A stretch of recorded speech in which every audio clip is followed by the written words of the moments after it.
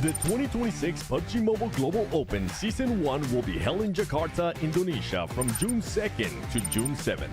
Top teams from around the world have qualified from their respective national and regional tournaments to secure their slots in this coveted main event.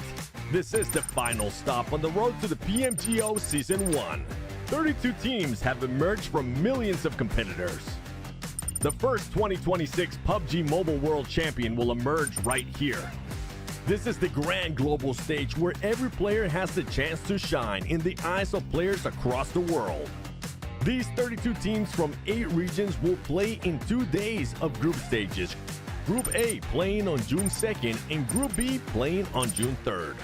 Each group will play 6 matches and the top 6 of each group will advance directly to the grand finals. While teams in rank 7 to 14 from each group move to the survival stage on June 4th.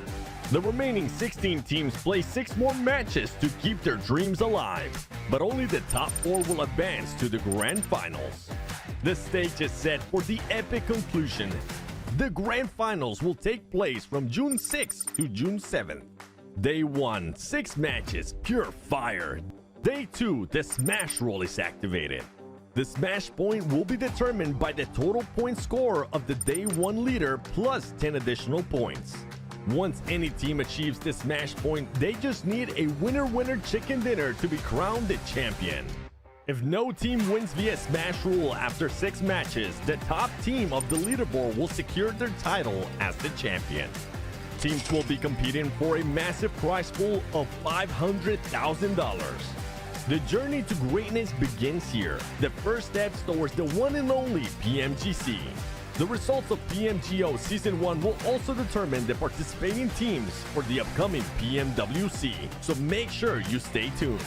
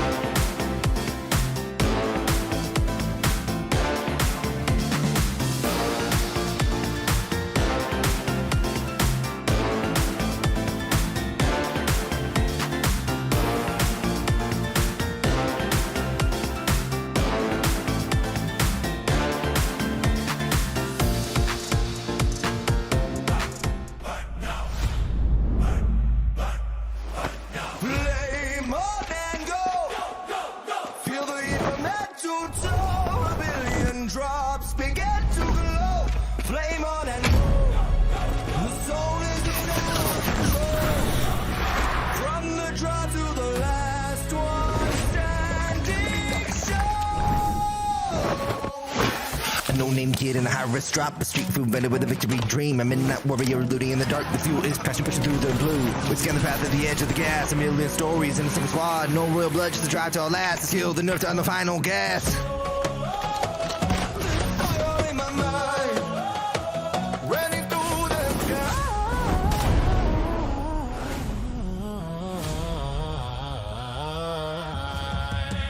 Flame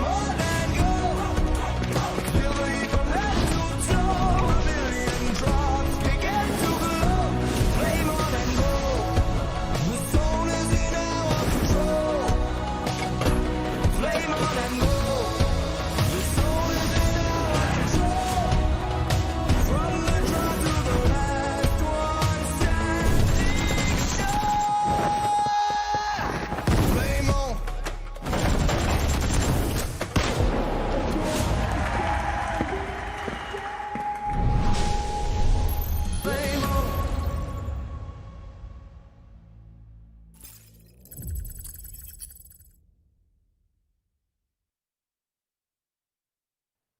That's a beautiful stage. What up, dude? What's up, baby? Hey, Group A and Group B days are done. It's time for the survival stage. Welcome to the 2026 PUBG Mobile Global Open, live from Indonesia, Jakarta. If you think the group matches were exciting, wait for today. It's gonna be the ultimate battle for survival. 6 matches in between them and the grand finals. The math is simple. Only the top 4 will advance. As for the other 12, there are no second chances. I can already feel the pressure, the intensity, the drive, the passion of this team just wanting to keep going to the grand finals. 16 teams are gonna take that stage, but only 4 will survive. Enough talk. Let's get the action started. It's the survival stage. Let's find out who survives.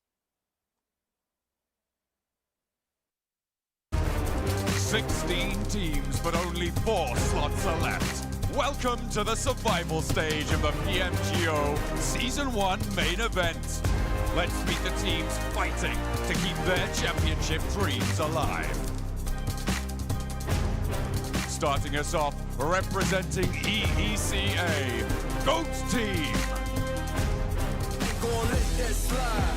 Think you fly, huh? Me and stay wheels up, it's a ride off. Ain't no shortcut, heading to the top floors. Me and too smart to drop costs, and I got 2 fists, I'm a problem. Nuisance, who's with anybody not me? They losing, I'm proof that. Even when you down, keep it moving. The move, let's fire with us. I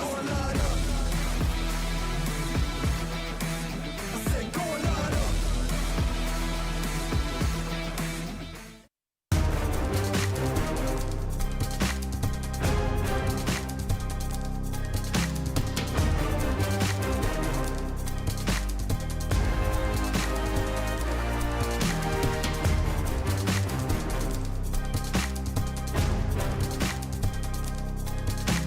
Hailing from Romania, the Vicious.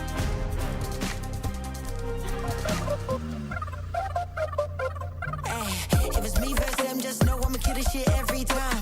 Ay, if you tryna go, just know that you gotta wait in line. Ay, I ain't even in my prime, I'm just really ahead of my time. If I don't peak out, just know that I'm fine. Stuck in the grind, I'll be using that time. Put in that work, cause I know that work. And it's all like work. I be getting on the nerves, I've been listening to spurt. Come get this work. Ay.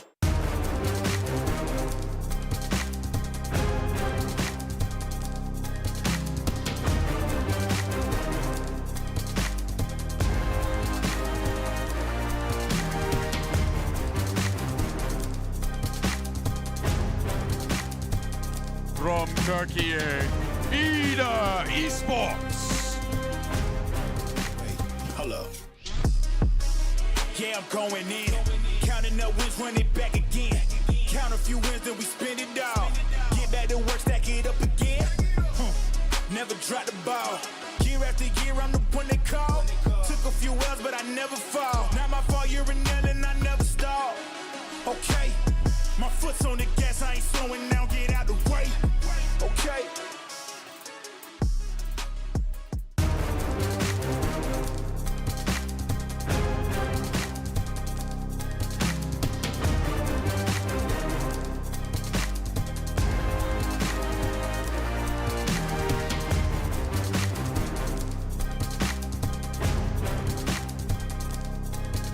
Representing South Africa and the champions of the Africa Finals, X-Force Rejects. Whoa, who you know that get it jumping like this? Look, anything I touch, just go, they call me Mightis. Pull up to the function and I get it right. Just follow the boy, I got the light. Easy.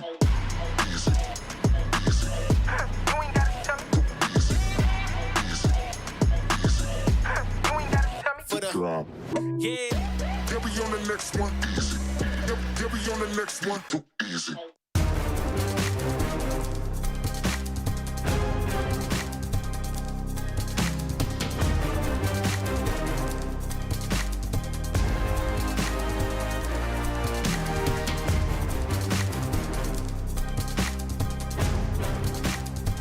Representing Iraq, 721 Esports.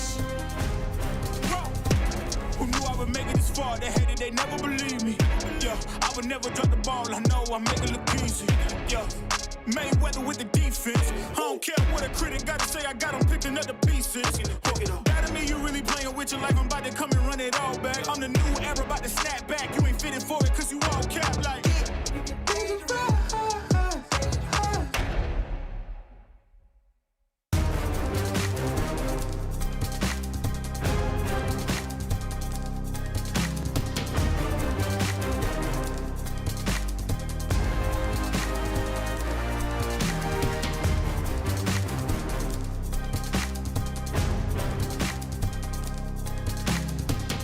Nepal, T2K Esports.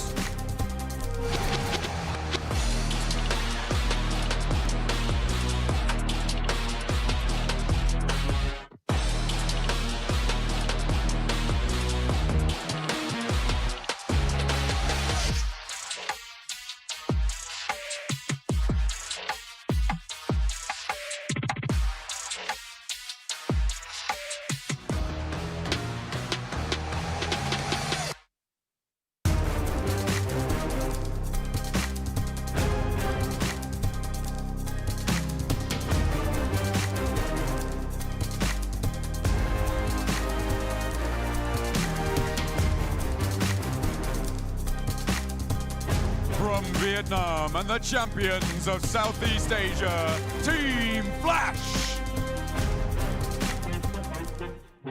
Yeah, gotta aim for the top like hold up. You can be a friend of me, an enemy, keep that same old energy, cause I know I'm in my element, ooh, yeah. I'm in my element, ooh, yeah. I'm in my element, ooh, yeah. Keep that same energy, I'm in my element. Never switch, yo. Never switch, yo. Never switch, yo. Keep that same energy, never switch, I'm in my element.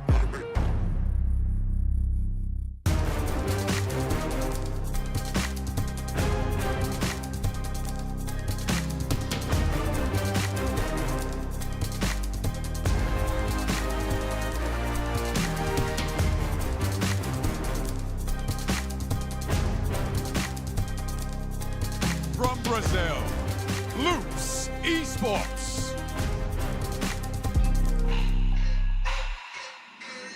Yeah, get into it. Yeah, I'm the whole package. Yeah, get into it.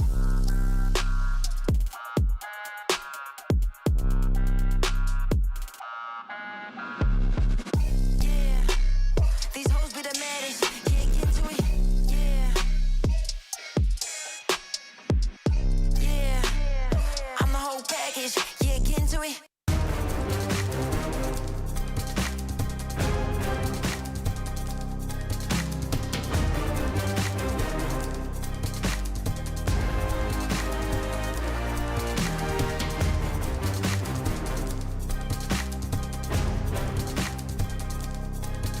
Another strong contender from Turkey, Put Esports. Yeah, foot on the gas, yeah, I'm on the way down. Move out the way, yeah, it's about to go down. Coming in hot, I ain't finna back down. Won't give it to me, I'll take that crown. Moving and shaking, I'm shaking the ground. Gotta stay ready, I'm ready right now. I bring the noise, they ain't making a sound. It's quiet for you, cause I'm hearing it now.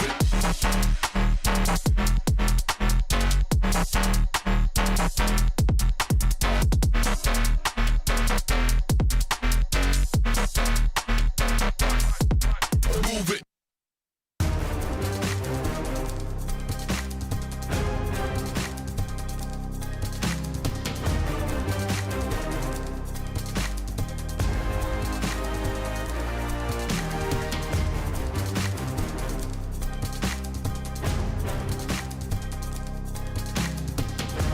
Representing Saudi Arabia, R8 Esports. Let's party. Let's party. Let's party.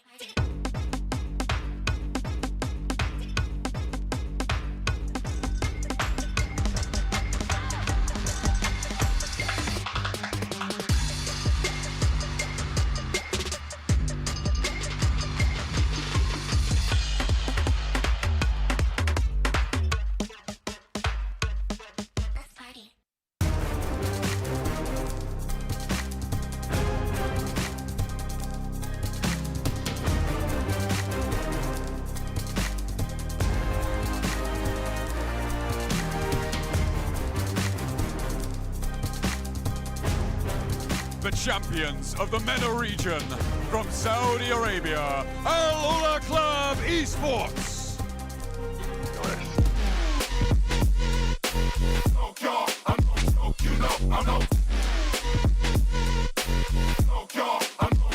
Ridiculous.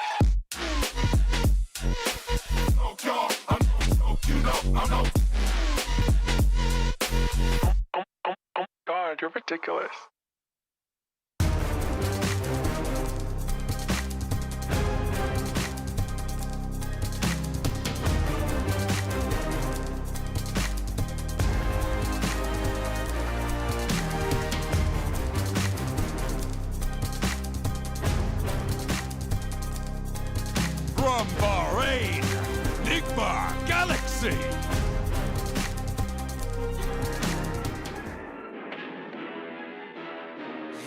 like the threat. Really, y'all don't know this, y'all in danger. I'm a threat. I'm a gamble with your life, cause you know that it's a bet. Still young spits, but you call me young.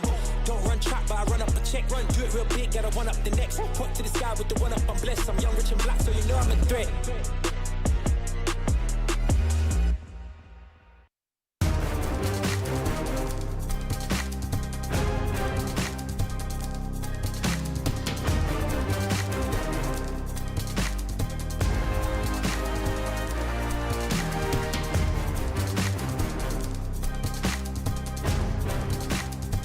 Representing Pakistan and the champions of South Asia, Forthright Esports.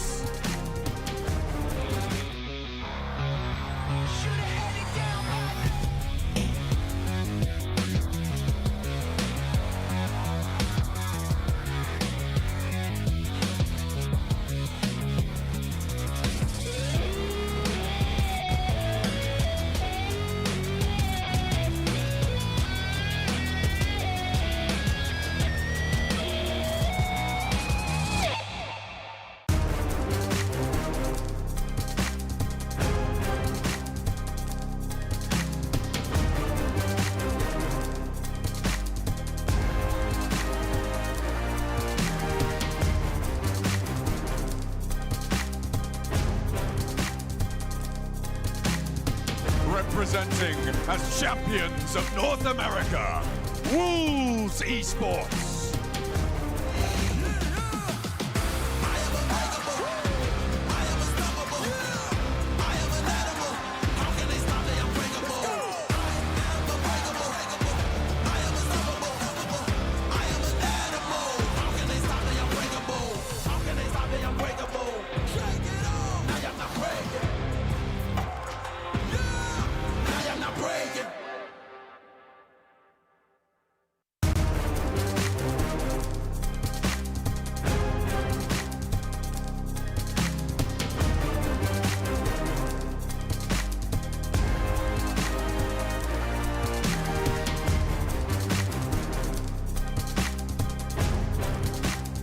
From Indonesia, Boy Shaikari.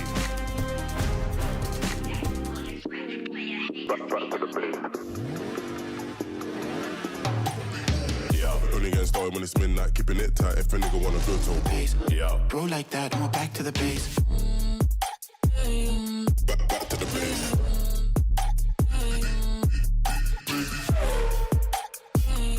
Back to the base. Yeah. Only getting started when it's midnight.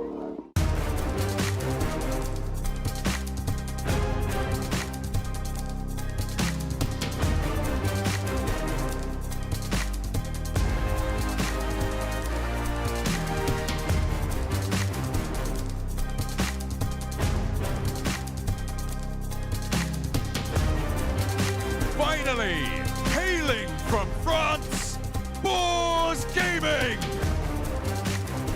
You should save the best for last, okay? We here to stay, me and the squad all day. They here to stay, and we don't never go away. We here to stay, I got them saying okay. They here to stay. I'ma stay right where I'm at. Tell me what's better than that. What's better than that? I'ma stay right where I'm at. Tell me what's better than that. Yo.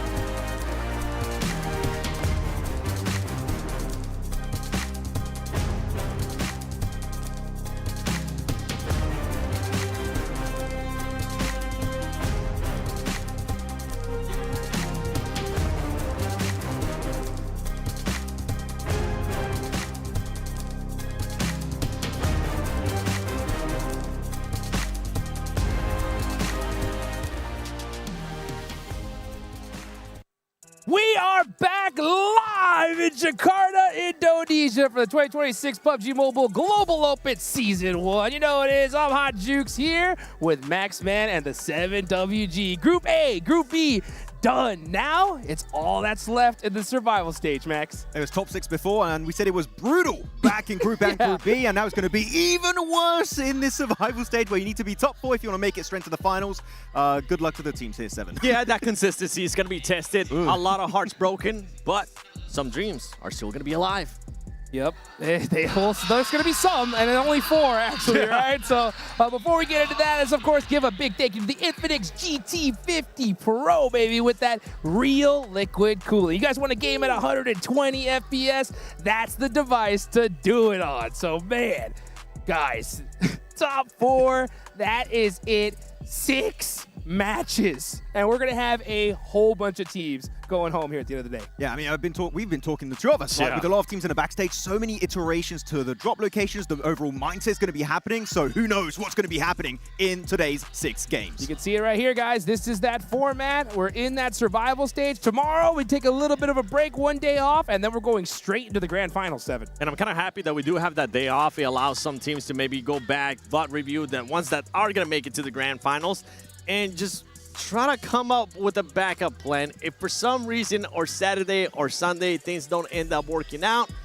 you need to have that backup plan, Max. Yeah, you definitely got to get ready for what's coming your way. But here are your participating 16 teams. Half of those going to be from Group A and the other half from Group B. And a few names here that I really thought would be maybe able to eat their way through in the top 6 here for their respective groups.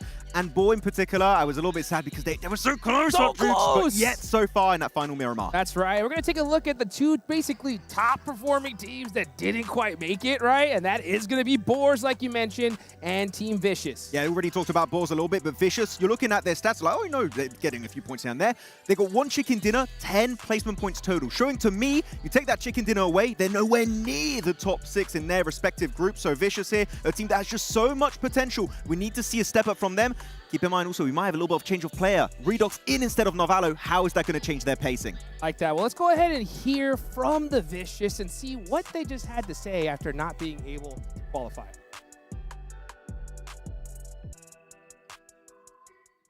Welcome back to the 7WG report here with none other than Doran, the IGL for the Vicious. Now, you guys started off hot. You guys were able to get a win. Everybody thought that you were going to be in the top 6, but everything just trickled down. What have you learned today that's going to end up helping you, and what can you change towards survival chance? I think our biggest problem was the mental. Like, we won a game and then we become relaxed. We started losing a player every single game. And in the end, when the pressure was the highest, we played a bit scared, and this is what happened. Fair enough. And I'm glad that you're aware of what's actually going on. Now, going into survival chance, you know which teams are going to be there. Is there any team that might actually end up hindering your performance? I don't think so. I think we are our biggest opponent. I think if we're going to play good and follow what we practice, we're going to qualify 100%. Well, hopefully that's going to be the case. I can't wait to see what's going to be happening with the Vicious. He said it. Qualify 100%. 7, you think he's going to do it? Yes. Yes. All right. Hopefully we see it. I definitely want to. That's for sure. You know what I also want to see, though, is I want to look at some of the individual player stats that were going into this, right? So let's take a look at none other than Falak versus Koa. Yeah, why not? Let's keep it with the player of the Vicious because they did end up having a good rondo. And when you go to the opposite side with Falak, that squad needs to have a good rondo today to actually just boost their performance. If for some reason they don't end up doing that, I think it might be a bad day. But I think they have been able to adjust. And I think Fort Drives is going to do just what they need to do, Jukes. Well, let's hear from them as well. I want to hear from Falak and the rest of the squad. Welcome back to a report here with the 7WG, and I'm here with the Pride of Pakistan, Fort Thrives. But to be honest, you guys didn't really have the best of days. At one point, you were almost going to be eliminated and going home like Alpha 7. What happened at the beginning of the day? I think we lost our momentum because of Rondo. Our Rondo is really good. After Rondo match, like, we lost our momentum. And if you look at our next matches, we continuously was losing fights. But still, we had chance to qualify through last game, but we missed that chance as well. What's one of the mistakes that you need to make sure you fix before survival chance? I think we were losing main advantage. That was the main reason we were losing fights. All right. Well, I'm hoping that's going to be fixing it because you guys need to make it to the grand finals. Hopefully they do.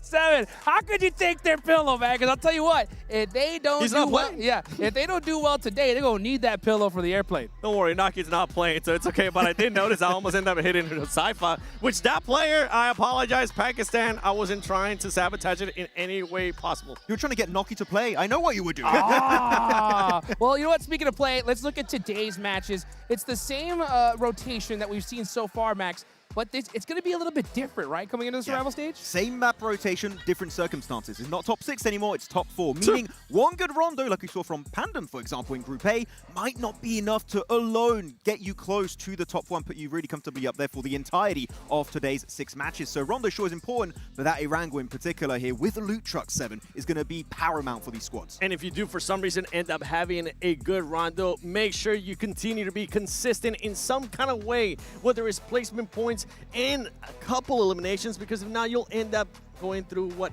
the Vicious went through, which they pretty much ended up winning Rondo. They didn't happen. And then another team that got fully eliminated on the first day, Alpha 7. They had a good Rondo as well, and then they were gone. Yeah, it's very interesting to see how things are going to work out. Though we did see Nigma Galaxy for a second, and we know on Irango there's some hot drop shenanigans that might be happening later on. Right, we talk about hot drops on Rondo is going to be happening, but Irango is going to get a little bit messy. Well, the thing with this squad, when I was talking to Raouf, I was telling him, you guys were so passive, and he was able to admit it to me. Yes, we were playing way too passive. We're going to be looking to be aggressive. So I think if they do end up having some kind of hot drop, I think they will have that aggressiveness that they need to have. And I think that lack of aggressiveness is due to the fact that Coops is not here. Exactly, but also other teams like Xbox Reject want to play a little bit more confident. We'll see if it's going to work out. Well, let's see if it is going to work out. Well, we're going into Rondo. This is the map that you got to get it done on. If we see some serious work here, it could definitely set you up for the top 4. Double plane! Double plane! It's happening! Let's go! It's going to be crossing over to the western side on Joughton itself. Meaning, we are going to have some teams not able to really reach Test Track and Neox. If you're on the western plane, you don't want to go Neox because teams will already be on the ground. You don't know. You're not going to have any scouting done, so you're going to have to just go to the backup drop. How are they going to be able to adjust? This is the worst start possible for the players, but the best start possible for us, the viewers, baby. Let's get it going here, guys. We're about to see some legendary action. It's going to get hot quick, so why don't we throw it to our legendary casters, John Allen and Blake. Oh, hell yeah. Let's get stuck in. The double plane path. We thought it was just a myth, but no, it is here, and it is ready to bite our players if they are unsuspecting. But the Yulin backup drop could potentially come on in through, and we know that that likes to be just as hot as Neox. Can be starting off strong here from RA over towards Foot, which is not the best start here for Turkey, but obviously RA is down with one player, and Murray's also out. Murray arguably one of the best players on the squad as well, so pretty rough player to lose early, as well as Marv, so it's down to Prestige as well as B5ET. Tough one, but a good response coming through from him on such a bare amount of HP as well at the start of the game, but yeah, these double plane paths really do throw a spanner in the works. Ada as well being able to be picked up. That's very powerful in the early game. The bounce not going to connect though. Marth very unlikely to get back up. The M24, I mean, he could do it with a cheeky little headshot there over the top, but the spray down is good for Z-Wolf. Able to keep it under control. Double elimination. JS9, always really nice in those situations, honestly, to get that under the belt.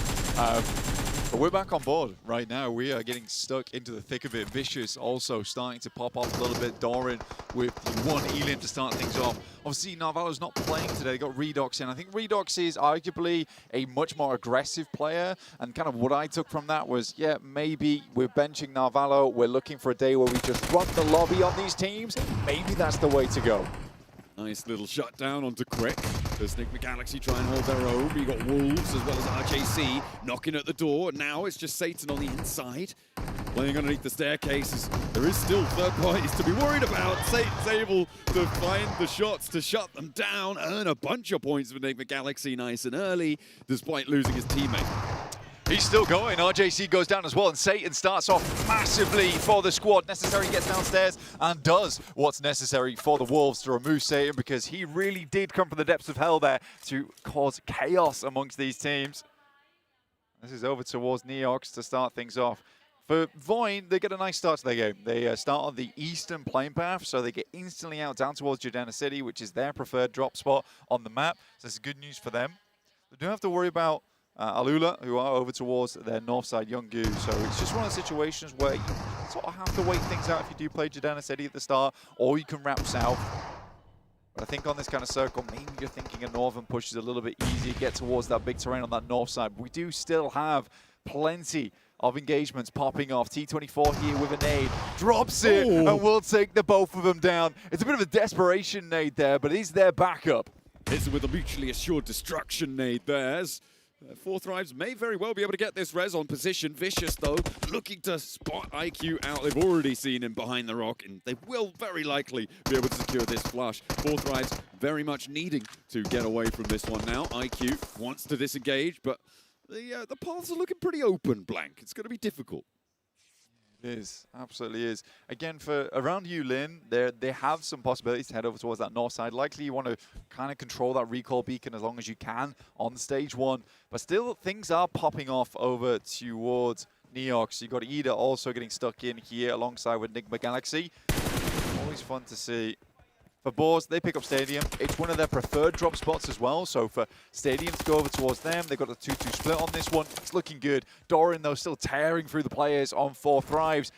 And the big thing about this is, John, we just heard that interview coming through from Falag, talking about how Rondo is their big game, right? It's where they gain the most of their momentum. Already it's looking a little bit shaky. They do get the res beacon off though, but they're far on that north side. So there's more of this jungle to cut through to get through to that south. Yeah, of course, looking to have to move south on this first circle. Really very central on this one. So not super definitive as to where we're going to be ending up heading. There's Enigma Galaxy still in Neox factory near Test Track as well with Team Flash. Both looking to find the final shutdowns onto the opposing players. It looks like Team Flash do have a little position up towards the north. Enigma Galaxy, they also have position to go for these recalls too. So looking to go for a 1v2 for Lord. On the ground floor, two players up top for Team Flash. No one very likely to come back in for the assist. Not just yet. What we're looking at right now, Flash actually starting to move in. Over towards Enigma Galaxy, gets the side swipe. Lord does go down. Quick jump shot always is a good thing to go for here, especially in these scenarios around Rondo. Difficult to deny that one. T2K over towards Enigma Galaxy as Ralph does get the pickup. So it's all systems go around the map here for Enigma Galaxy, but those systems are failing. Ralph being the player that headed over towards a recall beacon, and now it gets real scary. They are very central, but playing on with a few players here. They obviously want to get more back up again. This is a scary spot to be in, because now you've got to move out from the center zone. Absolutely. Need to get out of dodge as fast as you can. Is going to be pretty chock-a-block fairly quickly in this central area, with teams looking to try and get those recalls done nice and quickly. It looks like we still have two players down in the lobby overall. Hopefully they can get picked back up.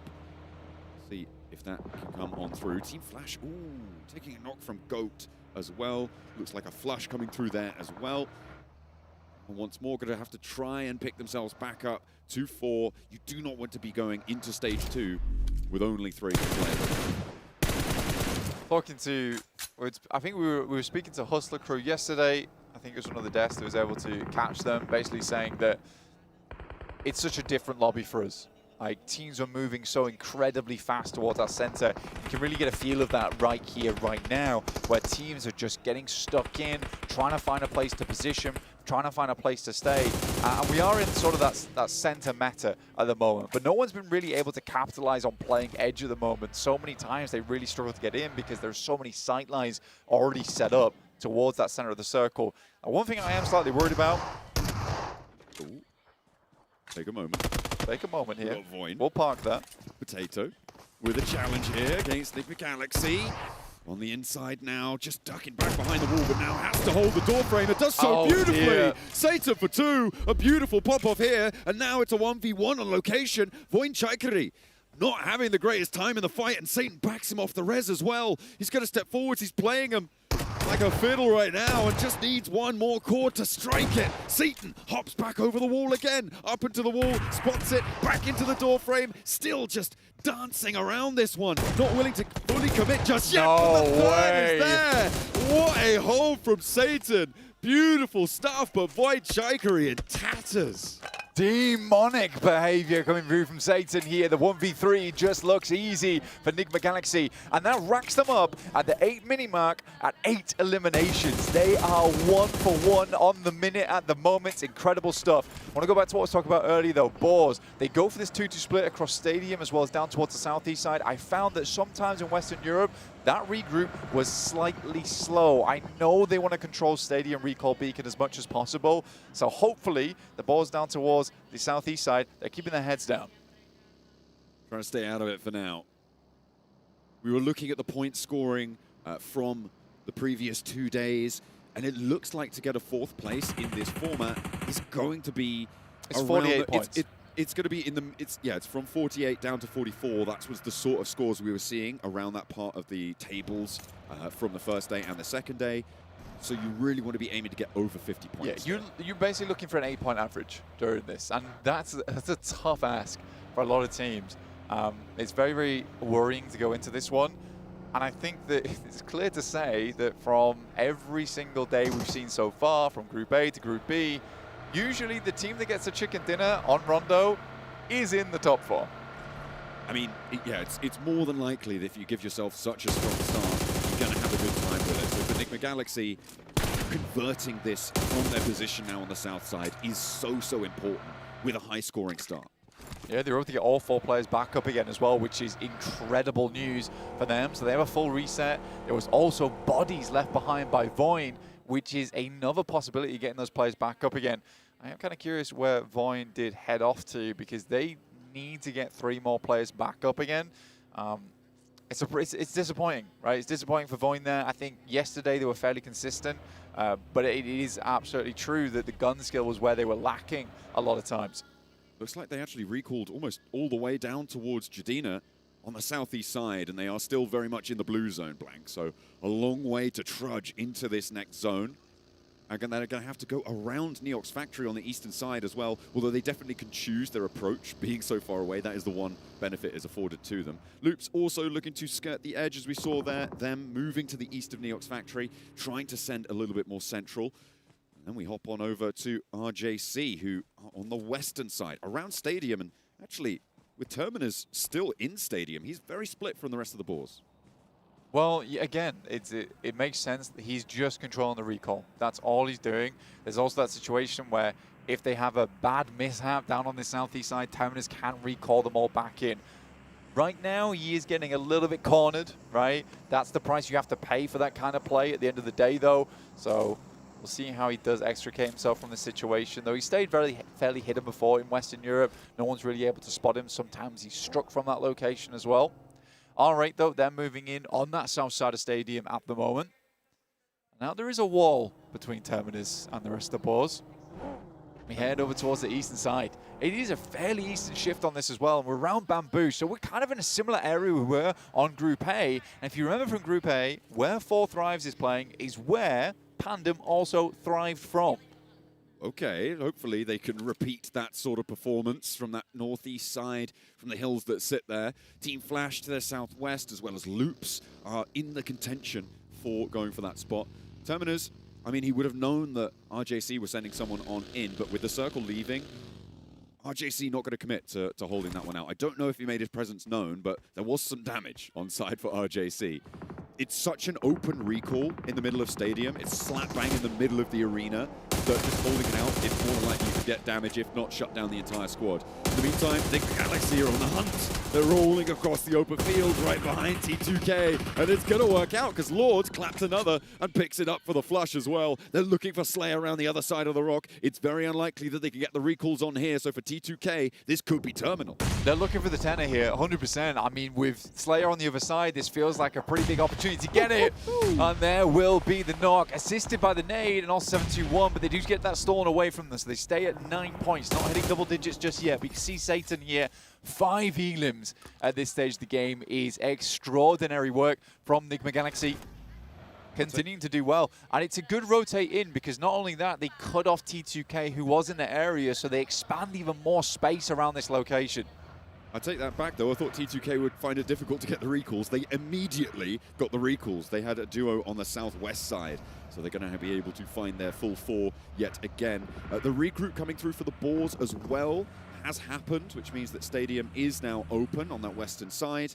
And a couple of teams yet to make their way fully in. Obviously, we saw T2K pushed back out of the circle from that engagement. You've also got R8 up on that northern side, and a team that has just about started to enter the circle, Point Chaika, they're moving in. Yeah, Point Chaika trying to head over towards Luke's position. They're playing on high ground at the moment. You can see Void Zeta already taking quite a bit of damage there. They will just continue the pursuit, though, for center. And this is a bit of a thread, right? This is a bit of a thread coming from Void. It's not surprising they take a knock from this because there is a lot of teams looking at them at the moment. Vagnazada finds a huge long shot over towards Rules. Should be able to confirm the flush on it too. Picks up the point. T2K, they got back up to 4 and almost immediately dismantled back to 2. They are starting to get scrappy on the south side, Blank. They really haven't been able to find a way in, and now the circle is chock-a-block. It is a real roadblock in their way. I don't think T2K are going to be able to find too much more into this match. They may just have to settle with the 1 Elim point. And in they go. 1 goes out. Slayer's low, has to dip out of the blue zone, and there he goes down 2. Now just 1 player left standing for them on the back, and it's really going to be a tough time. Loops win, potentially, off the back of this. This is a very, very nice circle shift for them. They have so much high ground control. They need to keep a head swivel on, though. Right, they need as much scouting as possible in this game to understand where all the teams are coming from. They didn't really let Void get away without doing damage to them either, so it's good to see them having impact in this game, not just letting teams get through for free. So this is really, really good news for Loops, who arguably yesterday should have done a lot better. Boars sending in, deciding where they want to go. It looks like the assault is going to happen over towards Al-Ula. And over the side, they haven't taken it off just yet, but it's certainly going to be a matter of time, or maybe not, as they just pop out and hop into the fight straight away. No answer from Al-Ula. They didn't have crossfires established onto this position, and that made it vulnerable. Again, this is one of the strengths from Boars, though. I think this is one thing we have to highlight about this team, is that their decision-making is so swift. Right, and it's nice to see a squad that all agree on one thing at the same time and will just make that push, because when they were on the map, it was far southwest. They wrapped around Goat Team, who were playing just the western side of Test Track, and then straight through towards that location, and they were ready for a fight. Alula, on the other hand, they just weren't expecting a team to come flying in that fast. Going to force Alula out to go for a recall all the way out east, and just in time. They really don't have much longer, about 30 seconds more, and they wouldn't have been able to go for it, so nicely found on that front. So maybe playing as 4. The Vicious, they've been suffering in the meantime. Koa trying to step up as well. Icy has already bit the dust, and there needs to be big shutdowns for Koa, but it's just not quite connecting. Now he's able to turn it on. That's what you're looking for, and Koa keeps his teammates safe around the side of the barrel there as they roll it on in. Just going to be Goat Team continually back and forth with Vicious, and nobody's looking pretty out of this one. That is so sad for Koa. What a performance from him. Kind of let down by the rest of the squad, really. Did a huge amount of work for the squad there, but not able to get those flushes. It's going to cost them, right? That could have been 8 eliminations they grabbed as opposed to just the 5. They'll take it, though. They'll try and run with it. R8, they were far over towards Test Track. They have wrapped past the likes of Foot, but they spot onto them, and Zedwolf starting off on this game hot, not looking to let that leave just yet. All right, struggling to find their foot on this hill, as Foot struggle to find theirs too. It is a tough area on the northern side to try and push their way in. Ida as well, just that backstop that's causing them so much of a headache. Darkin and Emre both moving forwards, maybe wanted to find Zedwolf. Is R8 losing yet another, now down to just Marth.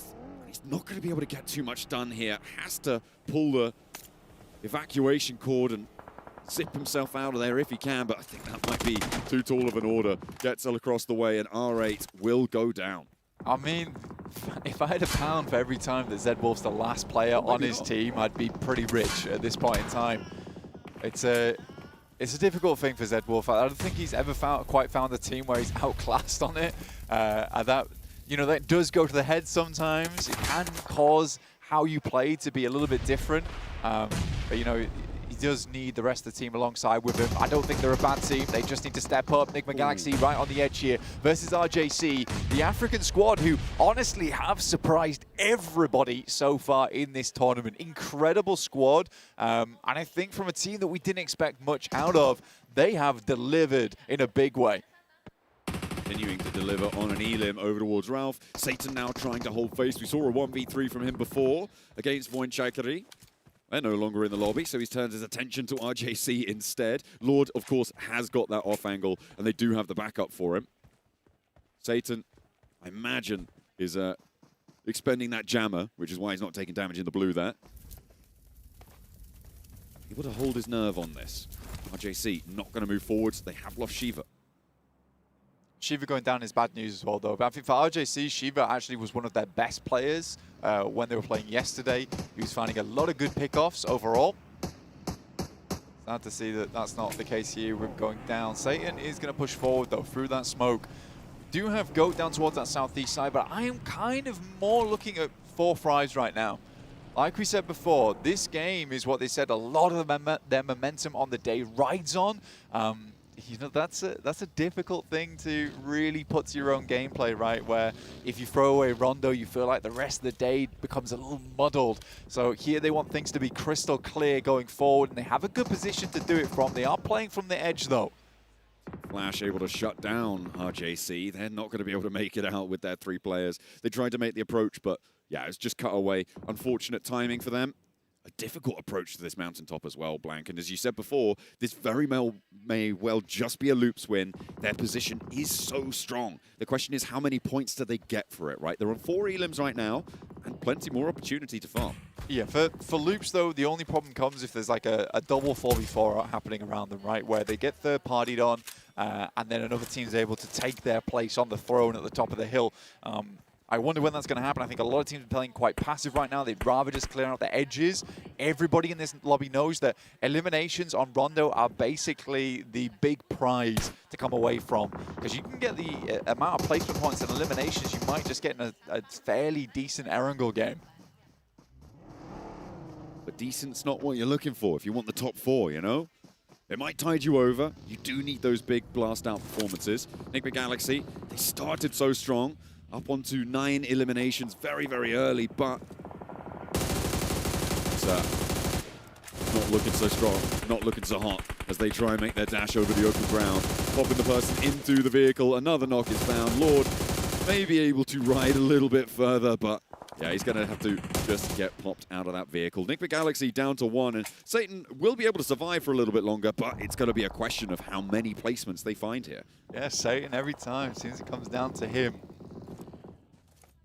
Lording over this rock for the time being, but we'll see how long he can stay out there. Just wants to get in towards those placements. Still got 11 teams left in the lobby. And 9 elims, it's good. It's a good start, but it's not enough. T2K, though, currently shredding the likes of Alula. Barely making it down here. Fourth Rise would have loved to grab the little points on this, but if we check in with them, they've lost a player entirely, and one player is knocked. T2K do go down, so a lot of damage done to Alula. And Fourth Ride's not quite in a position to maybe pick themselves up just there. Fourth Ride's maybe thrown a lifeline by that scenario, and a hard west shift on the circle is going to put the hurry up on that. They need some pace to them to get all 3 players back in and start moving. The circle erring here is really good for them because it means that they have time to get this 3rd player back up. Circle moves far over towards that western side. Suddenly, Flash looking the heck of good right now. I mean, they've got 9 elims so far, a strong compound to play out the back of. Goat's just been eliminated by them. And look at this flex out coming from them. You can't quite see it on your screen just yet. You'd have to look at the minimap top right side when we head over towards them. But they are trying to command space, stop the wraps from happening on the south side. This is a lovely bit of tech coming through from Flash at the moment.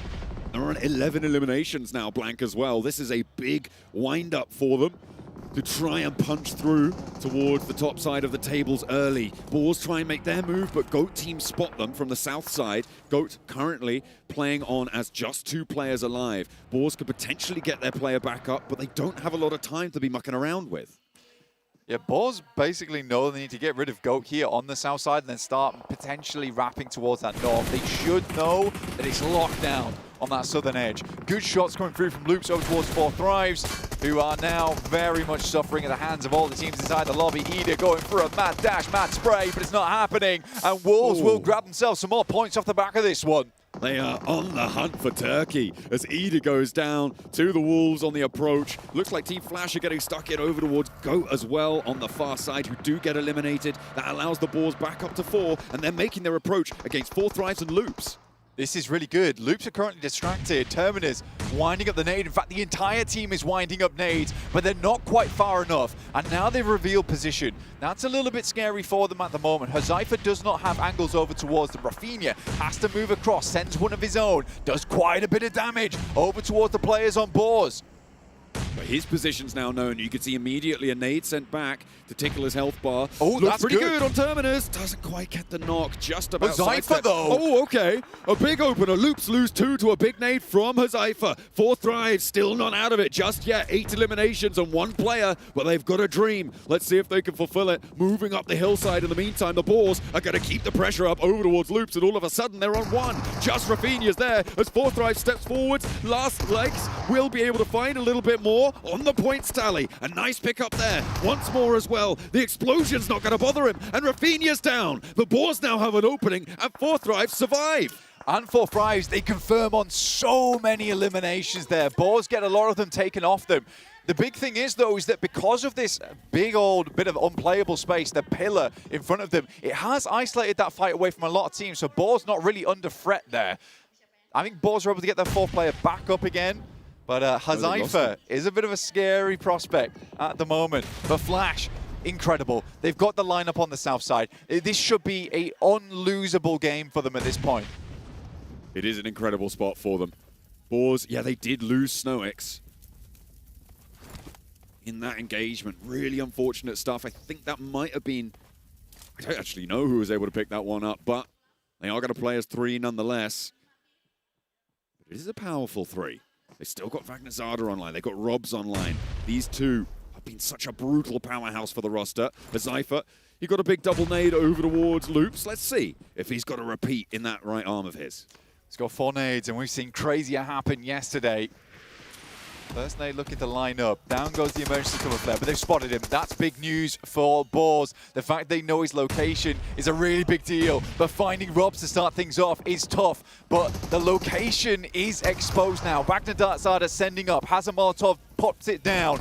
The nade is in hand, looking to send around the side, and Terminus will finish it off, which leaves Boars up with Robs, which is great news. They should be able to get the res off. But for 4 Thrives, a really, really nice finish there for them. The fact they're on 2 players confirms so many of the players on Loops as well. That's a great salvage.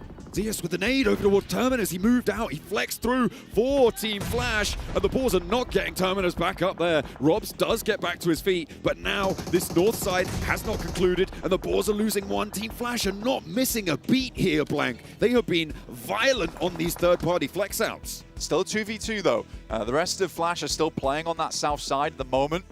Is good news. Also, the nades are looking quite difficult to hit, considering the amount of cover flares that were dropped down. This does keep Boars in a much better position, finding shots over towards 7-2-1 in the meantime. Robs has still got the eyes on the prize at the moment, looking for more teams inside the lobby, and that will get them into a top 4. 5 elims, not quite enough to satisfy the hunger for the Boars. They want to add more. Finds another. Rob's able to tally that one up to 6 now. And on the north side, they still have the Wolves to worry. 3rd place guaranteed, but the Wolves more maybe preoccupied with Team Flash. Not really anywhere to go, though, for the Boars, and they have to step into the firing line. Yeah, Boars should absolutely be going down here in 3rd place. There's no real possibility for them to get further into the circle. It's such a tough task ahead of them. One will go down, the other is prone, Robs is out. The best thing they can hope for here is a 2nd place, but for Flash, what a game it's been. 15 elims. This is the type of game that secures you into the top 4 of survival. Team Flash looking to lay down a gauntlet for the rest of our teams in match number 1. This is how you do it. Another knock for win, and Wolves on 2, hiding in amongst the trees in the forests. They try to go back to their primal roots here, Blank, but I think they might just be rooted out by Team Flash. The Wolves just keeping it very safe, but throughout the entire game, Flash has been in control. There's been not a moment where their flex out, their rotation hasn't not made sense, and it is just a matter of time here for the Flash, looking to rack up to 18 elims on the game and finish it off with the drive-by. It looks nasty. Flash take the first game of the day and set a foundation that's going to be difficult to break. The flash fire from the south side. They flex out brutally against everybody in their sights blank. Nobody was safe from Team Flash. They were third partying, they were controlling, they were dominant. This is who we did not see on day one, back in the group stages. They only just snuck through the door there, but they have blasted it wide open here for game number one. There's a lot to talk about that. I mean, for Thrives, incredible salvage at the end. Really incredible salvage. It looked like it was going pear-shaped, but if they need that momentum, it's going to come from that one. They will feel very deserving in the amount of elims they're able to get. Boards as well. Really good rotate. Some very tough positions to play from. They made it happen. Great opportunistic gameplay as well. Overall, amazing stuff from a lot of our teams. Even Loops, I was a bit disappointed they weren't able to make it happen, but a great spot to be in. Either way, we're going to head back over to the desk and check out what they have to say.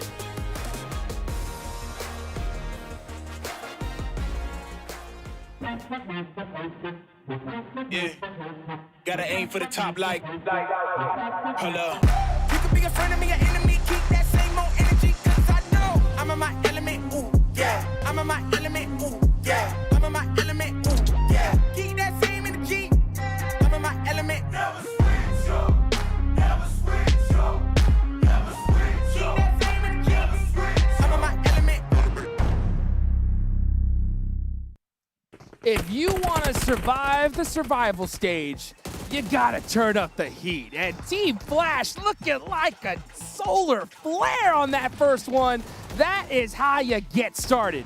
They all looked so good, but you're smiting down the entire lobby on that compound to the western side. Oh my goodness. So many teams, right, Seven, looking to try and take that position away. Initially, it was the side of X-Force Reject. Then it was Nigma Galaxy, and that was just not enough to take down Team Flash. And even towards the end, the way that they were just able to take control of the full circle, especially towards the south, they were taking some fights that were a bit questionable there, but that's just full confidence when they were sending just one player. But they realized that they should have sent backup, and they did just that. I think they were like, ball's looking kind of strong. Let's maybe solidify that defense against them. And even then, it was just enough to get rid of all of those teams. You had that Solo 4 Thrives, you had Boar, 721 Wolves. They were just getting bullied out of position by the oppressive force of Flash. And this is a team that has a lot of hype since PMGC of last year, right? Sure, finals didn't go great, but man, oh man, did they show up on match one. And how about this first match in Rondo for everybody at survival stage? The aggression is there. I was asking for aggression from Nigma Galaxy. Boy, did they give me that and some. Today, I got a chance to talk before all the matches. I got a chance to talk to Satan. I was like, how many eliminations are you gonna get? He's like, 20. I was like, okay, but how about we come back to reality? Boy, I think he was in line because he was able to get some nasty, and I mean nasty engagements. A 3v1, a 1 versus 3 against Voin. Yeah, and that's what you love to see. Before they was on to Reject, yep. Right? So you got two massive clutches back-to-back. So Satan looking absolutely fantastic. We're looking at the entire lineup of Flash. I mean, almost double-digit eliminations for Zeus. And, of course, looking at the spread, everyone put some work. But I especially want to look at that damage taken. 51 damage taken by Win. Tops only taking, what, 0 damage, no damage taken. So all the fights they were taking were just so damn one-sided. Oh, just straight domination in match number one. And you're talking about that circle control, right? Well, I'll tell you one thing. Team Flash definitely did their homework here, Max, because that zone looked pretty similar to day one. They were watching that game of Pandem on a group headline. It's kind of similar. Oh. Let's play that similar area for ourselves. And they played it really well. And I feel like a lot of people, because they dropped there, are like, oh, they were gifted the game. No, they were so oppressive in that lobby. So whoever says in the chat they were gifted that chicken dinner, you're completely wrong. This is an insane step up. And Zeus, not really surprised this 7 will be our game MVP. In regards to that, they didn't really have to move much. yeah, for the people that are saying that, yes, but they were actually doing a lot with what was given to them. They were spreading out, they were gatekeeping like you were mentioning, Max, and they were willing to make sure that they control everything. They weren't being passive, which is something that we were used to seeing in the past, and that's what I love to see. By the way, with this performance right here, this squad already has way more points than what they were able to get during the group stage, because in the group stage, they ended up in 14th place with 21 points. So congratulations, Flash. You got 28 points now. 28 points. Are you kidding me? That is how you start this off. I mean, it's only 4 slots available, and with a performance like that, as long as they just kind of continue on here, they should be rock solid for the finals. Yeah, I mean, just before the stream started, I think all of us, even John and Blank, were talking about what's possibly going to be the point threshold to be in top 4. I think we kind of all went around 50, you know, possibly. 28 points, near 50, you're getting there already, so you just got to be a little bit more consistent here, and you should be good to go. Higher than what we had in groups, too. Yeah. Yep. Oh, yeah, I mean, But yeah, it you is have- top you have 4. less, It's top uh, 4, it's top 4, yeah, not yeah. top 6. Yeah, that Yes, makes total exactly. sense. I was talking to a lot of the wait a second. players. I was talking to a lot of players and coaches at breakfast, and I was kind of trying to guess, you know, hey, what do you guys think that cutoff's going to be? I heard a lot of 45s. That's where they were kind of thinking off for top 4. But with performances like this, I don't think that's going to be enough. It comes down to if we're going to have a dominant team, right? Because yesterday in Group B, I mean, we saw a team just be absolutely dominant and consistent with Bigatron. It wasn't just one game. Is that going to happen here as well? And if they do, are they just going to be, our team's going to be able to just keep pace with that kind of aggression, keep pace with that kind of consistency? Yeah, hopefully try and maintain that momentum a little bit, though. We're looking at the map rotation now. It's back to back to back Erangel. And I want to bring up something Blank told me earlier, actually. It was very interesting. Apparently, Al-Ula want to drop in Northern George Pole. Oh! Take it away from Alpha 7, though, of course, as you know, got eliminated bottom two of Group A. Oh my gosh. So, and keep in mind, Al-Ula are the team that eliminated Alpha 7. So I think in a few months' time, they might even rename to Alpha 7. We are Alpha 7. They take everything from that team. But so that's going to be a really good rotation path for them in that early stage. Yeah, you see that wide open, right? Might as well take it. I mean, they're not here. You got to take advantage. One thing is for sure, right? The aggression today at the survival stage did not disappoint. I think we were kind of counting, and on that hot drop, I think this is the most eliminations we've seen in a rondo so far. Oh, most definitely. This was a 30 elimination rondo on phase 2 pop, so it was really, really high elimination, very intense at the very start of the game. Though, as we calm down a bit, get ready for Erangel, I want to pivot the conversation here, Seven, for a big topic, which is hot drops on Erangel. And we do have, there's 2 locations in mind in particular. I don't know which one you want to talk about in particular. Severny, and especially Pochinki is going to maybe get a bit busy. I think Pochinki is one that's really interesting because Enigma Galaxy has always been known to go towards Pochinki. And one thing that you mentioned, that you've been mentioning throughout this whole broadcast, is that extra loot, which is what? The loot drop. That's right. So that one, I mean, if there is going to be a hot drop, they got to keep that in mind. If there's not going to be a hot drop, Enigma Galaxy already told us, we're going to be going Pochinki. If that other team wants to come, we'll be there waiting. And right now, with the performance that they just had, they're going to be feeling confident. And I mean, they're going to be feeling really confident. So for anybody wanting to challenge them in Pochinki, in Erangel, I would think twice about it. They were dropping there since 1996. Before I was born, they were dropping in Pochinki. But the other one is going to be Severny, and there's 2 teams that normally like to drop there. It's going to be Voin and also the side of X-Force Reject. And X-Force, I was talking to them earlier. They knew they were doing some big mistakes in terms of their decision-making. They were a bit hesitant. They want to fix that, and they said, we're going to go to Severny if we can, and if Voin are there, we'll just have to commit to it and take the fight for, again, that loot truck that does spawn near Severny. Yeah, they just need a little bit more time, I think, kind of like dealing with everything, right? The pressure of the situation. That's the hardest thing to adapt to at this stage, is that little slight hesitation. There's so much going on. As a matter of fact, they were actually, I was talking to X-Force Rejects, and they were saying at one point,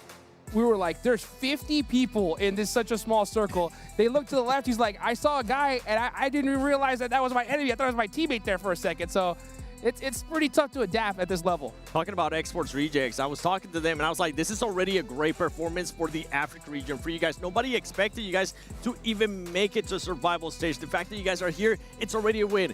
And one of the players said, yeah, I think we want to just make sure we are in the first page. They weren't necessarily pushing for that top 4. And then Shiva came around and be like, no.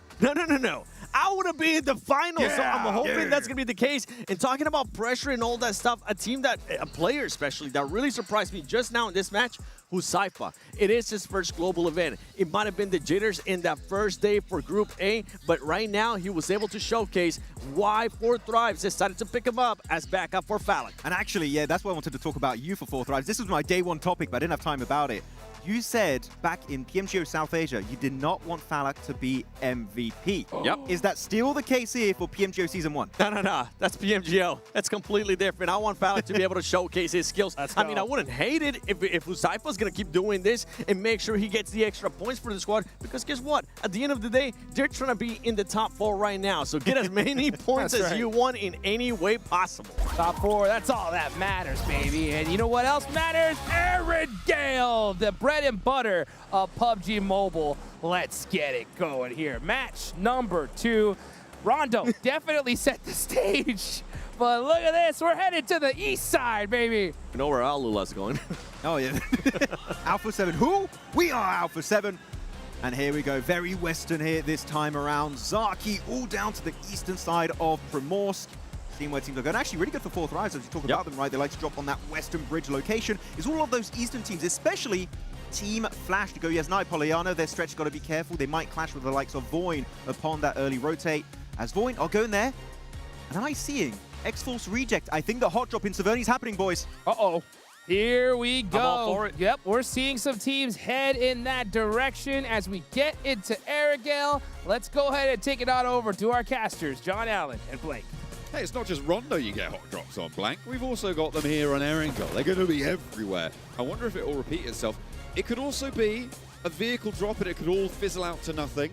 And they're going to get sent over towards Yasnaya or Kameshki or Zapovka, something like that, depending on where the circle goes. Wait and see. It might be, yeah, I think it might be a vehicle drop on the north side. Well, this is the thing, though, is that we were discussing with the players earlier on for X-Force Rejects as well as Voin in terms of where they want to go. And it's between Primorsk as well as Severny, and I think Voin would quite like to have Severny, but this circle, they're one of the furthest teams out towards the eastern side. They're on the southern edge of Severny. They have the vehicles, so they can just make their way on over. But this is a very difficult playing path, followed up by an eastern circle. Difficult premise to work with at the moment. So luckily, like you say, it does sort of fizzle out. It does fizzle out. The circle is kind of, I think, deceptively nasty as well. Because it's so far south, I mean, it looks like there's a lot of landmass in this one, sure, with the military island taking up so much of it. But do you go to the military island on a circle like this? I don't think so, right? You're looking at maybe like a 10 to 15% chance that it ends up there. It's much more likely that you're going to want to take position on that northern side, which actually starts to crunch in the playable terrain a really very significant amount. You're talking about 40 to 50% of this circle playable. Yeah, if you're on that southern side of the map, right, if you're playing Sosnovka, maybe you stick around here for a little while longer. You may be trying to hold the bridge out. If any teams want to make that southern wrap, which they might do, that's a possibility. So for the likes of the Vicious as well as Goat, they can definitely go for something like this. Voin has headed out over towards Stalber Way. Likely going to wrap underneath, most likely. They should know that they're one of the first teams to drop on this eastern side. And there's a lot of nice little bits of high ground you can play. They could even wrap around the south side of Prison, play something like that, or get one of the mansion compounds, even play Heaven if they so wished. See where they end up drawing short. I think they have stopped on the top of Stalber, so maybe a stop off there. Pit stop to resupply. Team Flash, who just came off of a cracking win. 18 eliminations, not often you see that. But they will be at the top on Yasnaya. Looking to move down south, I imagine, not in the too distant future, you'd hope. Those Yaz fields, with how the circle is going to be so over-condensed for what it appears to be, getting past Yaz fields nice and early, probably going to be quite important for them. Yeah, not only that, the loot truck as well is there, so they can pick up a lot from that, which would be nice. Alula moving out early from North George, get themselves over towards that eastern side of the map. A lot of teams realize they need to get moving now. Robs is already scouting out from Boars over towards the eastern side. Wolves find themselves neatly spotted across Farm and the southern coast.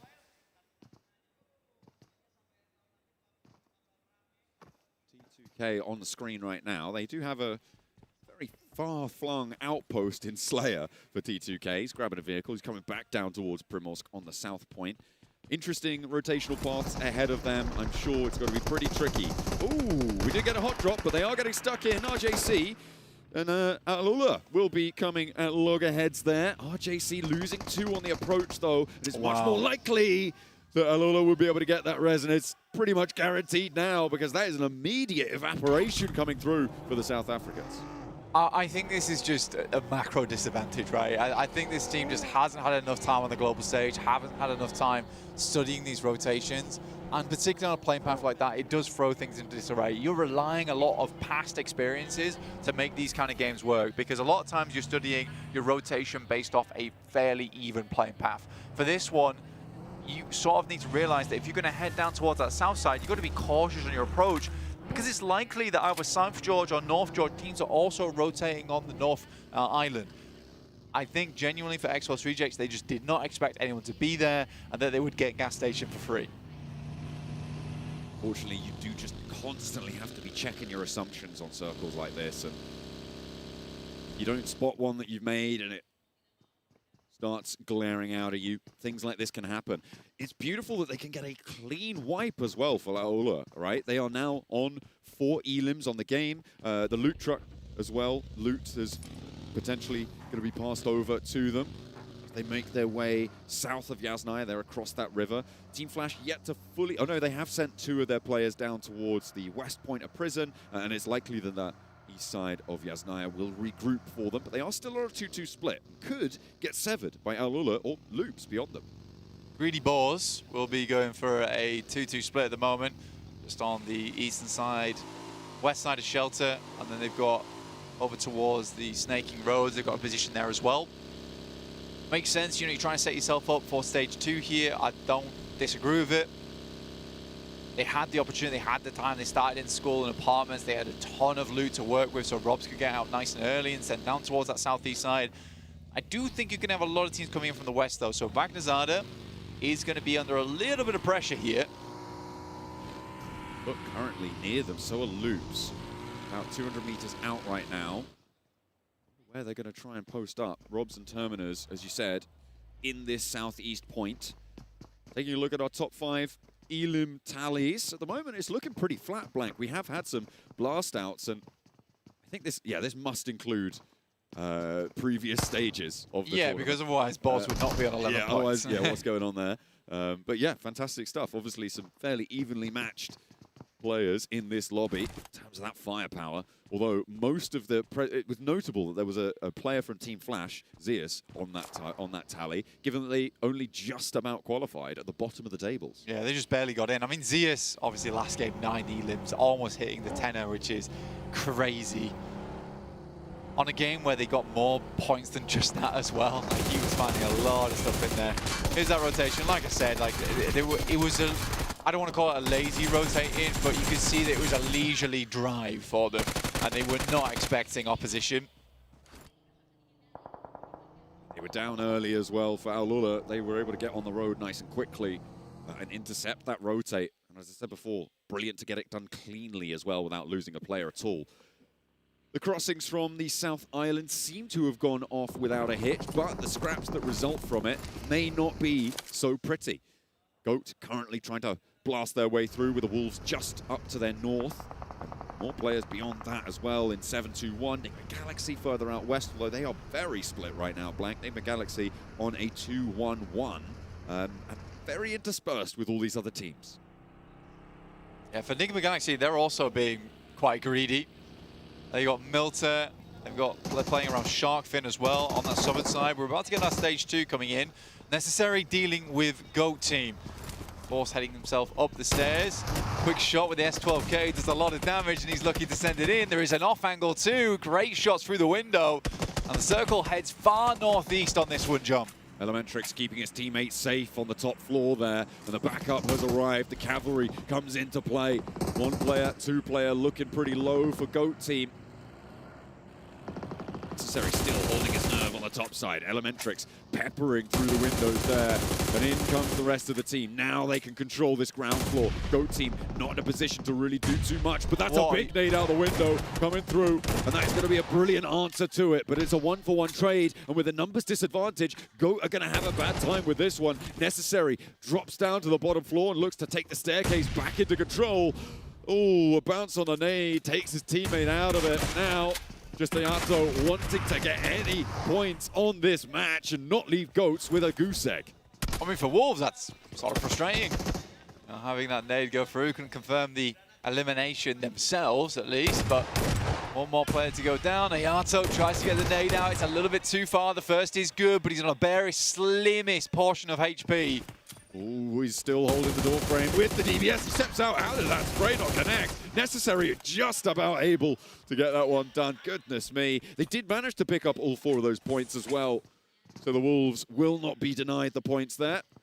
Nice find. Did they lose one? Or was that just a really low HP player for the Wolves? I think they did lose one. Yeah, I think they're down to just 3 players now, which is frustrating during that fight, because it's quite clean up until that point. A lot of times, though, when Necessary gets pushed like that by a team like GO, they usually go down. So it's some fantastic backup coming through from Elementrix. Some really, really difficult windows to hit those shots through, so he had to be quick on the trigger. Ida passing by on the eastern side. He's around crates. Very, very typical spot to play when these circles do go far east, but for the time being, this is not ideal in terms of information gain. So you're going to head over towards Lumberyard, which is a very good spot for it. Sadly, Alula is already there. You know, if you're not fast enough, you lose the spot. I want to check back in with our greedy teams, right? Nigma Galaxy and Boars, they were on those big splits. Boars on a 2-2, Nigma Galaxy on an interspersed 2-1-1. Both of those 2 teams have now regrouped as a full 4, which is great news, I think, moving in towards the latter half of Stage 2. The Boars playing on that south point that they had. Nigma Galaxy just over to the west, about 300 meters west of that spot. Well, like I said, Stage 2, you got to regroup on that. These teams know best at this point in time. You should know best coming into a PMGO. So they're instantly regrouping on that. Trying to get themselves as much position as possible. For Nigma Galaxy, they don't actually try to confirm down towards Milta Power. I think towards Milta, I think that makes sense. Considering that position is a city, you don't want to send teams into it too early.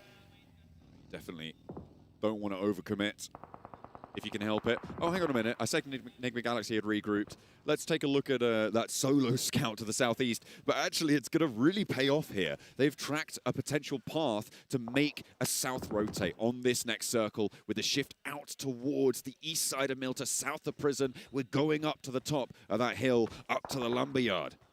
Makes a lot of sense. I mean, for Foot as well as Boars, and Flash potentially here, the main job is just trying to clear out this western side, but a lot of teams are going to send towards that northern edge, just because there is a slope down towards that road on the eastern side of prison. You can use that to lose a lot of those sight lines that might be looking towards you in this mid-game. But a lot of teams having very similar ideas. That's 4 Thrives, R8, The Vicious, as well as T2K. Chaikari were pushed off of Severny, and now marshalling their way through the east side of that prison. Making their way on in. A nice little holdout for them as well. Potentially looking to get stuck into a fight to teams up towards their north. They've got 3 teams potentially looking to push past that. You've got Vicious, you've got T2K, as well as 4 Thrives, who are all maybe wanting to make that eastern rotate. But for Void Jaikari, if they stick too close to prison, they're not going to have a say in this rotate. T2K are taking advantage of that. Well, I think the high ground is profitable, though, for Void Jaikari. I think it's a good place to play. It's a smart place to play, especially with this kind of circle as well. If it moves north, they suddenly have a really big chunk of the circle covered, because a lot of teams aren't going to be moving in towards prison early. Igneous, just try and go for the shots over towards Void Jaikari on the top side. If he hit that, they might have considered going a little bit more crazy on this one, but I don't know if there's certain fishes in front of them just yet. Just poking back and forth, trading that aggression. Not really pulling the trigger fully on that fight just yet. 4 Thrives making their move. It looks like they're wrapping back around to the west side, instead of trying to push in behind the Vicious and T2K. But R8 are littered around that area as well, Blank, on that northwest side. Both teams a little bit slower to get in towards these circles. Prestige has been spotted, and IQ's not going to let that one go. A cheeky little swap onto the back seat there, and that will be an easy little knock to come on through, and runs him down to add insult to injury. R8 diminished a player now. They're going to be behind 4 Thrives at the back of the queue. I mean, 4 Thrives also a similar boat here, though, on 3 players. Hazaifa being down. I actually kind of liked how Hazaifa played on the first day. I was quite a big fan of it. I think Hazaifa played really well as this anchor. I think there was a lot of times where 4 Thrives got a little bit too aggressive, and I think Hazaifa was playing this backstop and was sort of wondering why he had to go make these really big savior plays. Now 4 fries down to 2 again. For them, this game would have been a nice spot to cement their position over towards that top side. But man, another Eastern shift on the circle is so brutal. It's over towards the Deadwoods as well. Ida just has the pick of the litter right now. They've got the compound that sits on the southeast side of that hill. They've got mini Miltzer compound on the northwest. So much space to play. I think that I would try and confirm over towards the dips that sit just in the Deadwoods. Boing Chai Kerry also similarly going for a very samey approach to this one. But 4 fries coming in from that north side. I'm always a little bit worried about that compound that currently Swain is sitting in for Ida on that southeast side of the hill, Blank. It feels like those sort of 3 lined up buildings are so prone to misplays and throwing things away. More often than not, I feel like the mistakes that I see are so glaring in that position. It's a really difficult spot to play with so many sightlines, trapping you into very linear fights. You need to get away from you. That's the name of the game, and that's exactly what Emery's going to want to do, and knock over towards 4 tries, leaving them now just down to 1 player on that north side of this next circle. Well, the thing is with this, is so far down towards the southeast that for Ida, they can play this kind of loose a little bit just because we're not in that early game. These spots aren't already taken up. We don't have teams that are able just to thread the needle. We have pretty much a wall of teams sat across those forested areas on this middle side of the circle. So for Ida, there's just so much space to play right now. But we're back on board watching teams taking knocks left, right, and center. Good shot from the Vicious there on Icy towards T2K. That's on the northern side of things. That northern side really has been a tough trudge for so many teams. I mean, brilliant that Voin Shaikari have actually been able to get through even as 3. They've put themselves right in the middle of this one. Foot not so lucky on their location a little bit further north. They are taking heavy casualties right now, and the nades just rolling over the top. Oh, the Boars have been taking heavy hits as well. Fortunate getting taken down one of their players on the southwest side by Nick Galaxy as well. Looks like Flash chiming in. Vagnazada falls, so 3 players down now for the Boars. They are down to their last leg. It was a massively improbable rotation that was going to come through from them. They were kind of stuck on this western side. Again, they set up for a much more central circle on this. Potentially, they could have played it a little bit slower. I think Terminus, it might have just been game over just then. Lucky that it bounces off the tree. Made a rubber, this one. But the nade info will be passed on over. 7-2-1 just not quite able to extract the value. There is another 2 nades in the pocket here, and Terminus wants to launch one of his own. Bobbling another smoke through. The nade does tag a little bit there, but the reses are going to start to come through. 7-2-1 will be able to piece themselves back together. They won't be able to pop their heads up too easily, though. There's so many teams around them, but more nades will start to roll down towards Terminus, and his days are numbered. And there you are, T2K with the hovercraft, looks to just put them on their backs. Doran, last alive here on this edge. Igneous is down, there's a player underneath. See what Vish can get done here. Fearless needs to be that in this moment. Icy behind the hovercraft will make the spray, and they do live it. A big strafe out from Icy keeps them up as 4. Terminus is still alive underneath the threat of 7-2-1, who are in turn being bowed down by the teams around them. Just not finding these nades. Voin Chaikari gets another knock over towards 7-2-1. These bleed outs are going to start coming through thick and fast. It's R8 though coming in, looking to find some more shots over towards the Vicious, but they're holding their ground. P5ET is down and Doran is making it happen. The upstart. Koa as well around and at his side. They really desperately want to get this res, get 3 players back alive. Please, please let us get back on our feet. R8, try something that they weren't ready to bite. And they choke a little bit. Marth now the last to stand. Nades keep going over the top. And Terminus is just being helped out so much by the suppression by Voin Chaikari. The best part about this spot, though, and what a lot of people underestimate, is that, yeah, it looks like nade bait, but there's so many rocky outcrops around it that most of the nades tend to just start bouncing off. So it's good for that, especially when you're throwing these nades downhill. Typically, they got a lot of velocity on them and can go awry pretty quickly. Try to hide from the explosive damage as much as you can. Marth nearly going down there, but just about finds some cover behind the tree trunk. Up and in, Doran moves forwards, allows Icy to resurrect Koa, but are they even going to be able to get him in the vehicle there? Looks like a little bit too long on that one. And Doran's already down. IQ there will fall as well, actually, to an off angle coming through. I think that was from Loops. As Vicious suffering heavily. Everybody in this north side blank is just bleeding dry. Oh my God, Ballfry is so lucky.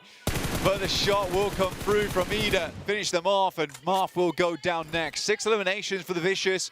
For Doran, totally understandable. They just had to make a mad send out, try and find a position whilst the rest was going through for the rest of the team. And really, there's just not a lot of space to play on this eastern side of the map now.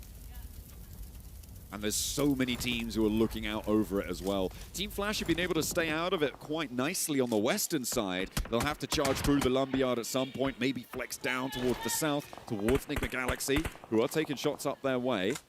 They do want to be a little bit more careful. Foot, they've lost a little bit too much now on this northern side. Just one player now stands for them, but these solo survivors, they're going to have an impact here. Wolves on their position on the south, going to be first to face off against the Galaxy. This is the last player for Foot, but he's going to challenge over towards Icy. It's the battle of the solos. Vicious go down first. A nade over from Satan. Over towards Wolves, finds the first, and not quite the second. The second looked nice though, and we'll send another in, and Necessary knows he's got a lead, but it's a nade from up on high from 7-2-1 that will take him down. Removes one of the eliminations away from Enigma Galaxy. Flash, though, fast on their approach. Takes body one from Enigma Galaxy. Ralph is down to start things off, and now they're backfilled. They are so quick on this pounce blank. Flash are playing revitalized. This is a team that wins Southeast Asia. We did not see them before, but they are back with a vengeance and now starting to rack up these elims in this match, playing nice and proactively into these later circles, despite being quiet earlier on. Alula, though, pretty nice position over towards Lumberyard. We'll hold that out, but what a crazy spot to finish then. You've got this slope that sits all the way down towards our eastern side. Then you've got Lumberyard up top, which is a bit of a TDM ground of play to make yourself into. It's going to be all about the angles, all about the reflexes. They marched in from that Milta Peninsula. They are slowly trying to crunch in from this eastern side, but they have to move on this hard west shift. The question is direction. They try and move a little bit closer towards Enigma Galaxy, and that may have been a mistake in retrospect.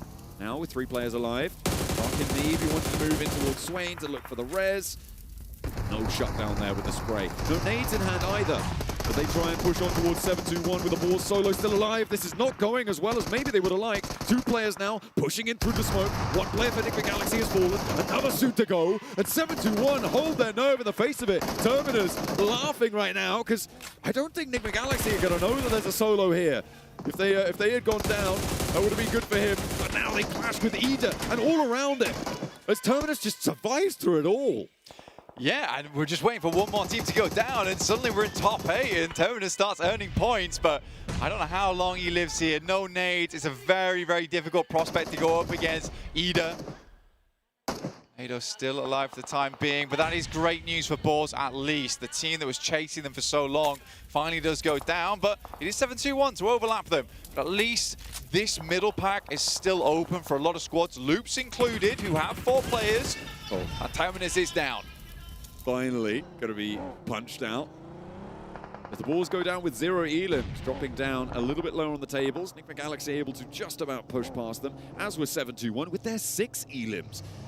Holding off against Enigma Galaxy is a great result for them. Team Flash, they lost 1, I think, during all of that. So now it looks like, yeah, Loops, Alula, Point, Chaikari as well, with the 4-player rosters now stepping on forwards. Swain getting knocked, leaves Rita alone. Boy Chill starting things off over towards Emre. Will find the flush on it too. Ida goes next to the DP shots. And for Voin, this is such an important fight for them. They're right at the bottom of the tables right now. Any more points that they can get to put themselves back in a position to break into that top 4 is good. Because remember, this is no longer a case of anyone else going through. Top 4 is all it is.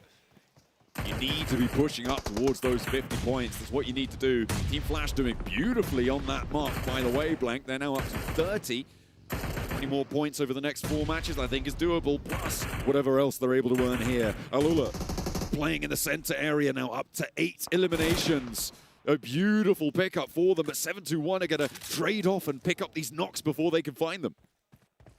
I mean, the thing for 7-2-1 though is I don't know how wise taking that shot was over towards Voinchai, because not only does this happen, you also have a situation where you alert a lot of the teams around you when you're one of the teams that was primed to move.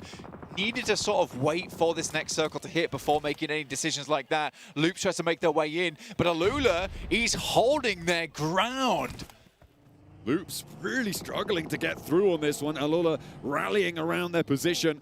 Voinchai yet to step forwards though. No third party. They don't want to go fast onto it. Could potentially have tried to capitalize on the chaos, but they allow a potential stabilization to come through from Alula on all 4 of their players alive. Getting back up to full HP might make them just nigh on unassailable. Mainly at the moment for Voinchai on this northeast side, they got to wait for Alula to get embroiled in with the flash before they make any moves. They've also got to deal with 7-2-1 on their south side, but either way, this is a good game for Voinchai. A good reset as well, remember. It is that sort of re-injection of power that you want to be finding after a slightly shoddy game when you're down at the bottom of the tables.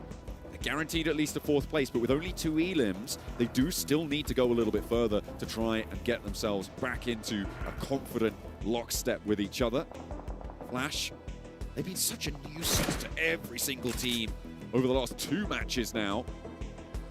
They're playing with 4 elims at this point blank, just getting ever closer to that 50-point boundary that we're expecting to be just a little bit higher than cutoff. Voinchai circling. Musing on what needs to be done next. Masku tries to find some shots, but will go down in the process too. Boychill does find that one, but Alaku slaps back over towards Boychill himself. So the opener is down, but luckily they're able to find him. And the Indonesian squad lives to fight another day here, but down to 3 players in the blue, happy to move out of it into the clutches of Alula. Looks like a dangerous prospect to me. And Team Flash are all too happy to let this one happen. We know that they love to just pick off these points from the sidelines, take these shots as, I think, is that, yeah, Top Z just going to stay out in the blue zone quick. Does fall to it though, and Voinchai do still have a little bit of life left in them, but how much more is there with just 1 player now? Potato can't quite weather the storm, falls down 3rd place. Oh. Team Flash versus Alula. Roasted and toasted that Potato, but in the meantime it's Flash within a Flash find themselves in the center over towards this circle, instantaneously finding a better spot here. It's very similar to our first game of the day. The nade looks good, just tickles him though, not quite enough damage, able to get to cover just quick enough. But Alula, they've lost all position here. They are staggering as well. They are back down on those health bars, trying to tick themselves back up. In the meantime, Team Flash looking so much more healthy. Ooh, a nasty off angle though. For Win, he set himself up really nicely to be a big fawn in the bushes there for the guys on Flash. Luckily, they even the odds instantaneously into a 2v2 now. Claws as well as Yata in position. Win, though, providing so much information just from this spot towards the rest of the squad, and they have nades to line up. They know that Claws now is going to be playing towards the back of that building. Hopping out Wins, just pinging this one through. Guaranteed that comm is coming on in strong. In a 2v2, Team Flash with 5 eliminations, want to try and add up to 7. Alula though, want to cap off a big Elim game, and it's a 1 nade knockout there coming through over onto Claws, and no push forwards coming through from Yasa. Claws is going to be isolated, and the nades are brutal. This is no flash in the pan blank. They are back to back now, and they are pushing for the 50 points in the first 2 matches. Yeah, well, I mean, if you just want to go to finals right now, and you just want to finish your day nice and early, this is how you do it, right? You have your breakfast, you turn up, an hour, that's all you need. An hour. My goodness me. What are you going to do? What are you going to do when a team's on form like this? They're such a big point sponge as well. I mean, they're going to be for the rest of the day if they keep playing up. And I mean, it's already evident from the rest of the pack as well, because we're seeing a lot of the teams in terms of points for our squads underneath. And yeah, you better hold up that logo. It has been an astonishing day for the guys on Flash. Really well played. But where was this Flash yesterday? I mean, that was a nasty display coming through for them. They have fixed whatever has been going wrong, right? That readjustment into this global tournament has worked wonders. Whatever they've done, it is the right decision. I can categorically say that. They have been such a nuisance, playing such a nasty little flex out style that has been bothering everybody else as they try and take position. Nobody has been able to escape their ire, and Team Flash go back to back to step even closer towards a qualification spot.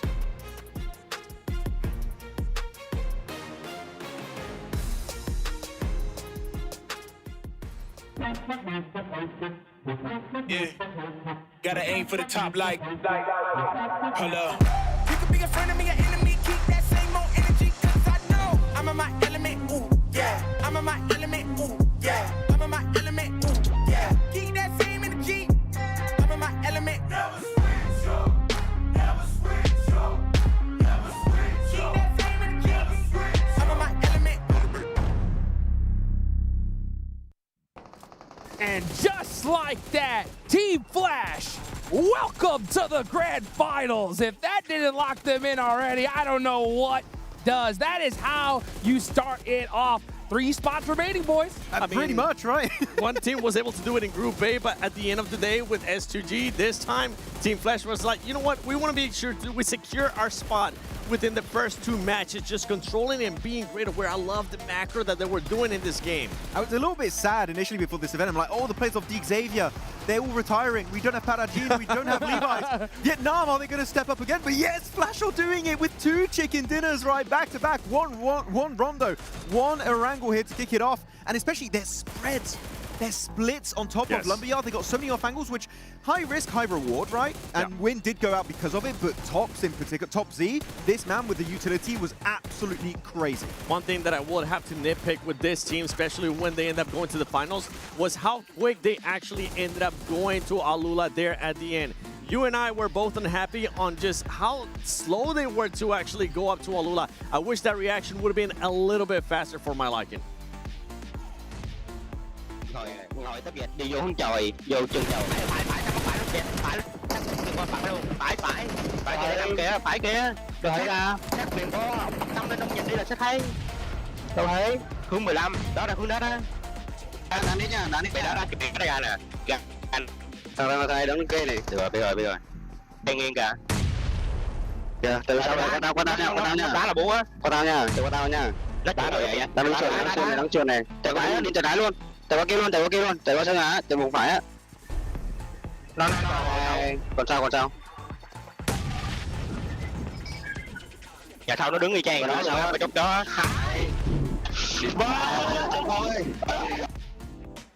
Oh, I love it, man. I mean, back-to-back chicken dinners. You're talking about, nitpicking.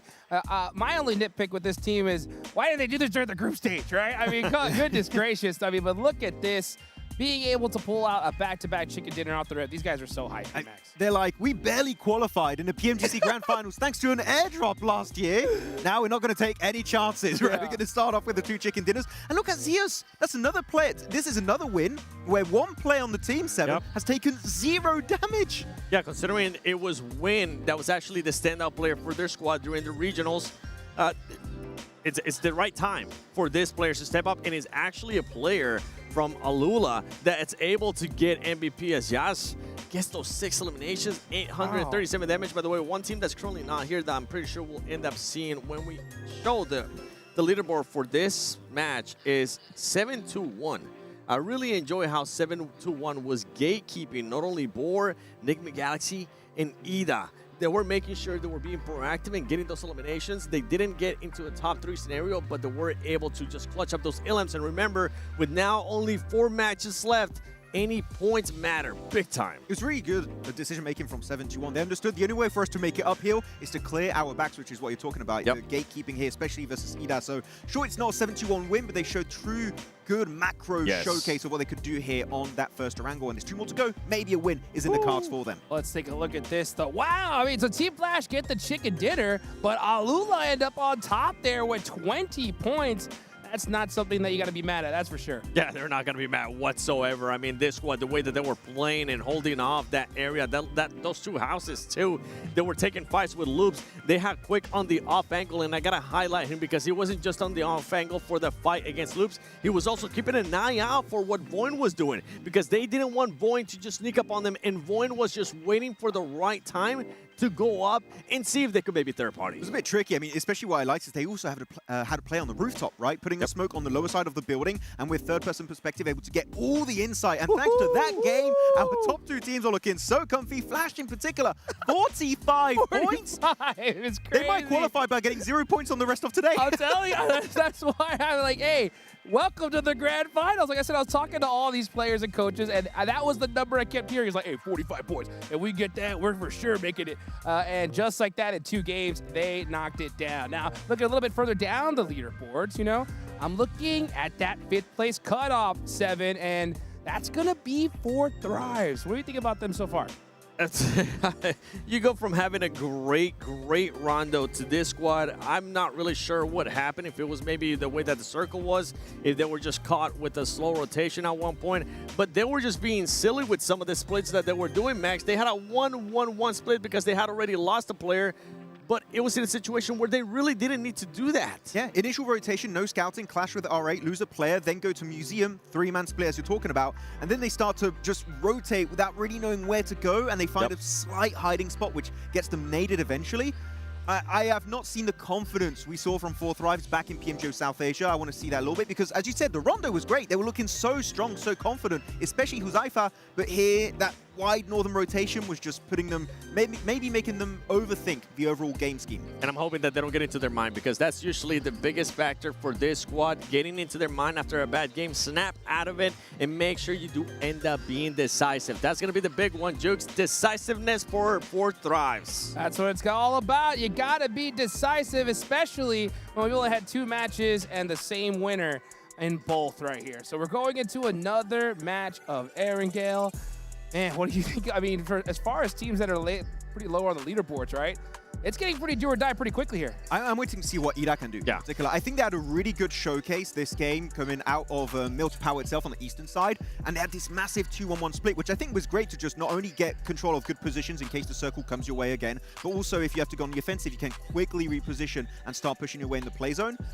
Then the circle said, hell no, we're going to go on top of the mountain of Lumberyard. And I think that rotation, especially with 7-2-1's gatekeeping, is almost an impossible rotation. Yeah. So what I'm going to say for Ida, I would love for them to think a bit more of wider rotations to avoid these kind of clashes. If they do maybe a wide southern rotate on a very split clash, who knows? Sorry, a flash. Maybe it could have been an Ida win here, but it's still a tricky performance for them to go for. You're talking about Ida. I'm going to be talking about Enigma Galaxy because this squad has been aggressive. We saw what they were able to do earlier in Rondo. In this match as well, they were making sure that they kept people off. They were being proactive, playing that edge of the circle too. They tried to do some third party. It didn't end up working out for them. They ultimately ended this match with, I believe it was 3 eliminations. Now, when we saw the overall, something to keep an eye out for is the placement points, only 1. The eliminations for that squad, 12. So too much of a big gap. I want to see Enigma Galaxy being able to kind of bring that down in a way.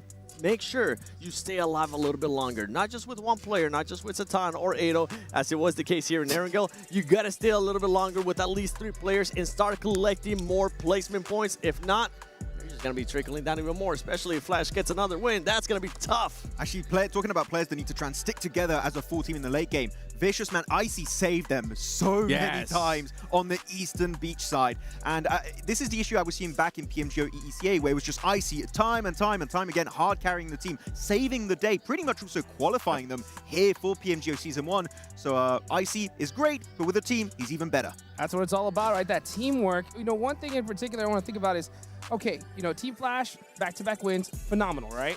Yep. Do you think these teams are going to be mad at if they continue to point sponge for the rest of the day? What do you mean? I mean, if you think about it, if they keep on getting majority of the points, that could allow a little bit of a lower point gap for that 4th place position.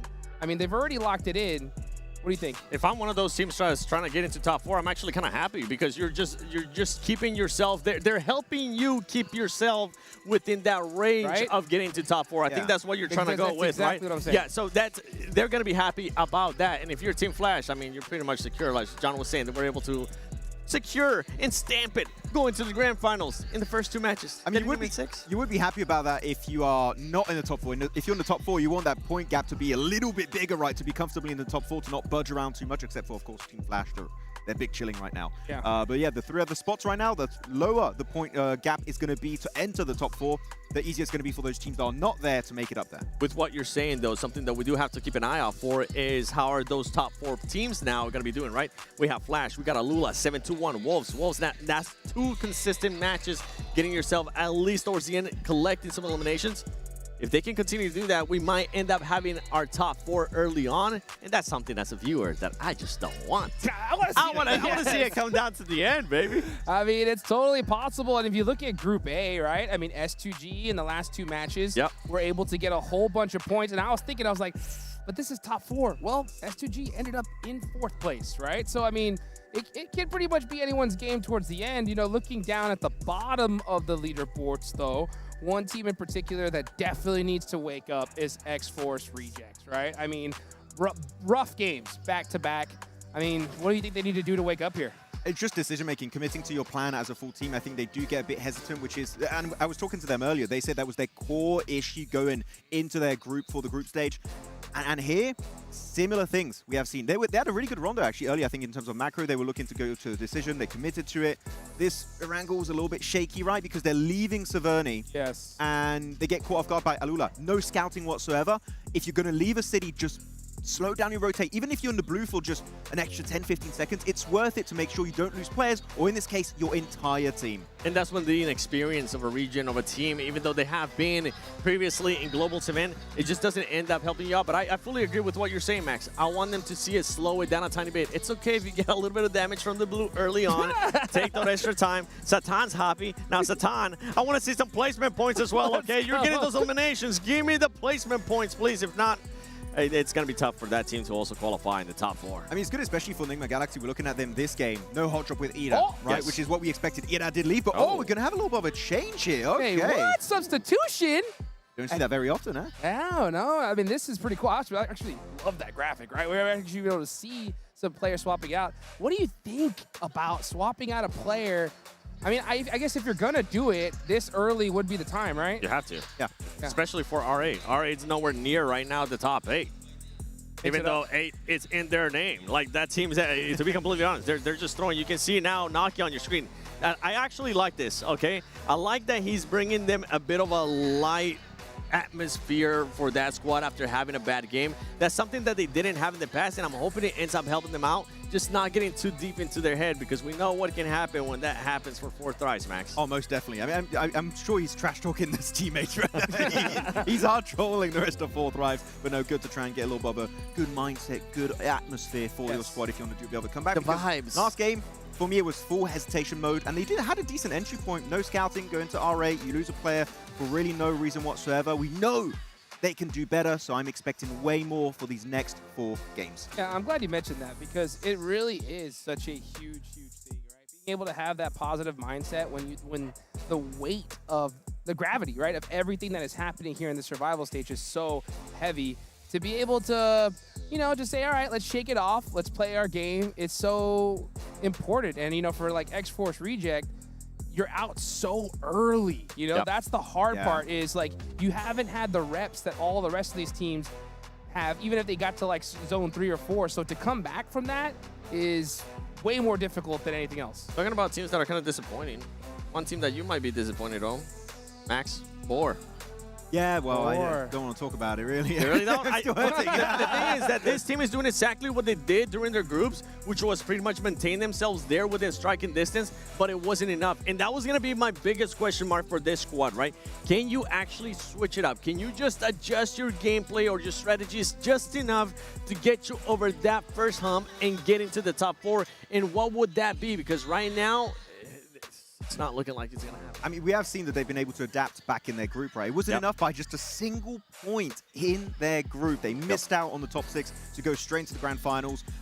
I would say Bourse so far today, again, positions are not bad, but they just get fully surrounded. I think if they can try and zone teams away from them, they can start to get a bit more pressure in these games. But as of right now, Bourse, it's a bit tough, but again, in the last game, they could strike and snatch away a top 4 in the last moment. Well, speaking of strike, I was looking at, Wolves. What do you think about them, Max, so far, right? I mean, I've been kind of seeing a little, some hit, some miss, but you know what? We'll talk about that in a second as we get into the next match of Arigale. We got match number 3 here, guys. After this, we're at that halfway point. Yeah, and talking about Wolves real quick. Yeah. A lot more aggressive, right? We got a chicken dinner from them in their group. It was a 2-elimination game. Now they were popping off here on the outskirts of Lumberyard.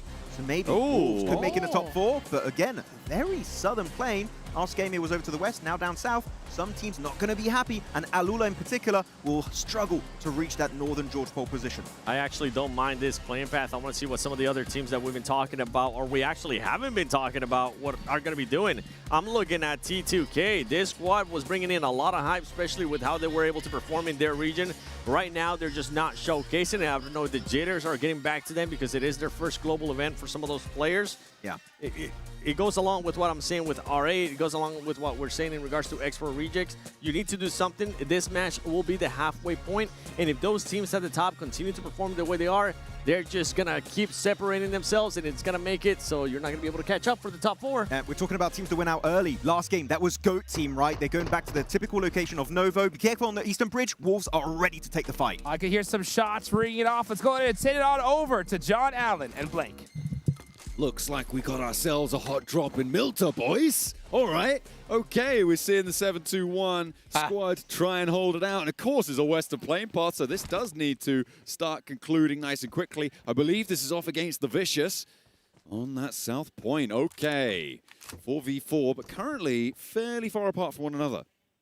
Yeah, Miller's quite a big place, honestly. Miller is a big place. You've got Farmer towards that top side as well, so 7-2-1 versus T2K.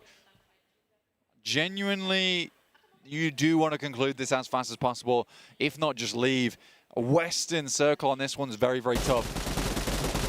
T2K getting caught out on the rooftops, but there is a clap back from Igneous from far away with the Scar as well, which is good news for them. A 1-for-1 trade, an open knock on a rooftop, though, is always difficult. Need to make sure that you can envelop that one. T2K wanting to try and surround it. Seven said he was going to try and look at it. Uh-oh. Uh-oh. I don't like the look of that. So we might be getting ourselves a little remake here. Honestly, I don't think the players are going to be too unhappy about that one, but we're going to send back over to the desk in the meantime. Just while we get our bearings, essentially. Yeah, let's head over.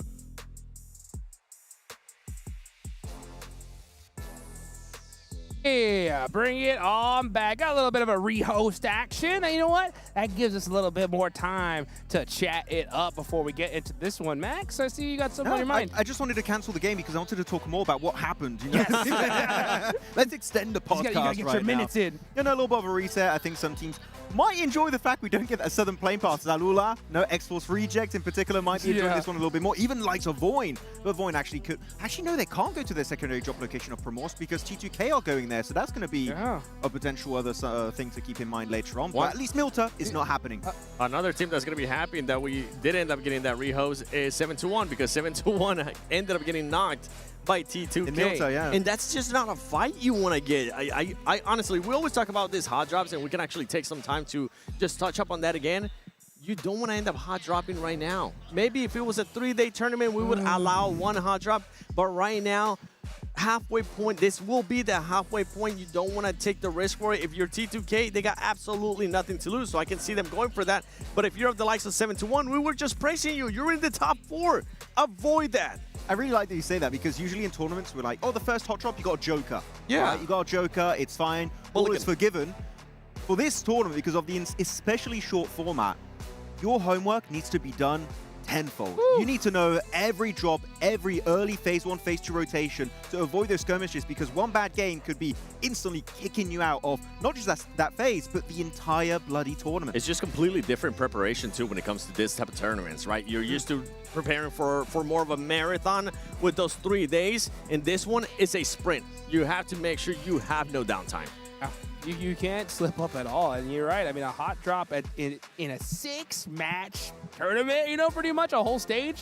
Like, that's such a gamble. It really, really is, because you go out, there's no guarantee that you're going to get that 20-point game to make up for it, especially with how desperate these teams are going to get every game as we get on here, right? So, I mean, you know, this little time is good for, you know, a team like Team Flash, because they can kind of schedule out what kind of fun they're going to have tomorrow, because, you know, they're going to have a day off and can do whatever the heck they want. They know that for sure. But the rest of these teams, you can see the pressure's on. I mean, the pressure's on for, of course, every team wanted to make in top 4, except for Flash. But Loops, man, we keep talking about Loops. That was the biggest storyline going into Group B, which is Alpha 7 eliminated, massive surprise, unexpected in Group A, the Group of Death. And here, they're in 6th position, 14 points.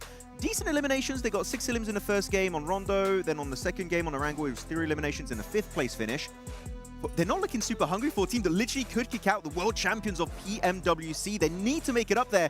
Alpha 7, I know, are watching. Maybe not on the plane. I think they're home now. But they're watching it from home, hoping Loops just don't make it to secure their spot at the Esports World Cup. And with the way that squad's currently playing, I don't think they're going to make it. And I think the biggest question mark for this squad, even when we end up seeing them in groups, is those eliminations. They're just honestly non-existent. Even if we went back to groups, they ended up getting 4, 2, 0, 1, 5. That's just not going to be able to cut. It's super low end, and you have good fragging power. I mean, I was hyping up Diego, how he's usually able to perform. I don't know what's going on with the roster. I don't know if it's maybe that they've been together for not that long of a time. They maybe needed a little bit extra time. But we need to start seeing them being able to win those fights. And early on, we didn't see them win those fights. Frozen is camera shy. It's wild. It's a bad career to take if you are camera shy. Right? I'll tell you that right now. You know what's so crazy? It's like I was talking about this to you guys off camera and some of the players as well, because playing at this high level is so tough, especially because you guys can't really see it because you're watching from the cameras at home.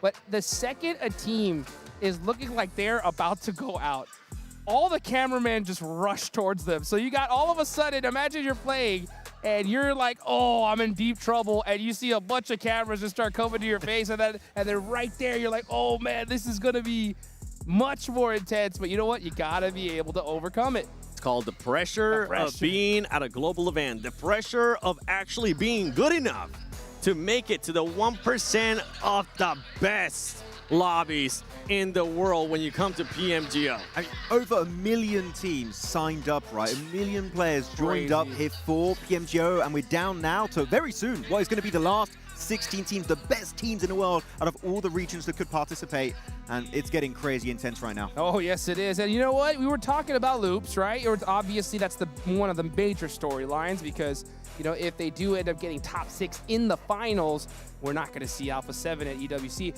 One other team that has kind of a similar storyline here, Max, right, is Boars. Yeah, that one hurts a little bit too, because right now they want to overtake the side of Hustlers Crew, which is great because Hustlers Crew have not qualified for the finals. So Boar have a golden setup to make it to the Esports World Cup. But if they go into the finals, it's not just qualifying for the finals, right? No, when it gets a bit tricky, you need to be top 6 if you want to make it to the Esports World Cup. So also, Boar here, they had a good first game. Third place, 6 eliminations, then the circle kind of messed around with them, and they were really struggling to send it into both Wolves and Flash. But then this game in particular, sending it in a slight dip and just losing player one by one, just clearly not in control of this game. They need to try and get it back in their control if they want to be in that top 4. If I had to pick one of the two, Hustler Crew, Boar, I want Boar to be there. Because Hustler Crew, you were able to dominate in your region. But I don't know. I have no idea what you were up to. I didn't see that kind of gameplay here when you came to a global event. So I'm hoping that Boar is able to adjust. I mean, we know Snow Weeks. We've seen him for a long time. Robs as well. Maybe they will be able to turn it around. Just do that quick little fix and start putting themselves in the top 4. I mean, for Robs in particular, he was not playing globally for a while. He didn't even have a team for a moment. So I was like, where's Robs? I was waiting for Robs to get back onto the global event land scene. And he's finally here this time around. But again, it's an insanely tough lobby. All these teams are here for a reason. So even Boars, there's so much on the line for this squad, themselves and Loops. Even then, even though you are one of the hungriest team in the lobby, sometimes it just might not be enough. Yeah, that's the name of the game here, right? I mean, there's so much going against you. Hello, hi. You know, hopefully we continue to say hi to you in the finals time. You know, I got a question for you guys. Top 4 today. Do you think there's a possibility that we're going to see a team make it the top 4 without a chicken dinner? Yes. Yeah, most For definitely. sure. There's only 6 games. 2 of those were really taken by one squad, right? So you got 4 remaining. So I think we are going to have a team purely make it off of mainly eliminations. And you can be consistent too, 7-2-1. I mean, they've gotten back-to-back 4th place finishes too. The eliminations have been consistent too, already stepping it up. And this is what I'm saying. They were kind of happy that rehost happened because they're not gonna be handicapped with one less player. Take your time. Take your time. You know, that's the one thing about these like little gaps in time too that make things a little bit more difficult is you just don't want to second guess yourself. You know what I'm saying? Like, there's sometimes you're in that kind of spot and you're just thinking maybe it's a sign.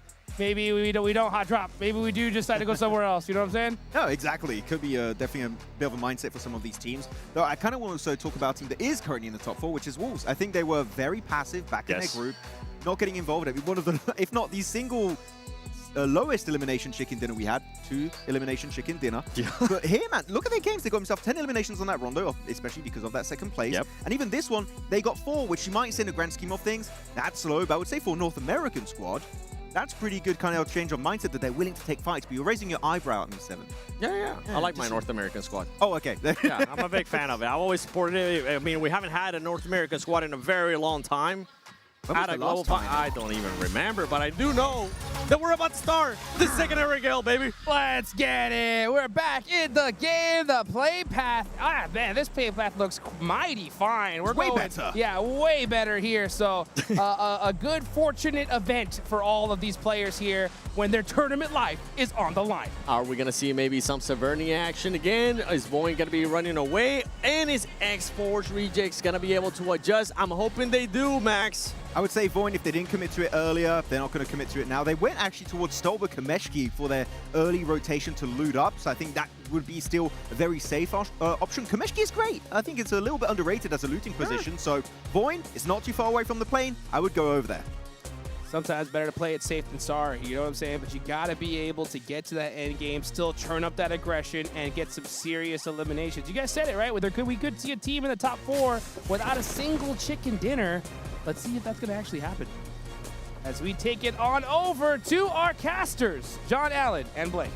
Well, they do get the reset on their players, but it looks like Milter might be hot once more down there with 721 and T2K as they're both descending on our picture-in-picture.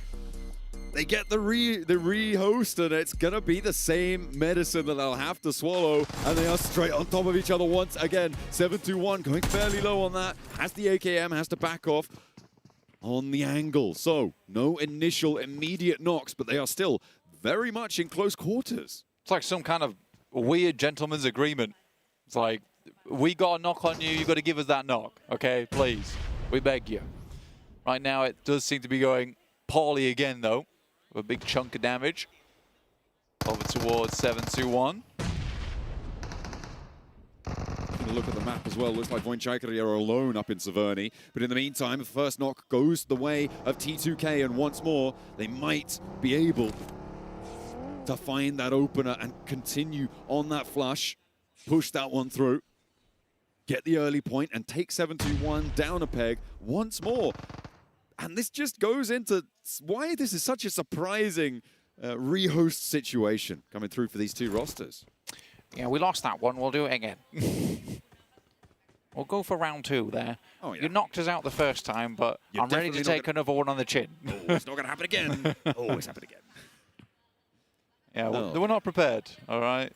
Head was sent on a 360, but they're locked in for another one, which is okay. Malik on the sidelines here from 721. Now, I'm gonna go ahead, right, just whilst this fight is going on, disagree with Mr. 7, because I think for Boars and multiple other teams, I don't think those 2 first games are too indicative of what was going on for a lot of other squads.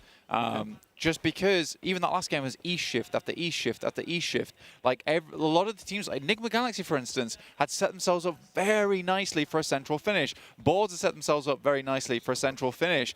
You even had Loops getting involved there. But when it moves East over and over again, you've already got these setups going. Suddenly you're left high and dry compared to the teams that are already set up in vehicles ready to move because they're in open ground. And I think that a lot of times comes down to the difficulty of it. So I do think those first 2 matches, difficult to say right now for a lot of our squads of who's doing poorly, who's doing well. Obviously, there's one team that we can clearly say is absolutely smashing the lobby, and that is the Flash. But Alula being in second place, I'm not hating on Alula here, right? I think they've had a big turnaround. But for them to be in second place, I think that implies that maybe things have been going a little bit wonky inside the circles and the shifts. Yeah, I mean, 20 of their 23 points came from that one match that we just saw, right? Yeah. They pulled out all the stops to be able to find that 23-point mark right now. So, I mean, it is a short match set. And if you're getting 20-point matches, that is huge for you, right? But there is a question mark there in terms of consistency, being able to move further forwards on this one. The circle being quite far down south, it gives us kind of a nasty circle again. A similar situation to the first one. I still think you'd be happier with this circle, though. And again, I think the players are super happy, you know, that we had an issue, honestly, because I don't think they wanted to play that last game. Like, that's a very rough playing path to work with, very rough circle to then have to rotate into. You want something more fair when you're in a 6-game set, and this is probably it. This is probably it. Pretty central on the circle. Pretty nicely evened across on the playing path. So yeah, I think most teams are fairly pleased, and I think this is going to be more a case of let the best team win almost, which might just be Flash at this point in time. Well, yeah, it seems pretty undeniable that they are playing very, very solid stuff right now. Their playstyle definitely has been more edge-focused, playing very wide splits when they know they can breathe in that latitude. That was a nice setup. That was a really nice setup with a Molotov burning them out. Rules immediately threading the needle on that shot. And 71 lose 2 of their players right now. Yeah. Sticky bomb into Molotov into spray down. Like, that was... I mean, that's PMGO for you. That is PMGO. That's textbook. And 7-2-1 at this point, you're just going to leave. Because again, 7-2-1, 3rd place as well. Not a team that I would say is a top 4 squad. I think there's only 2 teams in the top 4 right now that you might say. I would say, yeah, Wolves, absolutely, and Flash. Yeah. I think Flash, although they had a pretty dismal performance, I think that their past experiences and their past achievements would indicate that this is a top 4 squad. We hop on to the remaining duo. I feel like a hater right now.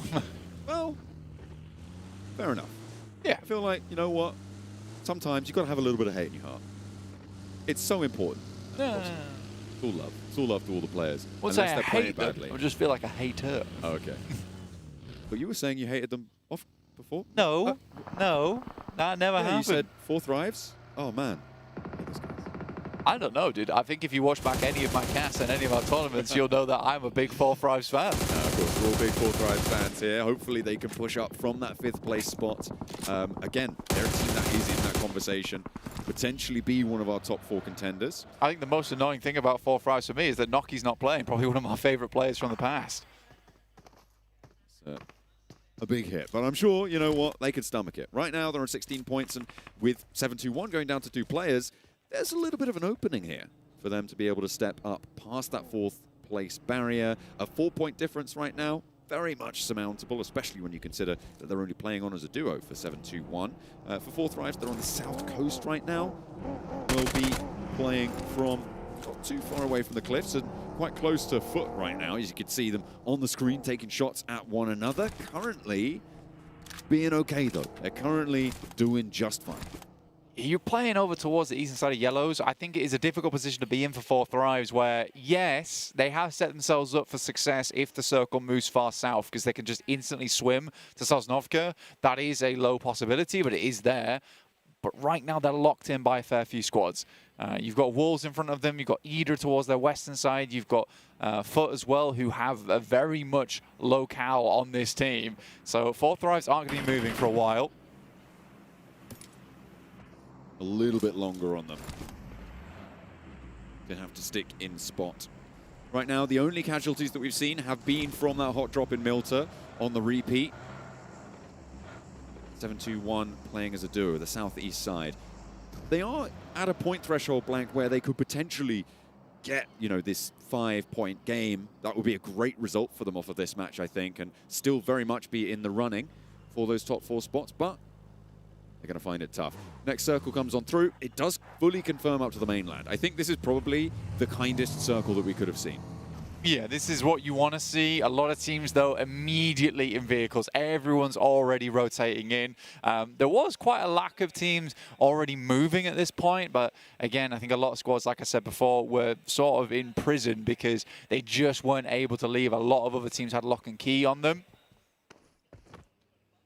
Voinchai find themselves just alongside with the Boars, who do hit up school and apartments. I mean, that's a reasonable location to head back over towards, considering that's their drop spot. They know it should be free. Enigma Galaxy, though, happy as can be, considering this is a roundabouts a Pachinki circle. They know also that Pachinki's free, as that is their immediate drop spot. So split, though. That's the thing. For Enigma Galaxy, they got 2 in Pachinki, 2 on the north side of Potato Hill right now. They do love to be bold with these flex outs. You can see we're on board with the flex out duo coming through. Satan and Lord. 2 sides of the same coin as they do wrap back around to the hopeful safety of their teammates across the way. Foot trying to take shots out in the open. They are being suppressed, though. Nice little safety covering fire, but maybe not quite enough there, as Frozen catches Satan. Yeah, just try and lock him down. Again, Satan should be able to be rezzed here. Ralph does have eyes on, just keeps peppering these windows, and this is the smart thing to go for, just prevent them from taking more shots. Not sure how much more you need to send back this way now. You've locked down the position. Lord is just about making the jump out to go for the res now. Yeah, most players in, and actually in fairly strong spots. Fourth Rise finally could breathe a little bit of fresh air down towards the south side. I think they managed to get 1 player on an outpost on the northern edge. He's just scouting around, trying to figure out where they can go. That is IQ. Things info full. Very nice stuff, necessary to move forward. There's only 1 team that isn't in this next zone blank, and that's T2K. They are still currently over by Milta, so yet to rotate in from their earlier hot drop on that southeast side, and they will be able to beat a pretty fast path through to farm, but beyond that, it's going to be pretty fraught with danger for them moving on. As we're hopping in with Boars up towards apartments, nearby school as well. These players do have quite a bit of this northern side under control near Team Flash, though. And that's a pretty dangerous place to be. It's a scary team to come up against. But Potato Hill being like such a focus point for the lobby is a little bit wild, where you just have this mound towards the center. Cause a little bit of problem when it comes to rotates, but we are getting into zone 3 right now. And it's just dead center. Voinchai very pleased that they sent out a little bit earlier down towards that south side. They have control over towards the northwest edge of Potato Hill. But again, this cuts off sight lines in a way that sort of makes this one of those donut circles, right? It's going to be a lot of action on the outer edges, and some teams managing to control that middle area. This is very much moving from Battle Royale to King of the Hill. But this is the sort of game that Team Flash have shown that they like to be playing in, right? Play from a position of strength on the edge, start to flex out and really hamper the teams that are moving in around you. So for the Boars, for teams like RJC as well out on that eastern side, it could get dangerous being so close to Team Flash. Teams are starting to pour in towards the middle, though. Potato Hill is a beacon to all those who want some form of sanctuary. However, it's not going to be as safe as maybe they are hoping it will be. On this western side, the most pressure being exerted by Ida against Voinchai. We have a very central lobby as well. A lot of players like to go towards the middle of the circle, and I think Potato Hill can get a little bit congested. I think you can usually hold 2 to 3 teams. 3 teams is a bit of a stretch, but it is possible. Right now with Voinchai holding east and Ida holding west, that's doable. I mean, that's very sustainable over the long run, as long as teams just realize, look, let's keep our distance from one another, we'll hold each side, and then we may need to do battle in the end game, but for the time being, this is more profitable for both of us, just to hold position. They'll have that central power position. I'm looking at the duo from 721. They are currently just hiding out as much as they can. Found a little bit of cover on that south side and trying to maintain that 3rd place spot as best as they can, but the Wolves are just south of them, and just south of them on the tables as well. And Alula on the northwest side, Actually, they probably have a pretty tricky rotate ahead of them. Either go through Pachinki or wrap past the fields, and nobody's going to let them do that for free. It's a hard push. I think for 7-2-1, they locked down a nice compound, at least. I think it's livable there. The problem will come when the team wants to crash that spot, and how possible is it for a two-man to hold versus a squad like that? We have seen so many unbelievable clutches so far this PMGO that I sometimes forget that, you know, a 2v4 is actually a very, very big deal. But you're right, Alula having a tough approach on this one. Where do they go? How do they go about it? Right now, they were looking to head over towards that north side of the map. Unfortunately, RA is positioned there, and now he's on a lineup looking for more shots over towards Alula. I don't know how possible it is for Alula to live this one. They are under a lot of pressure. RJC as well, we're on board with them and their T2K embroilment. A little bit further towards the east side of the circle. RJC, they're just going to give up the ghost and send away from that one. Not even going to try and get any sort of retribution there. And okay, Alula, they flex back out. I think they did manage to get the res there, Blank, but a hard east shift makes it all the harder for them to make this move. I mean, this is great news for the teams out on the east side, and 7-2-1, whilst they're okay about it now, as you said before, that threat of a team crashing you just skyrocketed. Either way, they've been thrown a Tyrannosaurus Rex-sized bone here. A little lifeline. A little lifeline for them. Hopefully not looking to go extinct in this match. A little lifeline for the boys, which is great news for them. And I think for 7-2-1, they do need to worry about that crash, though. Like, that is the biggest deal for the guys over inside this building, because someone's going to want it at some point. This is a great spot to play in. It's a very safe spot as well. How have Enigma Galaxy managed this rotate through? I thought Fourth Rise would have had it completely on lock. But they've just snaked their way through one by one, and now they're crashing over towards Goat Team.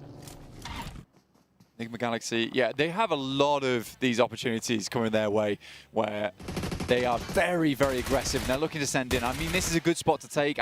They realize that going over towards the eastern side, very, very difficult maneuver for them, so they're just going to try and clear out this southeast edge. It's a bold maneuver, but I think they were assuming that teams are already trying to scout further over towards that northwest, so they've caught Go off guard here, which is great news. Yato wanting to find a nade back over towards them. A lot of damage was done over towards one of the Enigma Galaxy players. The burn on the inside there was pretty potent, and another nade finds a second knock over towards Enigma Galaxy. It's not going their way. The wide angle for Satan as well is going to be pretty unresable, and Enigma Galaxy, they are pretty much on their last legs. Lord's just trying to get out of there. I think Ralph's trapped on the inside now. For Goat Team, hope they realize there's still one on the inside. Could be pretty troublesome if they don't. And Ralph might have an angle here. Lord could potentially crossfire on this. This is nasty. But with that shot, will give the position away, and they could start to adapt more to it. Galaxy, Ralph sending away. Lord as well, still alive for them. I think for Enigma Galaxy here, it's just a case of you try and go for a big play here. Sadly, Go is set up, ready to receive. They did have players over towards that northwest side, but very, very quick to manage that one, which is very, very good news for Go. Not so much for Enigma Galaxy, but I still respect the play from Enigma Galaxy. I think making that wrap down towards the southeast side was a cool decision. If they popped off, we'd be having a very different conversation right now. I'm glad we swapped over towards this north side of Potato Hill, because Ida, R8, Boars further off to the north, and Voin Chaikari down to the south, holding the top of Potato Hill, is a big linchpin of this next circle. You always have to worry about Team Flash getting stuck into this one as well, Blank. They're on the east point of Potato Hill, and Boars are starting to make their move. Voin Chaikari, though, have spotted it and immediately taking a shot, getting that flush going as well. Terminus left on the back door, will not be able to find it, but there's an answer. Magnazada opening up as these nades just go back and forth between these two teams, and none of them really landing. It's Boars pushing into Voin Chaikari that seems to be more action-packed. Absolutely, I think Boars are now in a very, very tricky position to play out. Ida, though, getting themselves a nade over towards SK Ton. Prestige also doing his best, jumping in the hovercraft for a little bit more cover in the time being. Amori, one of the best players on the squad, looks to move up, looks to get the job done, but it's not happening.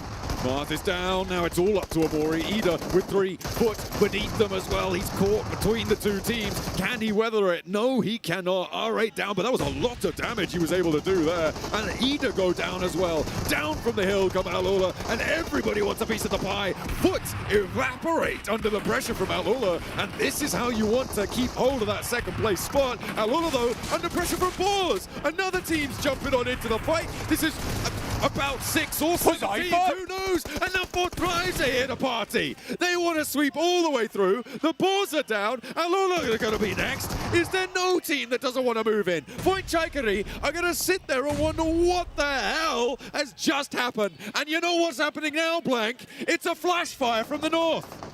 Moving straight in on this one. I mean, to be honest with you, there was not a lot of places to go, which is why you saw so many third parties. Boars waited out for quite a bit of time, moved in on that, thought they would be the last to take the tussle with those squads, but no, not meant to be, as 4 Thrives sends their way in. They were so confused, thought it was a teammate, and Hazaifa gives him the backhand. 4 Thrives with 4 players alive, 4 eliminations as well, now leading the lobby with Alula going down. They did have 1 more, but you take being alive with 4 over going down with 5 elims. Really nice stuff, but now Flash have put themselves on that northern side. I thought they were going to be moving in a little bit faster, but I mean, all of that concluded so quickly. About 5 teams getting eliminated on spot. It was brutal stuff.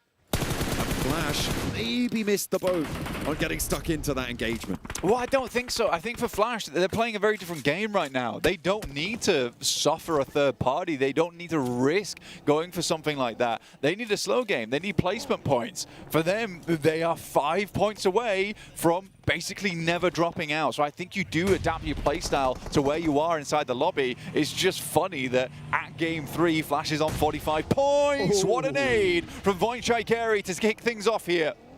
And now 4 Thrives are playing as 3. Valak wants to launch that nade first. Void Chaikari not pushing forwards, not getting too aggressive with it. And I feel like this is a bit of a character that we're starting to see develop from this team. They do take a little bit too long and they lose a player. Meanwhile, Ralph is still going for Nick Galaxy, but not for much longer. He falls and RJC will outlast them. Almost made it happen. Almost made it happen, dude. But not meant to be. For Ralph there, it's probably one of the most aggressive plays I've seen from him from at least a year now. It's cool to see. I don't mind it. Void Chaikari taking their time with this one, though. Sadly. Looking to get too stuck into it, giving a lot of time to get T24 back up. IQ takes a hefty hit. Getting the res on just yet, but again, this is what I'm not really seeing from Void Chaikari, and actually Team Flash are going to exploit that. They are not being aggressive enough when they have an advantage there.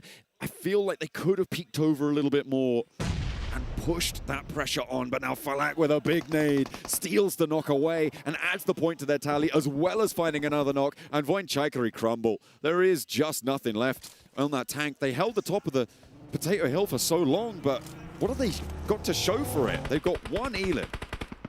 I mean, between the fingers of 4 Thrives, Void Chaikari looking like a meringue, because like you said, they just crumbled to dust there. Unfortunate stuff for Void Chaikari from such a dominant position on that north side, but 4 Thrives is running with high emotions this game. 7-2-1 though, they're living this one out. They're into top 8 from that position on the southwest side. They are living life in a big way. And right now, it is the Flash looking to secure their position in the grand finals. Getting a flush, adding a placement point, that might just be enough, but they have started to take a little bit of a tickle to the health bars. 1 knock sent over their way, but they're keeping it on lockdown. T2K try and step forwards, but he's rebuffed almost immediately. Bozy able to do that. The backstop now under pressure as well, though, coming through from 4 Thrives, who have been on a bit of a tear, and there's Bozy going down, stepping forwards towards the last player of T2K as their backlines get evaporated. It's Team Flash looking to try and keep it under control, but they've only got 2 players left standing, and there's another shot that's going to shut them down. 2 eliminations, and now just 2 players left in action. Team Flash, they could go a little bit further, but how much more have they got? Nice. Topsy finds another knock, finds another flush. They're done. And they might just be over that threshold already.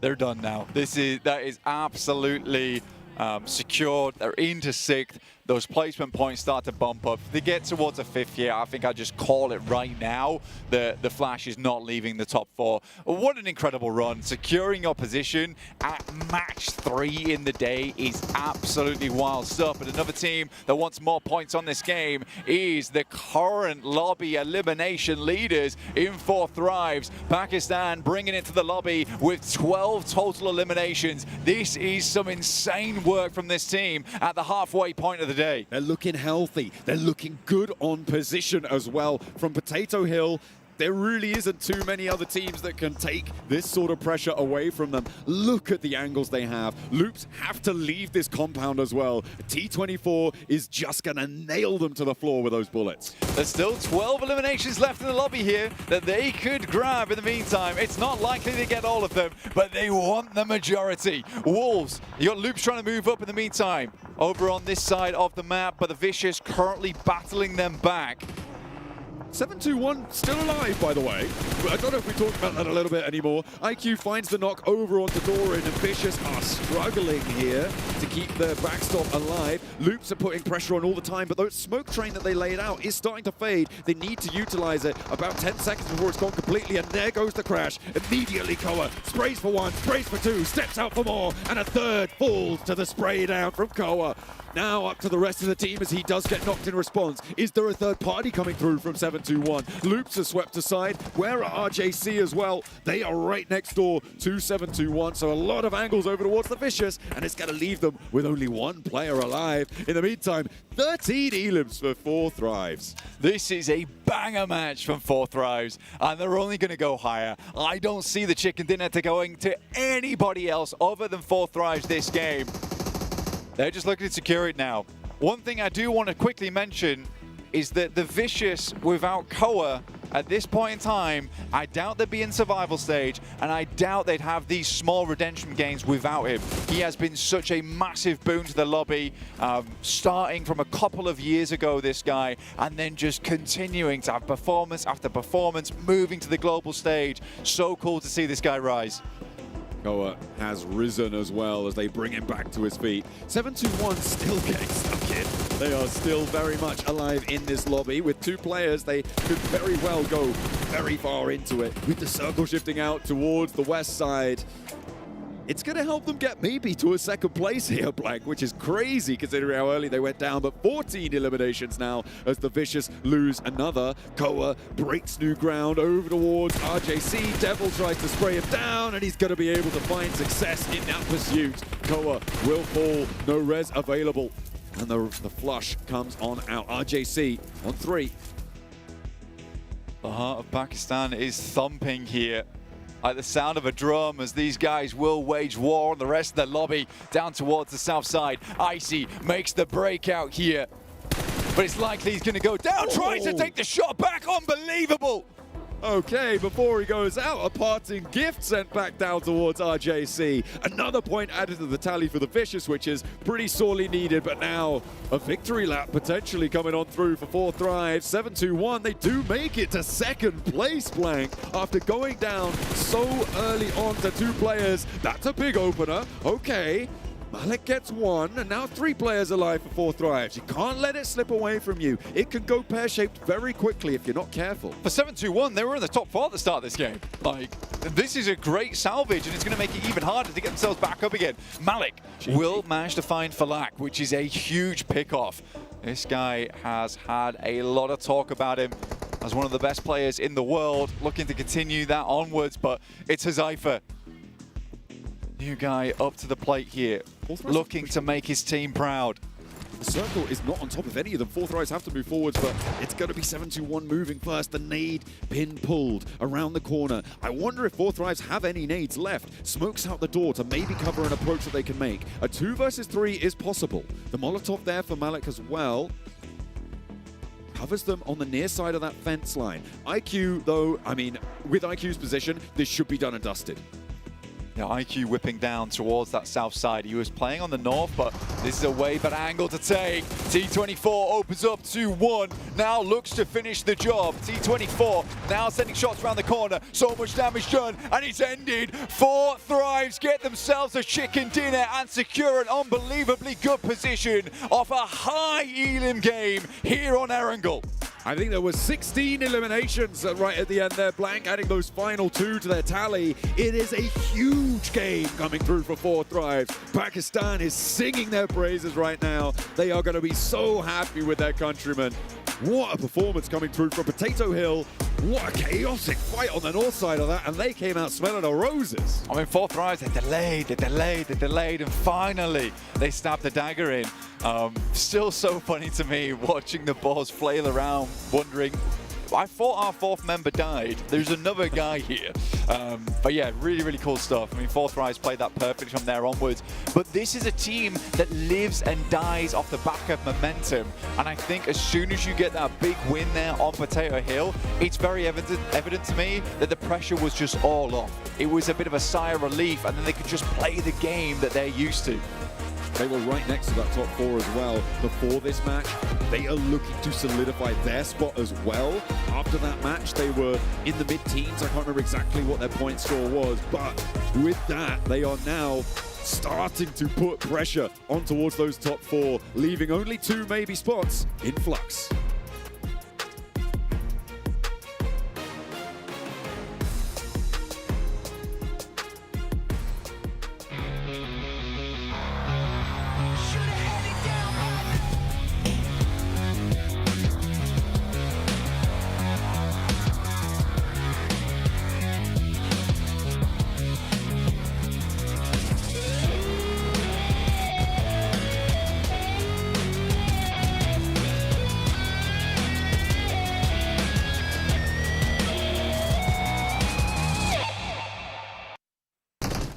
And our first Pakistani win was a massive one, and it couldn't have been done at a better time. With that chicken dinner, that could have just solidified their ticket to the grand finals. It definitely gets them closer. 4 Thrives finally showing why we have been so high on this squad, Max. I mean, the way that they were able to play it out earlier in the previous Erangel, I was telling them how I didn't like some of the splits. Yeah. The splits here, I absolutely love them, whether it was them being singles, whether it was them being 2-2. They played it out so well. We said we were waiting for something more from 4 Thrives, and this is something more from the Pakistani Super Squad, looking insane on top of Potato Hill. They failed a Potato Hill finish back in their group in Group A, and this is the redemption arc you love to see. Going over some of the highlights loops.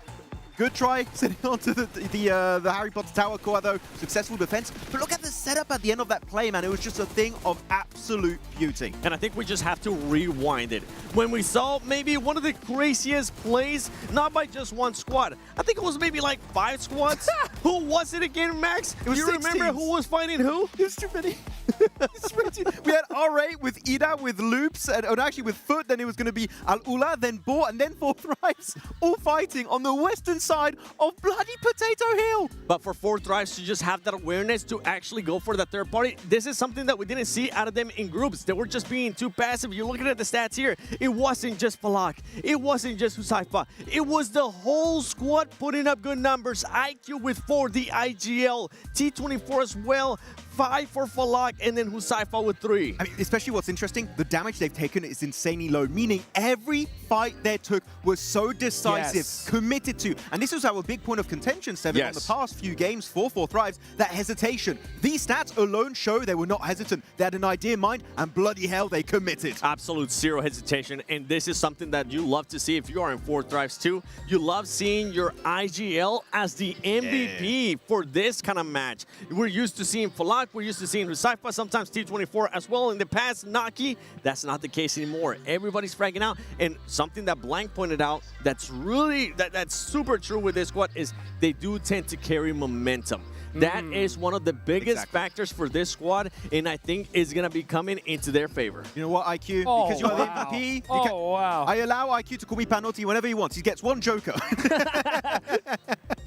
That's what I'm talking about. Look at that. Top 4 players, such even across the board. That is how you get it done. And you know, like I said, they didn't hesitate at all in that, what was it, like 4, 5, 6 party play. But one thing I loved is that once it was all done, they ejected from it like perfectly. That was awesome. I would say this is as close to a perfect game you can really get in that scenario that was thrown the way of 4th. And actually, perfect timing here. We're going to check out exactly how they rotated throughout the entirety of this one. Western Bridge, typical drop location for the Pakistani team. And here, they go for this interesting spread 7 that we were discussing here, where they have the area next to the cliffside, and they send players over the mountain, and especially one off-angle player down in the ditches in Pachinki Fields. Yeah, and right here, they ended up having some single splits. I was actually fine with it because they already had players in the past that had it scouted and were giving intel to those other players coming up. And then you can see them just going up towards the north, taking that Potato Hill. And the scouting, it's honestly what won this game for this squad. The scouting and the awareness to know where all those teams were going to be and where they could possibly get crashed on or get a fight from. That was some 10 out of 10 terrain knowledge on Potato Hill. Yes. Using those plateaus, I think Yumi Hodgins, like the plateau usage was getting the dub, and they did not disappoint. This is what you have to do here, folks. If you're looking to make it all the way to the top, when you get an opportunity to get the win, you got to do it in extreme fashion. And with 16 eliminations, 26 points total, that's how you do it. And I got to give some props to some of the other squads here too, because we did have some good performances. The 7-1, I'm not happy about them going for that hot drop once again. Somehow it ends up working out in their favor with 12 points. And Vicious and Rejects Force, I mean, we were talking, X-Force Rejects, we were talking about wanting to see a bit of a reaction from this squads, and they're able to do that by putting up a 3rd place and a 4th place finish. Sorry, just go back to the hot drop. I was mad. Yeah, you were pissed. I was pissed. I was hating. Like, you literally have a second chance to not hot drop because of the reset, and they're like, oh no, round 2, Electric Boogaloo. But here we go for the overall rankings, and oh boy, that's good to see the Pakistani flag over in 2nd place. Woo! I mean, they're up there in a major way, guys, because look at the difference, right? That 4th place is that cutoff with only 28 points. Prior to this game, Wolves were in 4th place, right? They put up 0 points in this game, and now they've been regulated all the way down to 6 here, 7. And keep in mind, too, Boar, I mean, in 8th place with 14 points, away from top 4 with 14 points. You have to make sure you continue to have good performance here, Boar. If not, after next match, it might be just all said and done for you. Exactly. Though, first time also we do see Wolves getting pushed out of the top 4, so that's going to get a little bit tricky for the North American team to make it work out. And we did see also a little bit of a jump up from Vicious, which actually had the Harry Potter Tower, held off loops, and Koa was just saving the day for that roster. So really good to see some presence on Erangel, because keep in mind, yesterday for them, they only got that big game on Rondo and then just disappeared on the grassy pastures. Oh man, I mean, this isn't over yet, guys. We are now officially at that halfway point, but it's getting pretty scary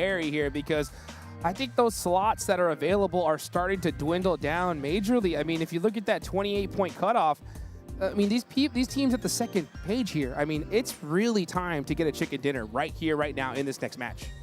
They really are. You got to look at Ida.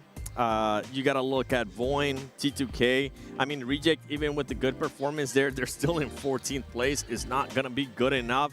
You also got Nigma, which continues to just get into interesting situations that I'm just honestly not happy with. Nigma Galaxy, what is that one placement play I'm checking right now? 13 eliminations. Elimination-wise, they're looking really good, but you're not going to qualify off of eliminations alone, right? We're not going to pull an IHC in this kind of a lobby. One placement point. I need to see just more late game finishes, them surviving as more than just a duo or sometimes even a solo at the end of these games. I thought about it. What was the difference for 4 Thrives today in comparison to the group day? And I think I know what it is. What is it? What is it? IQ did his hair. Oh, okay. Hair buff. He actually told me. Okay, to be fair, he actually told me at the beginning of the day, he's like, I was like, actually, you did your hair this time. He's like, yeah, it was actually a good luck charm. He literally said it word for word. That's crazy. So. Imagine he dyes it red, like OG top, or the buff would be insane. If he wins it, you know what? We got to go convince him. Green. So. Hey, there you go. Ooh. Pakistani flag. Hey, yo. Hey. Now you're cooking. You got to do something at this point. You got to pull out all the stops here, because, man, I mean, with 4 positions, right? I mean, that's the end of the day. That's what it's all about. You know, we were talking about, you know, the group stages earlier. We were looking at bottom 2. Now we're just looking straight up at that first page. When it comes to this last Erangel match, obviously teams got to perform. On that second page, though, we do have 2 Miramars coming down the line, right? Do you have any hope for a squad that you think is going to be able to turn things around there at the last second? I do. Foot Esports, I think, had a really good third party on Potato Hill. The main issue is you had a third party on the third party and then a third party after that one. So it was a great idea for them, but then you have 5, 6 teams converging in like a small radius on the same circle. So of course that's not going to work out. So good idea, but unfortunately a lot of teams had the exact same idea at that moment. Wait, but if I understand it right, you think that Foot can actually come back? Yes. And be in top 4? Yes. Max, I just want to remind you, Foot is currently in 16th place with 7 points. S2G, they're from Turkey. Don't worry, Miramar's coming up, I believe. All right, guys. Well, make sure you guys are ready, locked and loaded to go. Get your drinks, get your popcorn, because we're going to be right back real soon, right after this short break.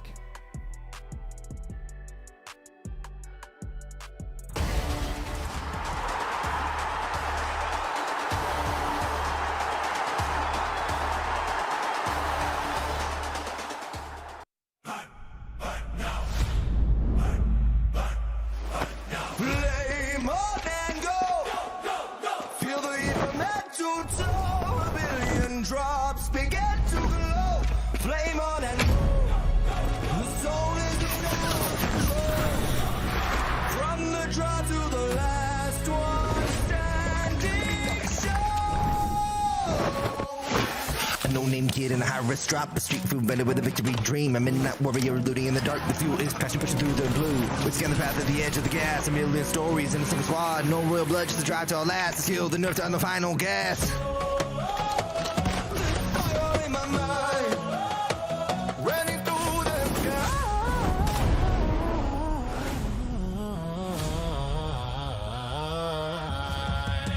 Flame on and go.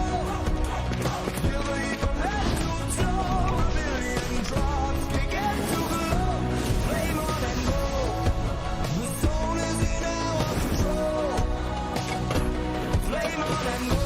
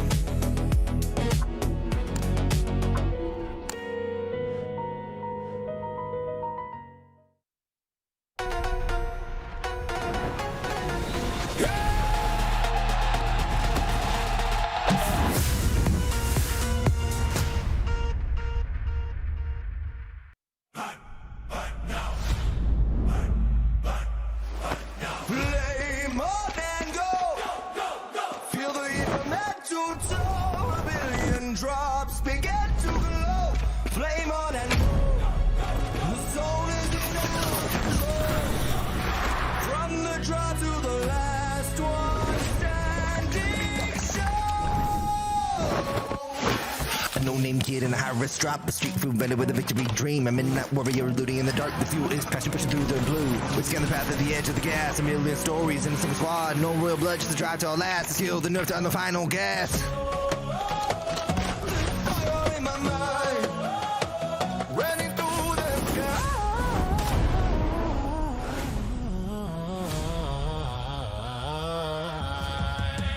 Flame on and go. Feel the heat from head to toe. A million drops begin to glow. Flame on and go. The soul is in our control. Flame on and go. The soul is in our control. From the draw to the last one standing sure. Flame on.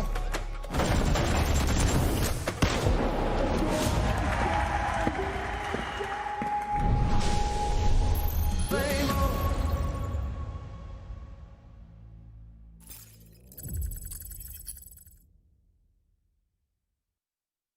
Welcome back, everybody, to the 2026 PUBG Mobile Global Open Season 1 live here in Jakarta, Indonesia. It's the survival stage for everybody just tuning in here for the first time.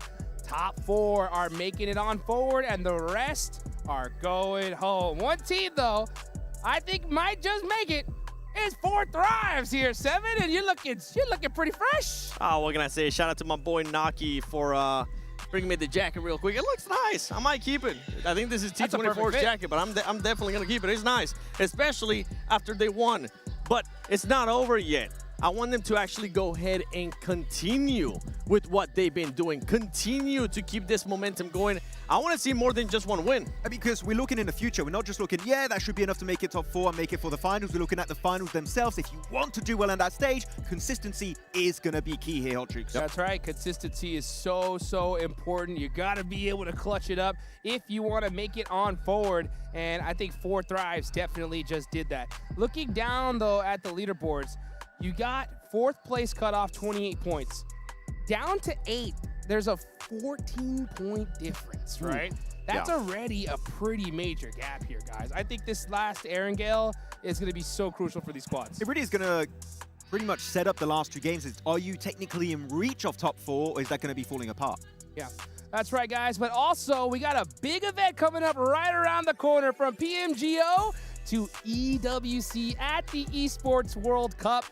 Every single match matters. Teams aren't just battling for trophies. They're battling for EWC Club Championship points, global prestige, so that way they can put their name at the pinnacle of PUBG Mobile Esports. Guys, mark your calendars. It's going to be from August 6th to the 16th in Paris. So, guys, I hope you guys are ready for that. It is going to be one awesome event. Oh, I can't wait to see, especially, I'm just hoping Boars can make it because you'd have a French representative teams at the EWC. So, Boars, I know I'm asking a lot, but please make it happen. My dream needs to come true. They're just 14 points away right now. They need to have a good match. Yeah. I feel like, will we say that this is going to be the cutoff match for them? No, not yet. No? I think it's going to be the cutoff on like match 5. Okay. And we know they're willing to go for hot drops, right, to qualify at the end. So if they get a little bit further away, they are willing to be desperate. The reason why I bring that up is because Flash, I mean, they're truly up ahead in a big way, right? Yeah. 4 Thrives now after that amazing win. They have a bit of a lead too. They really don't have that much of a worry. So they're able to kind of secure their spot. They're not really going to be giving a damn, Max. Really? Meaning that they're going to be crashing other teams. Meaning that they're going to be willing to take fights that they weren't willing to take before. And that gets me a little bit worried for some of those other teams, like Board that might be 14 points away. Yeah. This is why I'm hoping that they close that gap to those top 4. If they don't close that gap is just going to keep increasing more and more and more. And you can see right there, Falak with those 9 eliminations. He seems a little happy now. I don't know why. That's a nice looking jacket. Yeah, Hey, that is a nice looking maybe we should jacket. get one. Wait a minute. Hold on. Yeah. But actually, talking about 4 Thrives, we can talk about South Asia in general. Yes. T2K struggling, right? For Nepal, having a really bad time. Hora already qualified into the finals. If they qualify in top 4, it is 100% assured that we're going to have both Hora and also 4 Thrives make it to EWC. Yeah. Man, I'm gonna disagree with you a little bit on one thing, Max, right? Okay. I do think this is the last game for pretty much 8th place on down. I think that if they don't clutch up 10 points, I don't think they're going to make it. Really? I think S2G disagrees. And I would normally say that, right? You just look at how crazy this lobby is, though. We saw that last game. We had third party after third party after third party. Teams are going to be trying to soak up so many eliminations. These squads don't want to go home. Got to be able to make it happen here, at least in my opinion. I mean, I'm going to disagree to your disagreement to Max because of what Max just said. S2G was able to do it, and that squad went from 15th place all the way up to 4. And how many teams are qualifying to the grand finals from survival stage? 4. That's right. So there is still a chance, but they need to start making things happen. They cannot allow that gap to get even bigger because for Foot, for R8, for X4 Rejects, if you do let that gap get higher, it's not going to be looking good. I agree to the disagreement to me. Yes. Very Eastern playing path. Are we going to see the Milta hot drop again? I hope not for T2K and 721. It worked out luckily enough for 721. They got really fine that game right. But still, for me, even if you get a strong finish, a hot drop, there's no reason for it to happen, Hotrix. Please give it up. Oh, give it up indeed, guys. Man, we'll see what happens here. We saw something magical happen from S2G. Can it happen again here in the survival stage? We are about to find out here, folks. Let's go ahead and take it on over to our casters, John Allen and Blake. Thank you very much for the agreeing, the disagreeing, and all of the deep analysis that we had from the desk there. Of course, we are stepping into this match with the thoughts running through, certainly my mind, that it's only 2 spots now that are in flux coming through from that last match. 4 Thrives pushed themselves so far over that boundary. They're on 42 points now. 42 points is a really easy margin to make up to get up towards that top side. And remember, we were kind of saying that 50 points is roughly where you need to be in that top 4. 8 points over 3 matches. Very doable, very, very doable for Thrives. Really, really glad to see this team stepping up. Again, I think many times in the past I've always said that Falak's probably one of my favorite players of all time. Some really sick grenades coming out of him. I think he's up there with Eren as well for me. But yeah, really, really, really good team. And I'm happy to see them getting some success. Now, this is a squad that I wanted to talk about, though, is Alula. Right now, we kind of have this weird setup with 721 and Alula. And again, probably not the teams that a lot of people were expecting to see in that top 4 currently. I think that this kind of points that you get up towards the top 4 with 30-28, it invigorates you, right? To get and stay in that top 4, to get those minimal amount of points that you need. Question is, are we going to get goose eggs from these squads, or are they going to have that little bit of extra boost towards the end of the day? Well, that is always the question on these short match sets, right? It's so temperamental. 721 did adjust, though, Blank. They are not going to return to Milta. Instead, they go for a Kameshki-Stalba split very wide on that northern side. And they are going to have to push down a little bit because the circle does pop up towards the north on the east side. Not even tempting us with a little bit of military island this time around, Black. We're not going to have a military finish on this match. Fingers crossed unless there's a remake. It doesn't happen. Move on. Fingers crossed unless there's a remake. Crazy. Yeah. We've done it. That's the little fingers crossed ritual. Okay. Revenge, maybe. RJC should have kept their fingers crossed when they took down one of the teammates of Alula. Immediately, Shiva will fall, and yeah, there's no real way to get back for that one. So just nice and clean for Alula to equalize, but still, having lost a player, not a good start.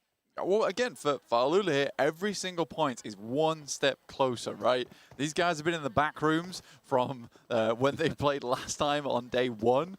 It was a struggle to get up. They've been lost in the mazes, but finally they're starting to see the way out here. And every single point is just going to make you feel so much more comfortable every single time. For some of these other teams, they know they need big matches. They know they need big games. And potentially for squads like Nigma Galaxy, R8, Boars, which is just a little bit too much for them to potentially grab now. You look at GOAT as well, Ida, 13, and then 14s across the board. You need a big match. You basically need a big match, and that's just to start contesting with the top spots.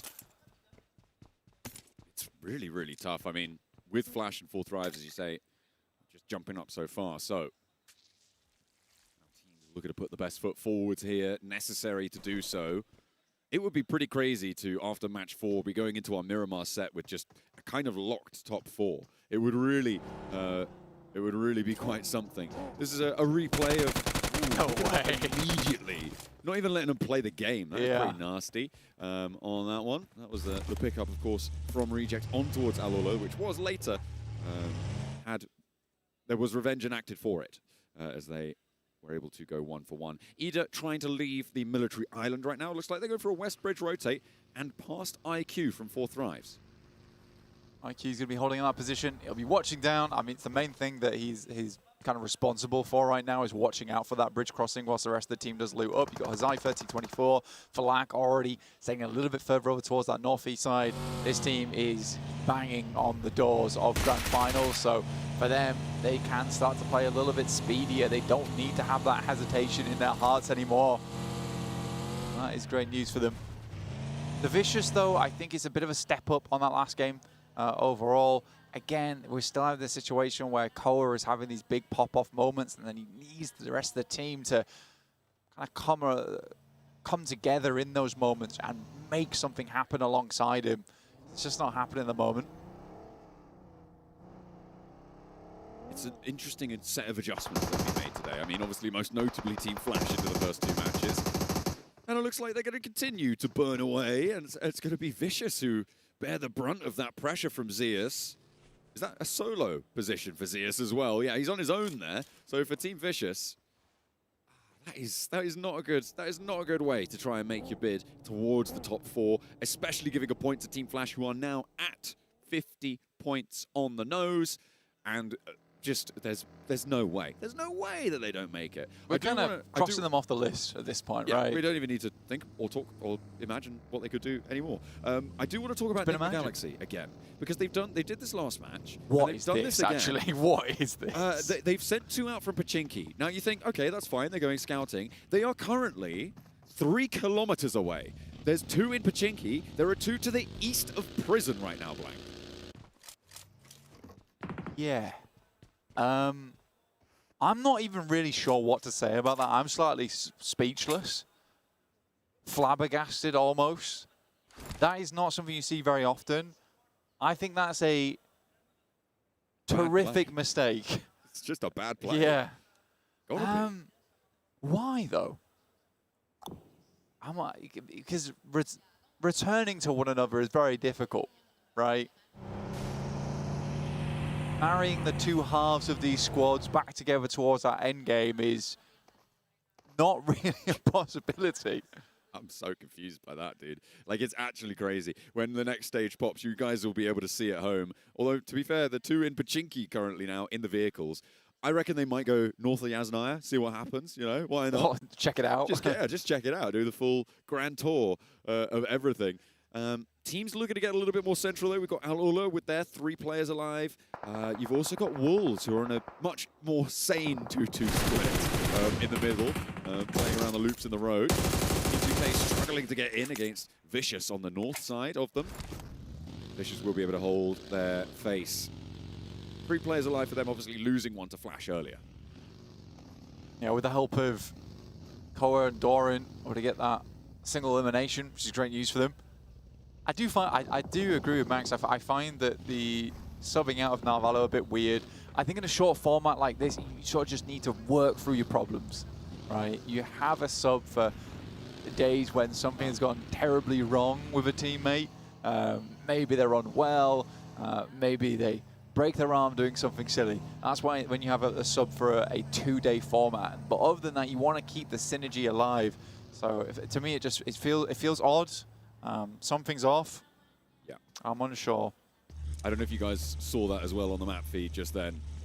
The Enigma Galaxy A and Enigma Galaxy B teams, both in this lobby, currently playing only as 2. It's unfortunate they couldn't drop in as 4 players each, you know. But you know, if they're going to play as 2 teams, you can't be earning points for yourself. So we had to limit them somehow. Swift pick up there for Boars. They're bringing their players back in tow. They are a little bit split as well, but they are doing so with a little bit more reasonableness, I think it's safe to say. That leading to their players just entering the circle on the northwest side as they scout out a path forwards. Dangerous on the back of the buggy, though. I just don't know where you go win with some ridiculous shots at distance. Rob's going down is terrible news for the Boars, considering this guy is currently the 17 elim mark for them from both their initial group and this stage. He has been putting in a significant amount of work for the team. If he goes down, I think the chances for Boars gets really, really quite bad.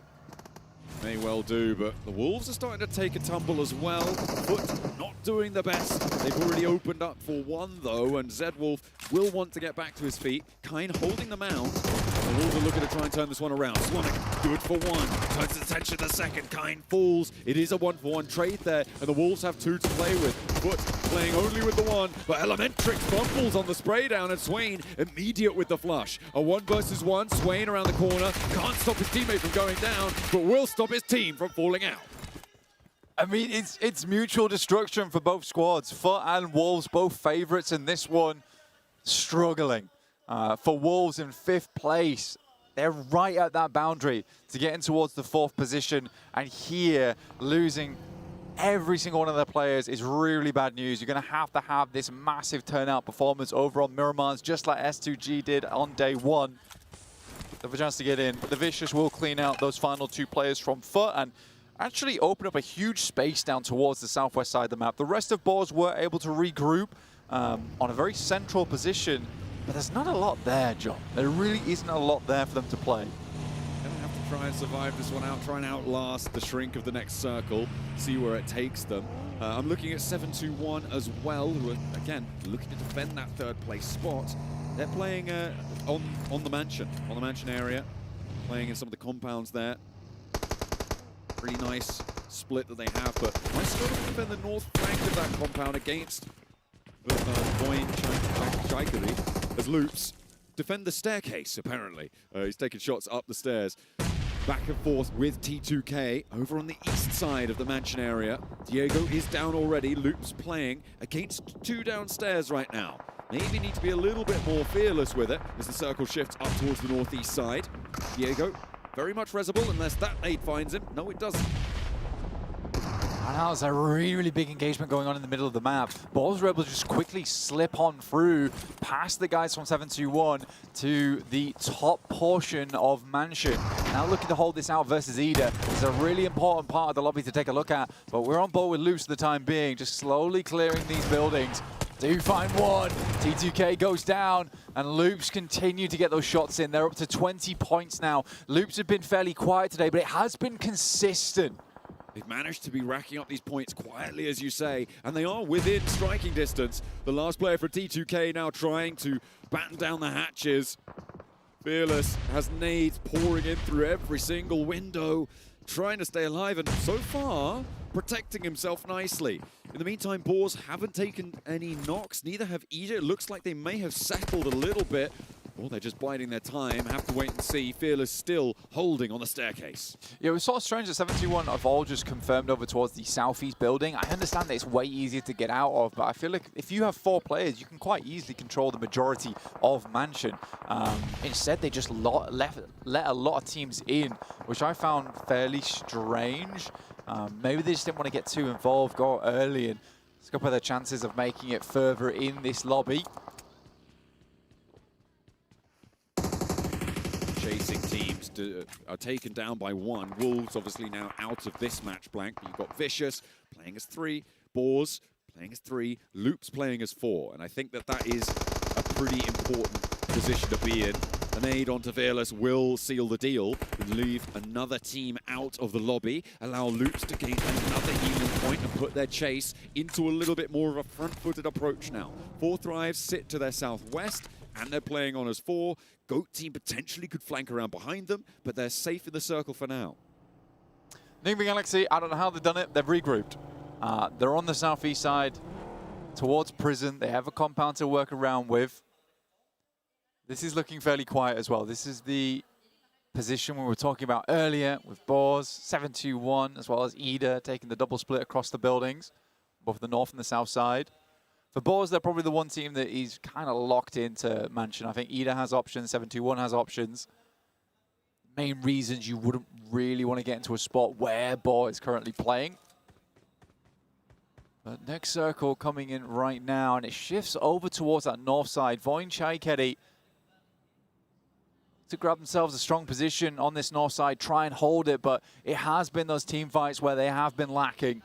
Just looking at Team Flash's position, Blank, and thinking they've got this heaven compound completely locked down. They have a route out towards the north side as well, with everyone approaching for the south. I feel like this is going to be a great game for Team Flash. Definitely could be. I mean, getting off this top side is a big deal, but Alula moving in on Ida. This is only a two-man on side, and Emre's immediately shut down.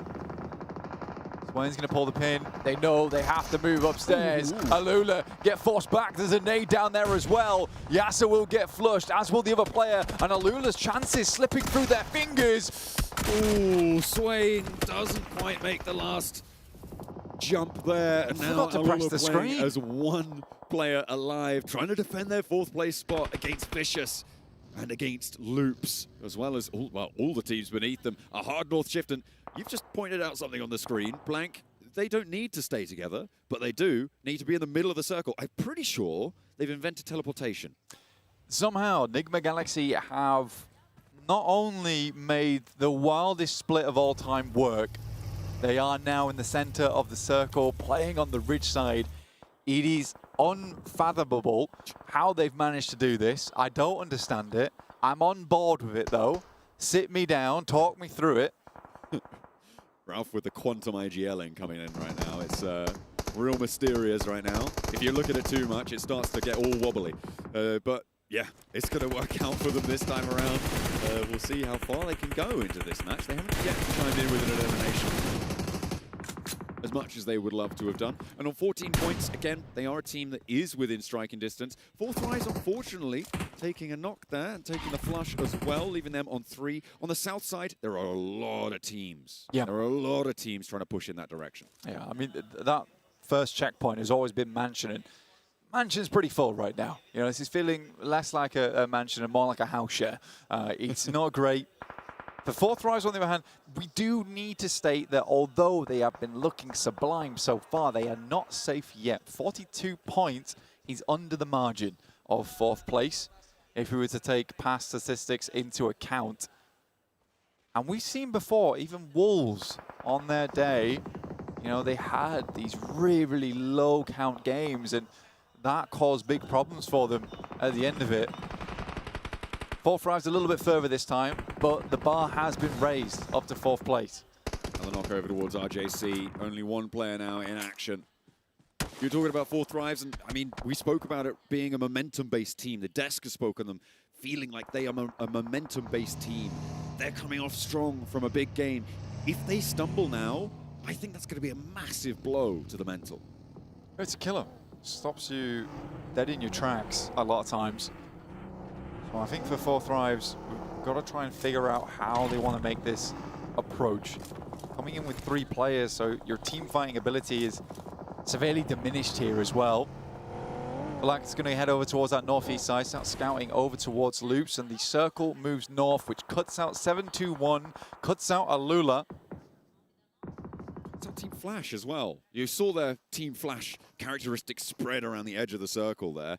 But they're going to, I imagine, rotate up towards the north. Top Z has been scouting this for quite a while, playing on this north side, potentially put more pressure on towards R8. There is a real inroad for them there. And have to fight against GOAT team on the northern side, but leave everyone else on the south to party on their own. They don't need to get stuck in. They don't need big elim games. The knock and flush though onto Falak from Fourth Rise. Their south approach is starting to falter. It's incredibly tough. Good shots from 7-2-1 over towards T24. A lot of shots going over towards that direction, but it is Masku to pick it up. And 7-2-1 are racking up these points in a big way. They have to move too, though. We must remember this. They can't stay there forever, but they do have 4 players alive. With 2 elims already, they are still chugging on up the leaderboards. Time goes on.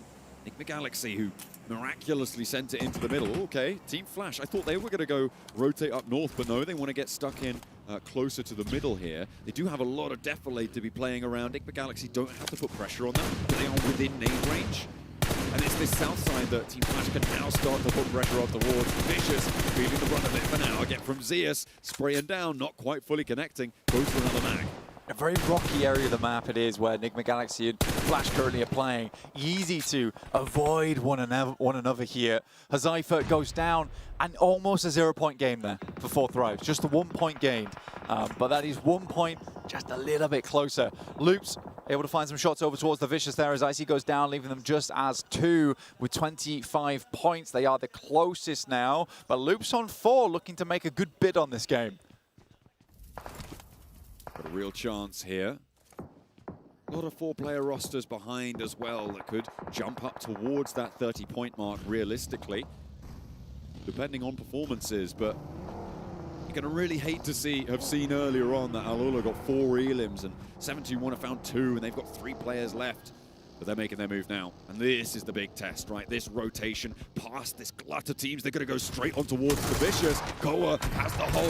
Dora's good for the first. They sprayed out for a second. Dora's just able to dismantle it, but no, where did that come from? How do they go up in smoke? I have no idea. It looks like they just found it from the back line. And 721 keep themselves together, and Loops want a piece of this as well. But Law bites off more than he can chew, and Loops need to send in the cavalry. Oh, I mean, for Loops, this is incredibly important to take down 721 right now. They do not want anyone in the top 4 to continue gaining momentum, to continue getting those points. Rafinha goes down to a nice nade from Vagnazada. Over towards Rita there. He's going to send one back. It looks good. It sends over towards him. Second nade, not quite as efficient. Immediately doubles back. The nade luckily will hit the fence, and it's a full reset for both teams. Trying to burn him out there. Unfortunately, he's already shimmied his way back towards Terminus. The blue zone, an ever-present threat. The off angle, SnowX on the high ground on the rooftop will look to put more damage over towards Loops. Needs to be careful with this blue zone as it is. Drops down under cover. Nicely navigated there from SnowX. Looks for the other angle and will confirm that flush. Nicely manipulating the edge of the zone there. And SnowX allows his teammates to get back to their feet. Ida likely don't have too much more ordnance left, and Boars do need to make the cross now. They had to wait it out. They knew they were a team in a little bit of bother here. Looks like Util's run very dry for this squad too. They're desperately trying to look for any kind of utility that they can use in this upcoming fight. Quick M79 down in the front lines for Tino. Has a smoke out. Diego has one too. Diego, bit of a problematic player to come up against. The nade goes long. They're walking back into it though. And another one as well layered on top of it. No, Boars just sidestep it. Dude, great the stuff. It's just not quite good enough there. Bozy taking an off flash in the meantime. Vagnazada trying to thread it around the edge, and these nades just not having an impact from Loops. They do need to be a little bit more on target. That one looks okay. It bursts right on top of SnowX's head and sends him packing. Vagnazada wants retribution, but steps too close to the fire and will get burned back. SnowX crawling forwards, trying to stay into cover. And Loops with 2. Do they find it? That's a big nade out the back, but doesn't quite tag Vagnazada. The cook's not just perfect from Loops. And now they're playing with the smoke. It's starting to fade. In they go for the fight, potentially to end the Boars, and it's looking good for them. They step forwards, and they manage to find the first, but they're backed off the angle. And with 1 player left, it's Vagnazada. Loops try to hold it down, but no. They're able to take their fight back into control. Ida! Fall almost immediately from a nade from Ida. Man, it's a rough push. It's a rough push, but great patience coming from Ida, waiting that one out to the very end before they sent in. Enigma Galaxy battling off versus R8. In the meantime, P90 in the hands of one of the players there up on the top side. Ado has this one, plenty of armor to work with as well. These guys have got a lot of loot on board. Okay. MG3 as well in the hands of Lord. What is this? But they're going to have to take on Team Flash now. And that is a big hurdle to try and cross. With 4 eliminations, Team Flash have 4 players alive. Enigma Galaxy are playing as 3. You can have as many weapons as you want. Generally, 4 sightlines are going to be better than 3 blank. You just need to make sure that they can all be played. And that is the difficulty for Team Flash right now, because their position is fairly linear. You do need to be careful to go for those spray downs. A team that we haven't really talked about too much, but is in a beautiful position, is Voinchaikery right now. They are in the only compound, slap bang in the middle, and it looks like maybe Goat Team are going to go for a push, or no, they're just going to try and bait out some shots. Yeah, Voinchaikery playing L block here. It's a good spot to play. There is some pretty nifty little positions you can head in there as well. There's the alleyways as well. as the high ground play on the rooftops, play on the doors almost. Even Galaxy Ralph though opens with a nade, finds the first. A lot of damage over towards BoZ. Another nade goes long, looks to be fairly on target, bounces high, but above his head, the shrapnel will take him down. Now they've turned the numbers around and it is a 3 versus 2. Another knock comes through and they are just going to run through them, but they have found a challenge now. Win is up to bat. And Zeus as well, playing with a shotgun in the smoke, has the M4 in hand. One knock over towards Nick Galaxy. 2 of them down the hill, looking for more damage, but Win now left last standing for Team Flash. Nick Galaxy into a 1 versus 1. One Lord nade in the back line, that's a Molotov to burn him away. Will force him out, does tag the damage though. Lord steps back into it. What are you doing, Lord? No! He goes up in smoke, and Team Flash may have time to get the reset. They go up in smoke like a bonfire. Their chances are eradicated there. Goodness me, I thought the nade would do the trick, but the Molotov plays so perfectly, so nicely by Flash.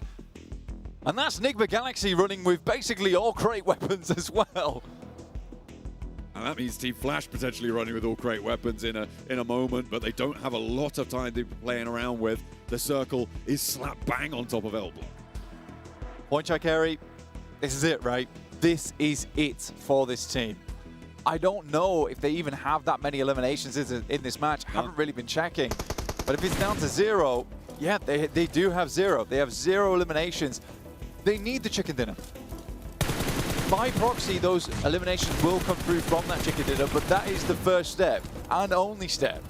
Team Flash are a difficult team to take down, even as 3. They're dropping down. Rita not quite able to thread the needle on that shot. The last player alive. Oh, sorry, no, they do have 2 players alive for Ida, but one of them's just been knocked. A lot of damage sent through. Just about tags the final shot to get the knock onto Zeus. Now 2 players alive for Team Flash. Very unlikely they get that res, and down they go. Voint Chikari having to hold off against Goat Team now. This is the big battle for the L block, and Voint Chikari seem to be crumbling. They've already lost 1, and now they're looking to lose more as well, as Goat Team encircle them, envelop them, and choke the life out of this hole. It is just not happening for Voint Chikari. They're on 0 eliminations blank. A 4th place is not good enough. Point Chikari just flaking like pastry here, trying to get away from Goat. Not a single knock on the approach, no smokes required, no util needed. The MG3 on the front lines of Voint Chikari was not able to make it happen, and they go down with naught but a whimper here. Goat Team get a 4-player hold in the God compound now. This L block, I mean, the king in the castle may have changed, but they are going to build it up towards a potential chicken dinner here, which is a great result for Goat Team. They're looking to put the screws on towards the teams towards the top 4. Team Flash, though, still in action. They might only have 2 players, but they're looking to just keep pace and steal all of these points from the rest of the lobby. Focus already securing center spot. It makes sense. The difficulty is here is that from that rotation, from that position, no one has vehicles. No one's got movement. I mean, a lot of teams would be desperate for Flash to get the chicken dinner here. They want them to sponge those points away. But it's going to get incredibly tight on the rankings towards the last 2 matches. Goat Team with a potential to jump up really far on this. With 6 elims that they've found so far. Potentially get 3 more into this game, leaving them on a 19-point chicken dinner. Put them up on 29 points to end this match. The double of 33, that is within striking distance, but BoZ's there to play a little bit with the heartstrings, and in they go. Team Flash not going to waste any time getting aggressive with it. If you're going to take a 1v4 and you've just got a knock, this is how you start it off, right? The nade over the top for Win. He's going to shrug that one off. Not that he can get that healing off too quickly, though. BoZ on the back line, looking to try and keep his teammate safe. Pulls out the nade, but it's a little bit short on that one. And his own nade, not quite. Nah, there's no way, there's no way! How does Win get across there? And now Focus maybe actually out in the open. BoZ has made it across. The res has come through for Goat Team. Yo, he's just running it. But he is going to run it down. BoZ in a 1 versus 1 on the off angle. This is crucial, and he wins the challenge. It's Win who gets that shot, and he will be able to find it through the garage window. This man is ethereal. He cannot be touched. Oh, Goat, you cannot lose this. This would be a tremendously sad result for them. But for the Flash, they have been on fire today. And they're not looking to stop anytime soon. The nade goes long once again. Another one sent far, but Win has so much utility on board. This was only made possible. I don't know how or where he found the coop, but that was so essential for him to get up towards the wall to allow BoZ to creep onwards. I mean, they took the tempo. I mean, immediately on that knock, he said straight forwards. He knew that another sideline was going to get disparaged and taken away. It was his only chance, and he took it. Team Flash, so proactive in these crucial decision-making moments, getting across there with minimal utility as well. Win basically has to make the most out of these next 3 nades. As the circle starts to push in, he needs to get 1 or 2 knocks. 1 would even things up. Neither team currently has the center dot on this one. It's right in the middle of this courtyard. But I think Win is the one with the most util right now, surprisingly, with these 2 nades in hand. Force waiting for a little indication as to where a player is. I think he knows where BoZ is. That cook, though, it goes short. He doesn't get the lob on it. That's a waste of a nade now. Force does have 2 smokes. Another nade does damage for so Win. close. Is it closing inside a building, though, Blank? I think it might just be shutting in, and that's why GOAT team have put so much stock into holding this central building on it. BoZ trying to layer down that sideline. We'll look for the shots down the line as well. That alleyway needs to stay under control. He has still got an nade in the back pocket for Win, and there's another nade that they managed to dodge. Last Win nade. steps forwards. It's out the back, actually, Blank. It's going to shrink everybody out of this one. And BoZ still looking to charge forwards, out onto the roof. It's Ayato dropping down. No, not quite. He's a little bit slow with it. Are they ready for him? He's going to still just peek over the top, and they spray 1 down. They spray 2. It's jumping wide. Win's still there, but he's just about going to be going down. They gave us a little bit of a fright, but GOAT team do in the end close it down for a chicken dinner. For GOAT, that's the hardest win of their lives versus a 2-man. Oh my God. Cannot believe how much of a fight Flash was able to put up. If I'm GOAT, I am so stressed right now. I would love to have heart monitors on these players because it would be through the roof in this game. But a difficult one, and it all comes down to these last Miramars. There's been many different teams profiting today, and it really does feel like that last game on Miramar could decide 2 of the spots in the top 4. Quite a few of the chasing teams of the top 4 as well went down fairly early into that match. It does allow for a lot of flux to be seen.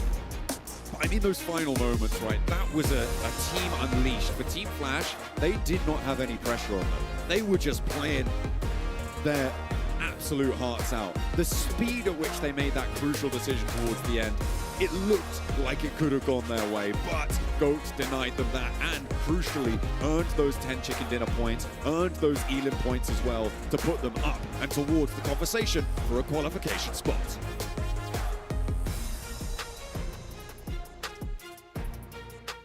I ain't gonna let that slide.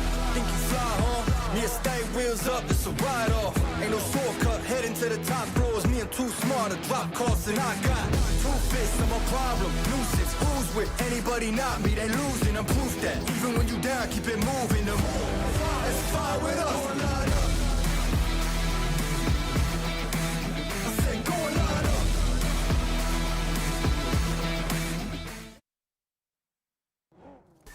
And it's GOAT to finally put a chicken dinner on the board here. They're still going to need a whole bunch more if they want to make it into that top 4, though, here, Max. A scary win, you know. Yeah. It was a 2v4, but it felt like a 4v4 with how intense it was at the very end. But BoZ and Win almost able to snatch it away from the grasp of the GOAT, even though I guess they don't have hands technically, but still a really good attempt. But GOAT, the crash onto Voin. Yes. Voin, a fumble, man. and GOAT, that crash alone secures them that win. 100%. The way that they were able to just execute the crash, and as you mentioned, Voin didn't seem ready whatsoever to be able to defend that crash. They were just all over the plate, but something that you did tell me while we were watching the game is you love the way that GOAT took about that crash. Sweeping motion, right? Yep. They go for the eastern side, they take it building by building, just clearing every single corner of those spots, and if it's free, move on to the next building, and then to the next building, and guess what? At the end, Voin were fully eliminated, so that was just a textbook play on how to breach a compound successfully, and GOAT did great at that moment. Yep.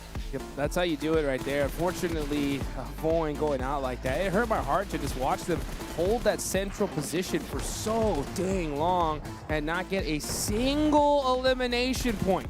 Zero. A big old donut. It's just a team that's not really being aggressive, not really being proactive whatsoever. Man.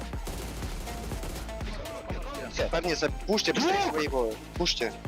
Убейте его, и все, у вас лес остался только. Я иду. Вместе, говорите. Ласт, все. Тут где-то чел должен быть. Я на крышу лезу. Давай, я пока говорю, давай. Антихае! Они подают в гараже. Сейчас будут выходить. Смотрите, парни, выходят.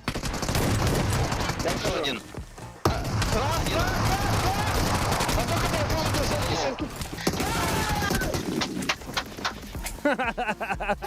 You see him there, he was like, third party, he just stared at his feet. He's like, no. Switch to MVP. Let's figure out how can I get that angle. Oh, all the esports like, oh yeah, communication in esports is so intricate, so precise.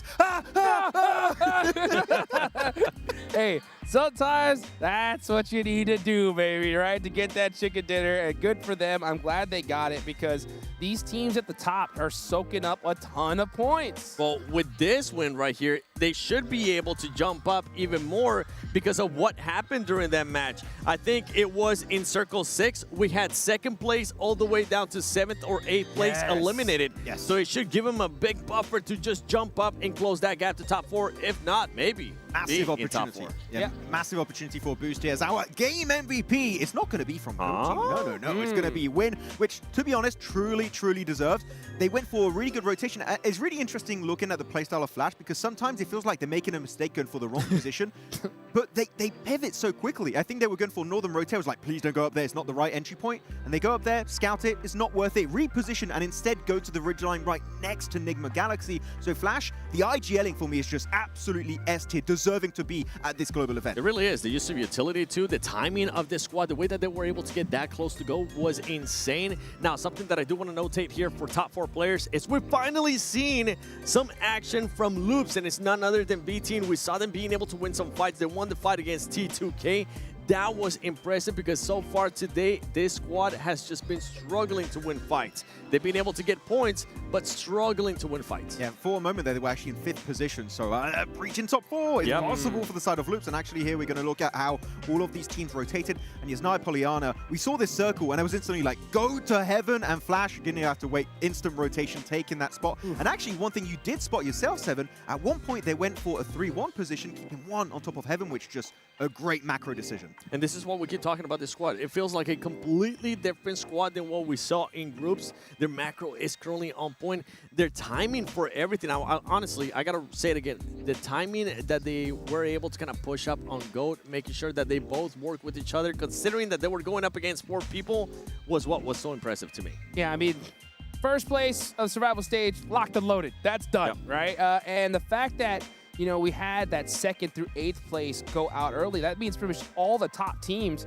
had an opportunity, were out. And I gave a lot of squads an opportunity to put up points. Loops, I was really hopeful there for a hot second, right? Because they had about 7 eliminations. They were still alive, moving. They end up with 9, not a single placement point though, right? So we're going to have to see some magic happen in Miramar for a lot of teams here. I'm happy with those 9. Honestly, for this squad, I'm happy to see them being able to win fights and win fights without losing players. That's the big factor for them because, as I said, they've been getting points, but just keeping your 4 players alive allows you to maybe get even more points later down the road. Yeah, that was my main issue with Ulf, and the moment they get 4 players on the line until the very end, actually 3 players, right, and they do get himself that win on Miramar, so it is a very important factor going into this. Though looking at the second half of our game rankings, I was a little bit hopeful for Foot, and you know what, you did put me on the spot earlier, you're right, talking about it, Seven, and this 4-pointer, they were already very low in the rankings. I think that potential comeback of Foot, unless they pull in literally an S2G, is looking out of the question. To give Foot some credit, though, they were taking the fight. I think they know what's at stake.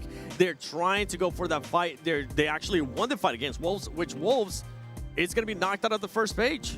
Wow. Completely out of the first page. And there's your cutoff, for folks. 4th place, Alula.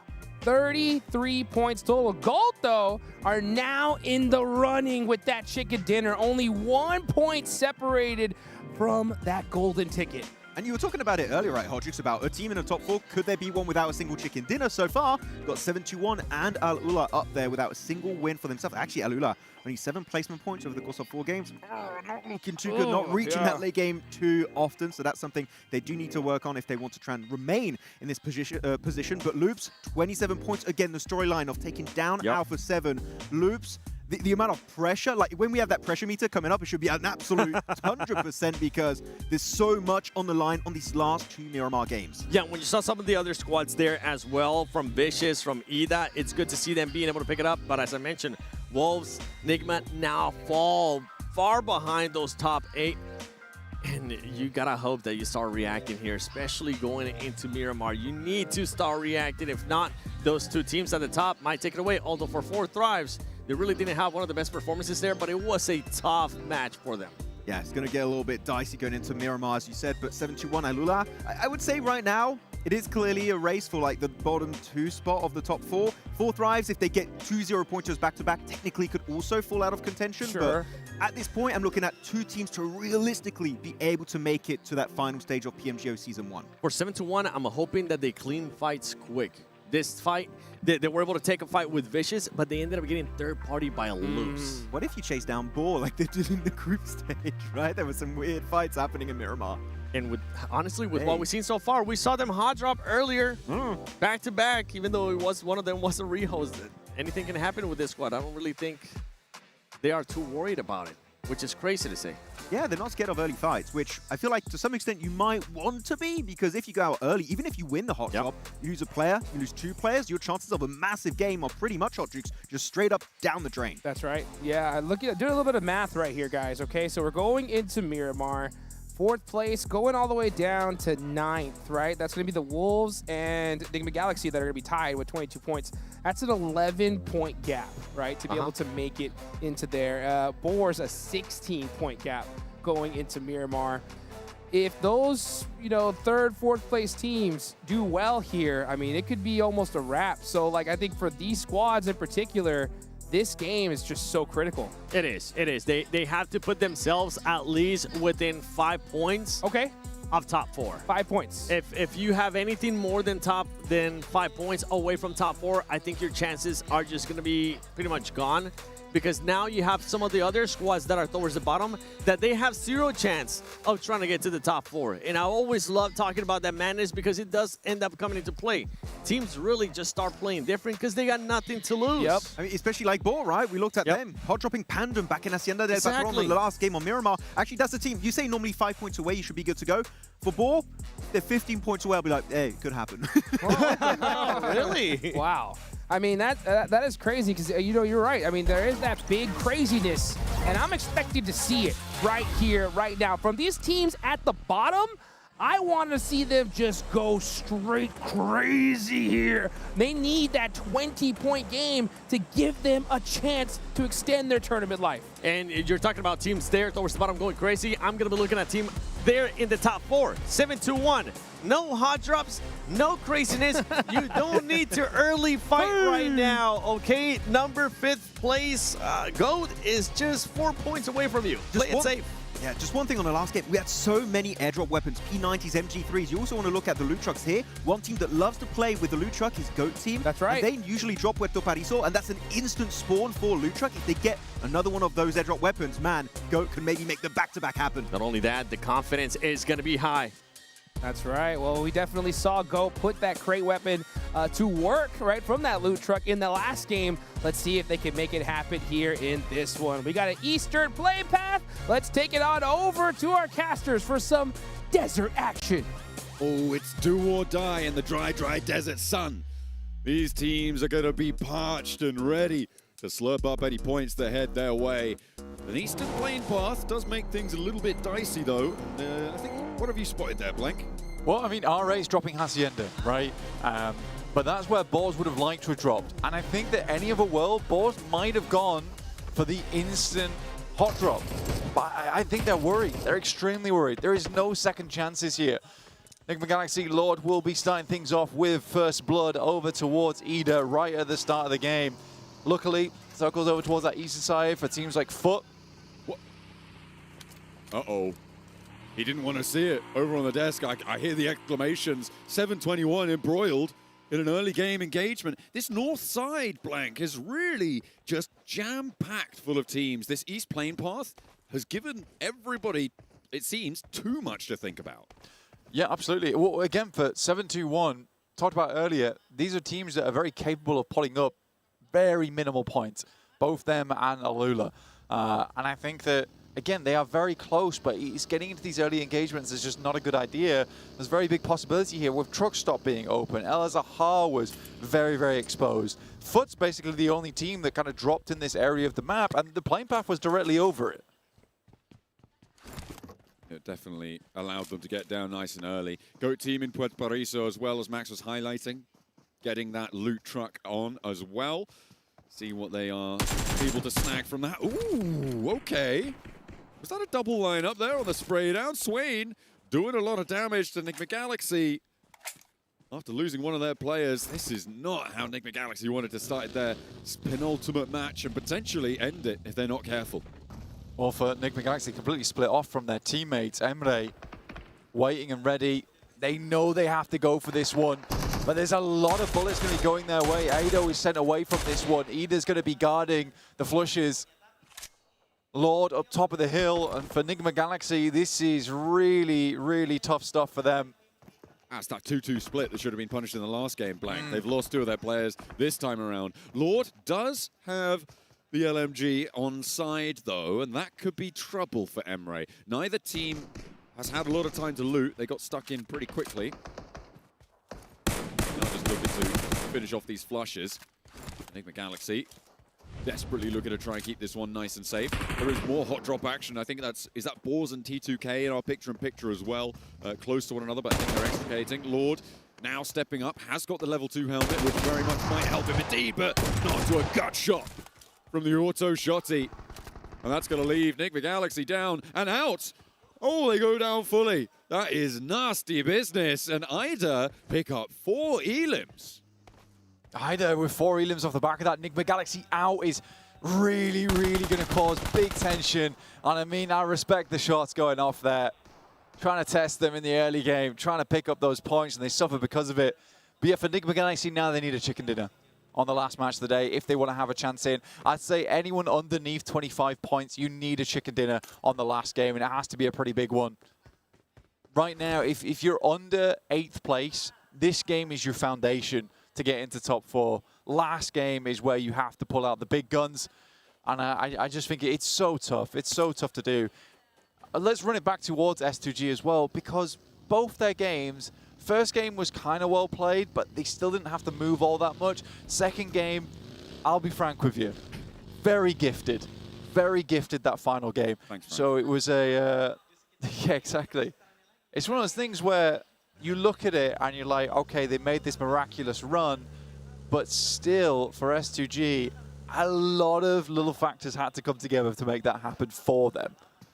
Yeah, it was a real confluence of serendipity right there coming through for S2G. Doesn't happen all too often. Maybe we'll be treated to it this time. And this is what started it all, right? We saw that replay there. The cheeky little pop shot. Nida were like, you know what? We're taking that personally. We're not letting you get out of this game. We're not letting you get anything more. You get 1 point, and that is it. That's your lot. Be able to do too much. Really low supplies as well on side, so a pretty scrappy fight on all fronts. I thought that the LMG would be a little bit more impactful. M249, obviously high ammo count, got a lot of bullets you can just put down range, and especially against unarmored opponents, can be highly effective. But shotguns are just one and done. 100%. Again, for a lot of our squads, it's so stressful at this stage of the day where any little mistake can be the difference between you making it and not. The Flash, not done, apparently. Still want to go further on this one. 65 points now, and it feels like the #1 team just keeps adding more and more points to that first place position as the days have gone on. Differentiating themselves from the pack, and it's always Rondo. It is Rondo at the end of the day. It gives you such a buffer to play so much more freely throughout the rest of your matches. And I think that's the biggest deal about Rondo, that if you played an Erangel and you get a 14-point game, you've got teams underneath you on 11, 12, even 9 points, you're still worried, right? You come off a Rondo with like 29 points. Yeah? You come off a Rondo with 29 points. You do not care what's going on at that point. It's just you're sailing so easily after that. I mean, they finished this last match with a 13.5 average points per match, right? Like, that is an insane metric to be able to hold. They have definitely already done enough. There's no way that they can slip down. They are over double, actually, 5th place now. So it would be... I always am hesitant to say mathematically impossible, but this might be it. I haven't crunched the numbers, but Team Flash may be just too far ahead for everybody else to be able to catch them up in just 2 matches. Oh, easily. I mean, what are we talking about here? Legally, it may be possible, but like logically, it just never happens. Not in a million years. What would need to happen here? I mean, 3 teams would need to get 30 points, dude. So you'd need 22 points for 4 Thrives, or 23 rather, because they'd have to go further because of the chicken dinner disparity. 721 would need 4 and then 25, so that would be 29. 20, so 30 to be able to get over them. So you're talking about already investing like upwards of 60 points just in the top 3. That's what I'm saying. What are we talking about here? That doesn't happen. Exactly. I'll keep calculating at some point, but not right now because we've got a little bit of a scrap on our hands. As Team Flash want to make that even harder as we keep going on about them. T2K, I think they lost a player earlier on. They are not going to have a good time down there. And that is a cheeky little shift down towards the south side of El Zahar, puts that truck stop area into play, as well as the northern parts of Impala. Yeah, no one really wants to play truck stop, though. It's in this almost a dip location, but it's this hilltop over towards the eastern side, which is extremely important. T2K having their run completely demolished by Flash at this point in time. Doesn't even matter if they do get a limbs over towards the Flash, because it's just 2 players left, and you're at 10 points. It is impossible. Just not happening for you. And we know what Zeus and Win and Bozy can all do in these scenarios. The clutch potential on these guys is insane. Win just pops a nade in through the window, and Slayer gets bounced from the house. Last player to stand for T2K. The nades for... I feel like the nades for Team Flash definitely have been the most on point we've seen from any roster so far today. They're up to 68 points now. They are chuffed to bits, I'm sure. 4 Thrives, they're on 43 points. They didn't do much in the last game, and they've just lost IQ, which is not a good start. And remember what we've been talking about, that 50-point threshold of safety, that 45 potential cutoff? They're still not there yet. Yeah, and last game it didn't go very well either. Just getting 1 point on the tally for themselves. So for 4 Thrives, certainly a scary situation to be in. RJC slowly slipped down as the day's gone on, currently in 14th place, but still had some pretty pop-off moments yesterday. So 4 Thrives have to be careful. Alula also making their way through, another team in danger. This is all the way on the northern side of the map as well. There is a lot of safety to be had on the southern side here as they go down towards El Zahar, towards the ridge sides that sit towards the road. But you do have Ida, as well as Loops, breathing down your necks. And those 2 teams are in pretty crucial places on the tables as well, right? These 3 teams, Alula is on the bubble, Loops and Ida both chasing and very, very close to them. Whoever comes out on top of this northern side engagement, should they all go for it, that is, will be so happy with themselves. If they can earn all of those points and stop the point earnings potential for the teams around them, that's going to be great news. Foot right now in an extremely good position. This is a really, really good spot on the map to be playing in. Very, very central. A lot of high ground to work with. They have a massive amount of scouting potential as well. So information for Foot is really good. So even if the circle moves away from them, they should have a general idea of where teams are playing, what rotations are going to be safe. And I think that is the big benefit from being able to play on this high ground. Vantage point. Hopefully going to play into their advantage. Alula looking to defend against Voin Chaikari, who kind of threw away their last match. Blank. I think it's safe to say, playing in that L block, they've just taken a knock as well. If this goes down to Alula, that's another point to the bubble. And it looks like they're going to be able to claim it. That is nasty stuff. The circle again will keep them just in for Voin Chaikari's position, but they're just going to lose out on that ground to the pressure from Alula. And Alula needs those points as they're moving in. Voinchaiker is going to be the main ones that are going to be holding them out. So looks like they're going to leave Boychill behind. He will be going down. Sacrificial Lamb in play there for the guys on Voinchaiker. Ida's finding Zeta as well. Man, it's just going from bad to worse here for Voin. Able to put up 16 points on the day, but that's coming to an end very soon too. I think if you're on 2 players at this point, I think the run's dead, sadly. Well be. May well be indeed. There's just there's no pace, especially from their position on the south of El Azahar. Where do you go from there? It's just vertical ascension or going straight into a valley that is going to be surrounded by other teams. There's no way that 2 players make it, barring the circle literally finishing on top of them. Yeah. It's just not going to happen for them. In the meantime, everybody else is trying to get their foothold into the circle. Oh. Remember that Team Flash lost a player earlier on. The Boars definitely don't want to meet that same fate. They currently have 4 players, but uncharacteristic, Zeus does miss the spray onto Snowix. Taking a lot of bullets, Zeus does go down, and Bourne's able to hold on here. Really, really big deal for them. I think that right now, Flash is just going around trying to take down teams that they see as a threat to them. And I think Boars, you know, as badly as they might have done here in this survival stage, they're still a really strong team that you can take out early. Well, they are giving it a good fight. Zeus going down is a heavy blow towards Team Flash. Remember, they lost one earlier on as well. Snowix pops the sniper shot. Extends that bayonet, bears his fangs, and the tusks plant it deep into the side of Zeus. 2 players now remaining for Team Flash. One of them fairly low, bleeding out, and Boars might just try and cut the head off the Hydra here. It's 3 points. They need those points. And they have a general idea of where these players they're going. They know they're fleeing off in the distance. Why wouldn't you take shots? Why wouldn't you chase this team down? They're going to have free reign over towards the south side of the map as well if they can clear them out. They just need to hit the shots and win stumbles. The vehicle taking so much damage as well, but they get to a little bit of cover. Is that in the circle? Not quite, but it may just be enough to slingshot them around and maybe give a vantage point. Remember, not to count out a 2-player Team Flash, though. And they have got still a lot of firepower as we hop on over to another engagement here. The Wolves, again, a team that looked like they were in contention. They've taken a knock. R8 as well, trying to lead the bottom of the tables, but they've lost another player.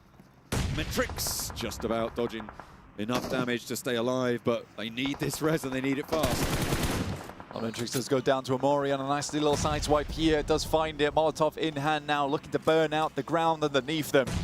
Wolves sending more nades. It looked like that one kind of ricocheted, but just the trick of the camera there with Marth charging one of his own. Amori down. That was a spot by Slonik on the off angle, who now moves into regroup with the forward 2 from his roster.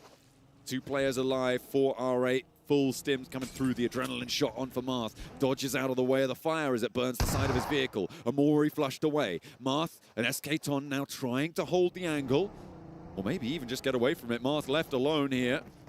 Batten charges up the hillside, does tag on the damage, looks for more as well. The shotgun around the edge, not quite good enough. He does find one though, and Necessary does go down, but it's a trade, 1 for 1.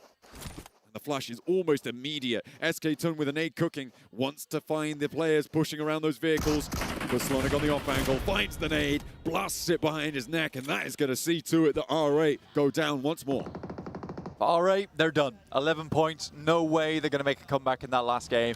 Even if they got a big chicken dinner, it's only up to the mid-30s, right? And that is not enough. That is just not enough. For GOAT, coming off the back of a big game last time around, getting themselves up to 32 points, this is a team that can make something happen.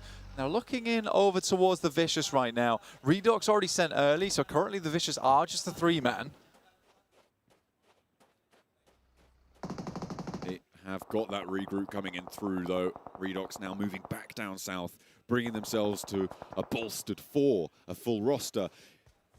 The 2 from Team Flash did manage to get central, but Blank, Foot, who have been in this area for a long, long time, look to keep control over the storage crates here and win.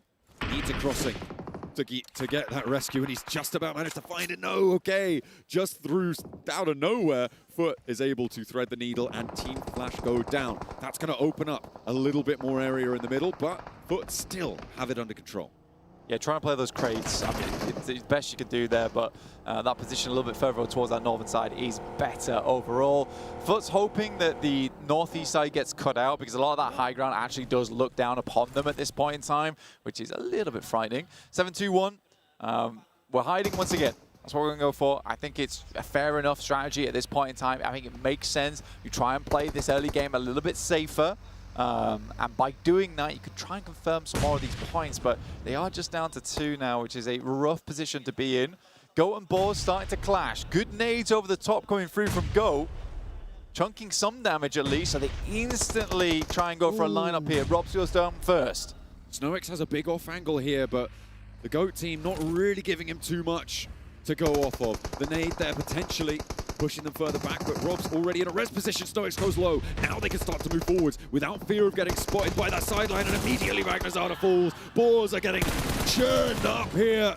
The dirt beneath their feet is just flying as the bullets will find their way through the bodies, through the brains of the Boars. One player now stands, and it's only Snowix who has to commiserate himself moving forwards, and it may just be the end of their run. The Vicious want to try and backfill on this one, but the attention could be turned because they've already handled the Boars. For Boars, they just gift over Goat some really good points. The Vicious just step up to the plate as well, and Goat is happy to chow down here at the elimination buffet. Another 4 points, thank you very much. Adding more to the tally. They're up to 5 now. Blank, they've pushed past Alula, putting them back on the bubble. Loops are down in the meantime, and Vicious have fallen as well. Goat team with a big chicken dinner in the last one. Now look to put the eliminations on the board this time around. They really have a good chance to make this happen. Wolves playing up on high, trying to find as many players as they can. Boars with their singular player, heads down towards the south side. For Boars right now, basically anything less than 6 points is just not good enough. You need to get yourself towards 24 and then have a huge chicken dinner on the last game. But even that is feeling unlikely at this point in time. It depends, right, on what 7-2-1 can do, but the bubble at the moment sits at 37 points. You need to be within reaching distance of that. At a bare minimum. That's assuming that the bubble doesn't move beyond that. It's real tough going now. But for Wolves, they're kind of in that running. For 721, who, of course, have dropped down now out of the top 4 thanks to Goat, they're going to be within that striking distance in the final map. Everybody from that front page will be in with a chance, as well as maybe the Vicious. They might be able to sneak on through there. Yeah, I would say for Enigma Galaxy, the Vicious, and upwards, that's where the cutoff lies. It requires a really big game to make it happen, which is why I say Boars need 6 points, because I think anything under like 24, I think 23 is even a stretch for Enigma Galaxy, but for anything under 24, it is so difficult. So we might just be counting Boars out at the end of this game, honestly, which is such a shame. They're a very good squad, but they didn't play up to par here, which is undoubtable. I want to take a look over on... Ooh, okay, hang on a minute. Wolves do take a knock from 7-2-1. Remember, they're a chasing team. Well, both of them are chasing teams. I did want to take a look over towards the west side here, in that truck stop area. Blank, 4 Thrives and RJC have been in there for the longest time. They are now crunched right towards the eastern side. And 4 Thrives, remember we said they need to do more. The placements haven't kicked in yet, but they will start to add up if they can win that fight in truck stop. They will get a placement point for finishing at 8th minimum. They will get those 4 elim points as well against RJC. That would be enough in my book to see them safe. Yeah, for 4 Thrives, they just need to live this out. It's been very much a slow last few games here for a lot of the top 4 that made their presence known in the first 3 matches. Foot finds a shot over towards 7-2-1. That's one of the 2 final players. Masku does go down. 7-2-1 left just as 1 now. On that north side as well, a little bit cut out by Wolves. But making Wolves' presence a little bit more diminished there. Next circle comes on through. Snowix has been spotted by the rest of the Goat team as well. It goes very central on this one. It goes very central. It helps out Point Chaikari, but we've seen what they can do in central position before. It's not been pretty. For Goat, very simple solution here for them. It's just to overwhelm Snowix. They know he's a solo from their fight earlier on. really easy position to take on the map. Kind does have this little bit of an off angle going through for them. Ida would have loved to get further into this match, right? You look where they are right now, how many points they had accumulated during this game to 7. They would have made their run at the end of the day a lot easier. Sadly, weren't able to get past this part of the map. This west side fight, though. This needs to start going because the blue zone's about to push in blank. It will be painful, and you need to make inroads. For 4 Thrives, the good news is they've already sent T24 out wide, and RJC have already taken a knock. So it's a good start to that fight on the western side, but just raining down hell over towards Emre. As the last player to go, Ida do indeed fall out. But this west side truck stop fight is crucial. Nade over the top, a second knock found, and 4 Thrives are starting to come alive here on this hold. Moving out into the open is necessary, and it seems like they're going to be able to make that transition a little bit easier. 2 players now for RJC blank, and one of them is trapped behind, and a nade from Falak seals the deal on this crossing. The question is, how far can 4 Thrives go? 4 Thrives has already started off well. T24 with a beautiful wrap out over towards the north side, completely enclosing the guys from RJC who do finally go down. That's 3 points added to the tally. We're 4 off a safe position on the lobby right now. We're up to top 6. And in that moment, we missed it, but Boars did go down. They will be locking in 19 points going into the final match. It's just not going to be enough. I mean, it would be the most miraculous of miracles for them to be able to find it, but I don't think they can make it here. For 4 Thrives, though, they've already locked in at least 2 placement points. That puts them on 49 points here, Blank. I think we're seeing a Pakistan team in the finals. I think we are as well. I think this team has played extremely good here at Survival Stage, and we can't really count out Foot right now. This is a big jump up from them. 9 eliminations this game, 4 players still alive. They can go further on this one and sit themselves outside the porch, right? Try and get themselves in towards grand finals, but they haven't stamped that ticket just yet. We're still at the booth. We're looking to order one, and they need a bigger game to make that conversation happen.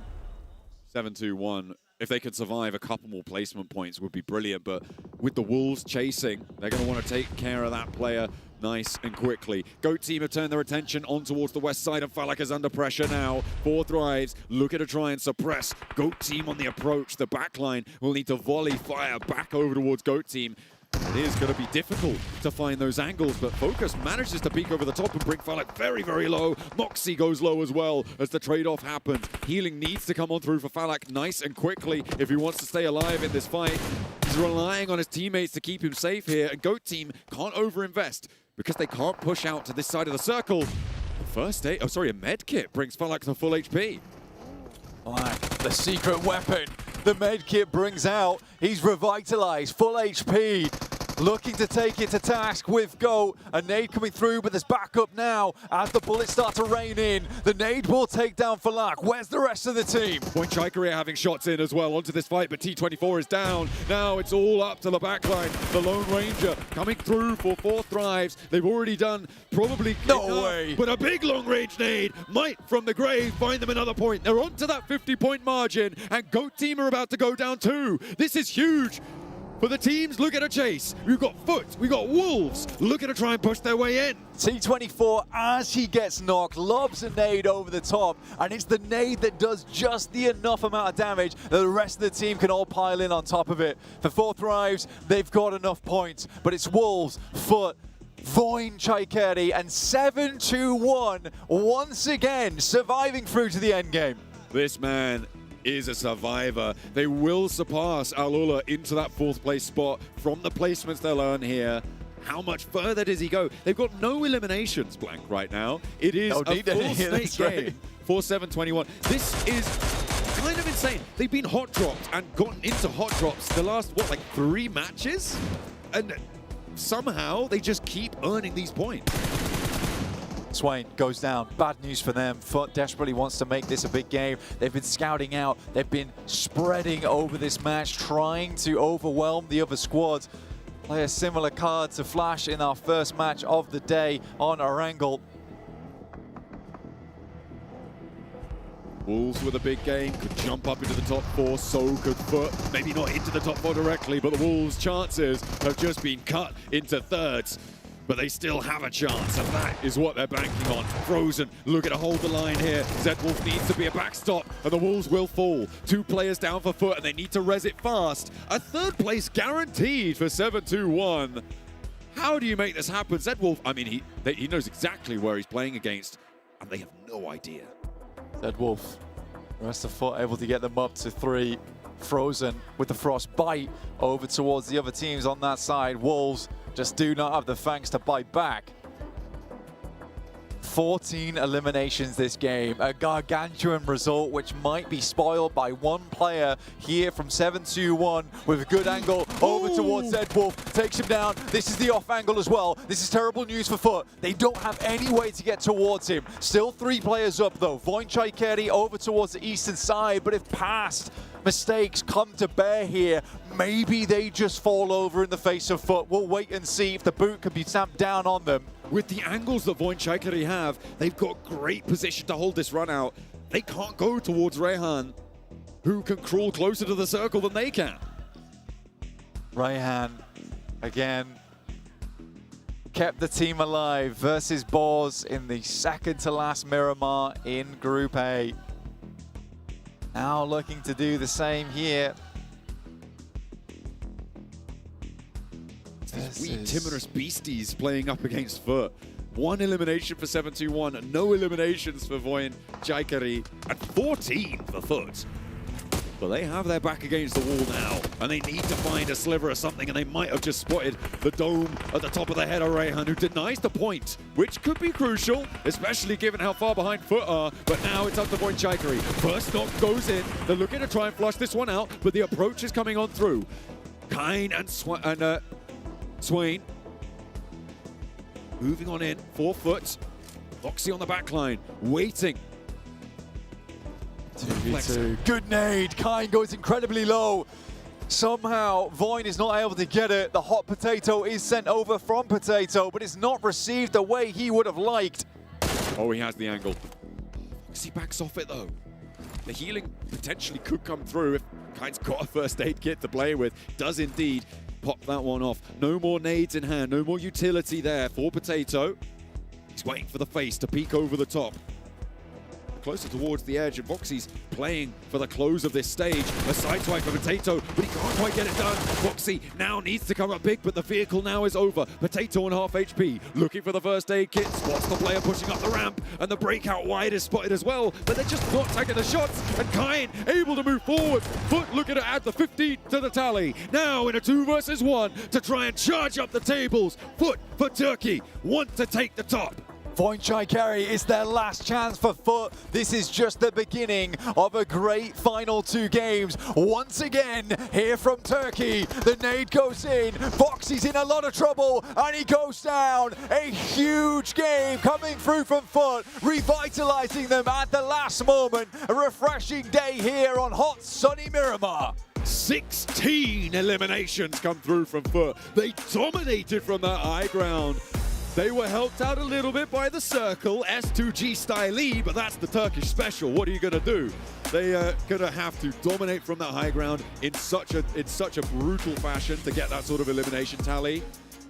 It's more like the first S2G win than the second, definitely.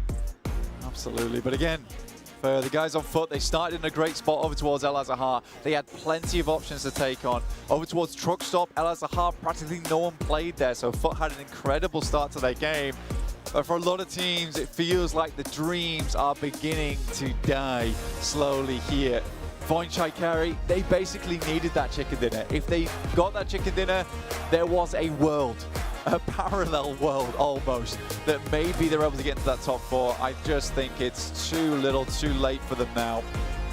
And we've got 2 teams at that 50 and higher threshold now, with Forthrise able to put up the points to get over there. Also 45 points on the cards for Goat Team moving in. They just need a 5-pointer to feel very, very safe in this next match. It's only 1 spot that's in flux moving in, and Foot have given themselves the outside chance to run in with a back-to-back. Give themselves a spot in those finals. Qualify in those final moments. That's what it's all about. Top 4, one more match. We'll see you guys on Miramar once more.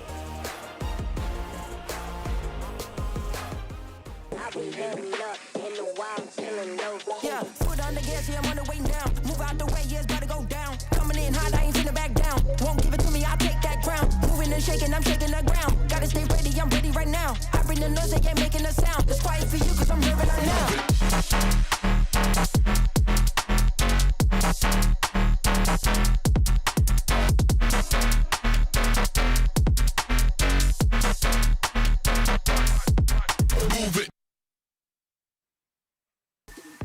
Oh my goodness! Foot come out with a legendary chicken dinner right at the buzzer. Are you kidding me? Max, I asked you the question early on, okay?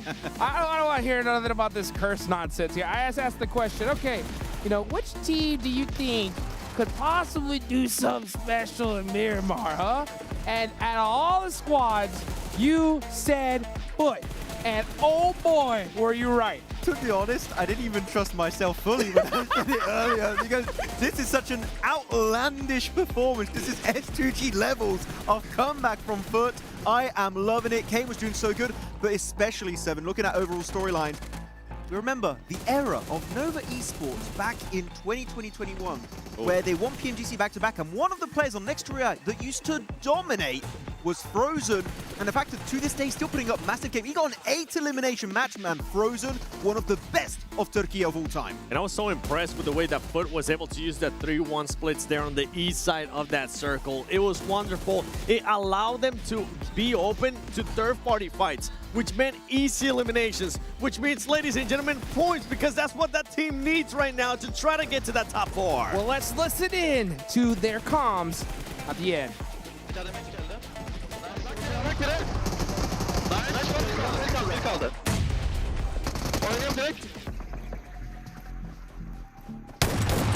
Göremiyorum. Gelin ayı. Kanka konteynerde kaldı. Kanka biri en sağa geçmiş. Burak sağında var kanka. Solunda var Burak. Burak soluna geçebilirsin. Sıkıntı verebilirsin. Burak bak öyle. Sıkıntı vuracağım. Bir kaldı en arkada. Tamam bekle. Beraber. Gel önüne geç. Gördü Burak gördü. Vuracak şuraya. Tamam arkanda. Bomba molotof varsa yok. Ne çektim? Tamam çok iyi. Dem at sen neydin? Sakin at. Sol dışına cross koydum. Biraz şurasın. Sana açısı yok çocuğum.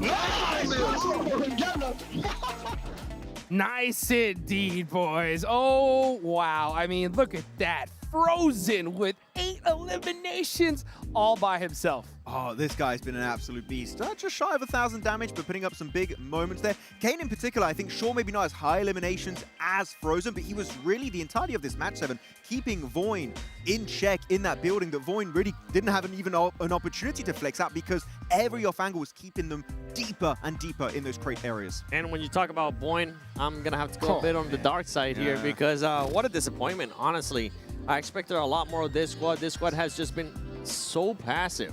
2 games in a row. And they've been blessed by the circle, and this is why we were hyping up so many squads whenever they did end up doing good with the circle, whenever they do end up getting blessed because they were being proactive. Voin was nowhere near that. I don't get it. Honestly, I don't get it. I saw him in that position twice now, and I'm like, you realize that just a chicken dinner ain't gonna cut it, right? Like, you need to get some elimination. So I don't care if you have the best circle or the best position in the zone. You need to peek your head out. You need to be able to steal some of those eliminations. Otherwise, you're going home, and I'll tell you what, the Foot, they wasted no time. They got out there, they put in the work, and they put themselves in a position to win. Hey, so did another squad as well. That's exactly what I was gonna say. GOAT right there. 10 eliminations for this squad, and they finished 4 as well. And the way that they were able to defend the third party that Vicious was trying to do on them was absolutely beautiful. Oh, what an engagement versus actually 4 Thrives looking really good, and then 4 Thrives get, what, a post-mortem grenade elimination out of nowhere. Very interesting strat overall. And actually, we just saw right there, what was it, 8 points total coming out from the side of 4 Thrives. So I'm going to say those 8 points is enough. They just overtook the 50-point threshold. So 4 Thrives finals pretty much done and dusted here, Heltrix. Yep, that is what I'm talking about. That just shows you that there's not going to be a lot of spots left And look at that. Yeah, I got to agree. Top 2 are a lock. The 3rd and 4th place, pretty close here. Foot put themselves in contention. They're still not there yet, boys. They're going to have to do another great game in this Miramar. If they can even replicate it closely, they should be able to be good. But, man, GOAT, 7-2-1, going to have to pop off. The Foot just did exactly what S2G did earlier. Yes. What placement were they? Weren't they like something They had along the 11 lines of points like before this game. They were in 14th with 11 points. That's what we were saying. All it takes, ladies and gentlemen, is one match. So going into this final Miramar, I'm going to be looking at Loops. I'm going to be looking at Wolves. Foot, I think you got to carry that momentum. Yeah, you got to try and keep it going. But actually, one thing that was really just heartbreaking at the start of that game was Ida clashing with Nigma Galaxy, and that's going to keep them down 23 points total. Only 4 placement points overall for the entirety of today. It's not impossible technically for them to make it happen, but that hot drop, if it happens again, Nigma Galaxy is pretty much done and dusted. And the sad part is, for me, this time, all these teams here in the second page, even though Ida could have a crazy game, they just haven't shown me that. So I'm going to be counting out all these teams here from the second page, and I'm going to be focusing instead at those top 8 that I mentioned earlier. And also, how is Team Flash going to be finished off this day for them? Same with 4 Thrives. And GOAT, is the aggression going to continue out of this squad, because they're up to 45 eliminations? Those are the big questions. Those are the big questions here. And what can I say, boys, right? You guys were absolutely right, and it just so happened to be the team that you predicted that was going to do it. He knew it. Yeah, he knew it from the get-go. He's like, when it comes to Miramar, Foot, they could get it done. I doubted myself, so I think that's why it worked out. By the way, guys, the way, I was looking at the game with Max, and I was looking at his face, and I was like, bro, what were you on with this prediction? And he looks at me and he smiles. He's just like, I don't know. I didn't believe it, honestly, when I said it, but you know what? Like, it worked out, so that's great. Hey. Cancel out your curse. Yeah, just because I don't believe it. I need to believe into it for it to take effect, apparently. That's what it is. That's what it is. Well, you know what? Hey, okay then, right? Oh, no. Who do you not believe in this last game? I do not believe in Alula. Okay. Ooh. You don't believe in Alula? No, they're going to drop down to 16. Okay, maybe not 16. Okay. Dang.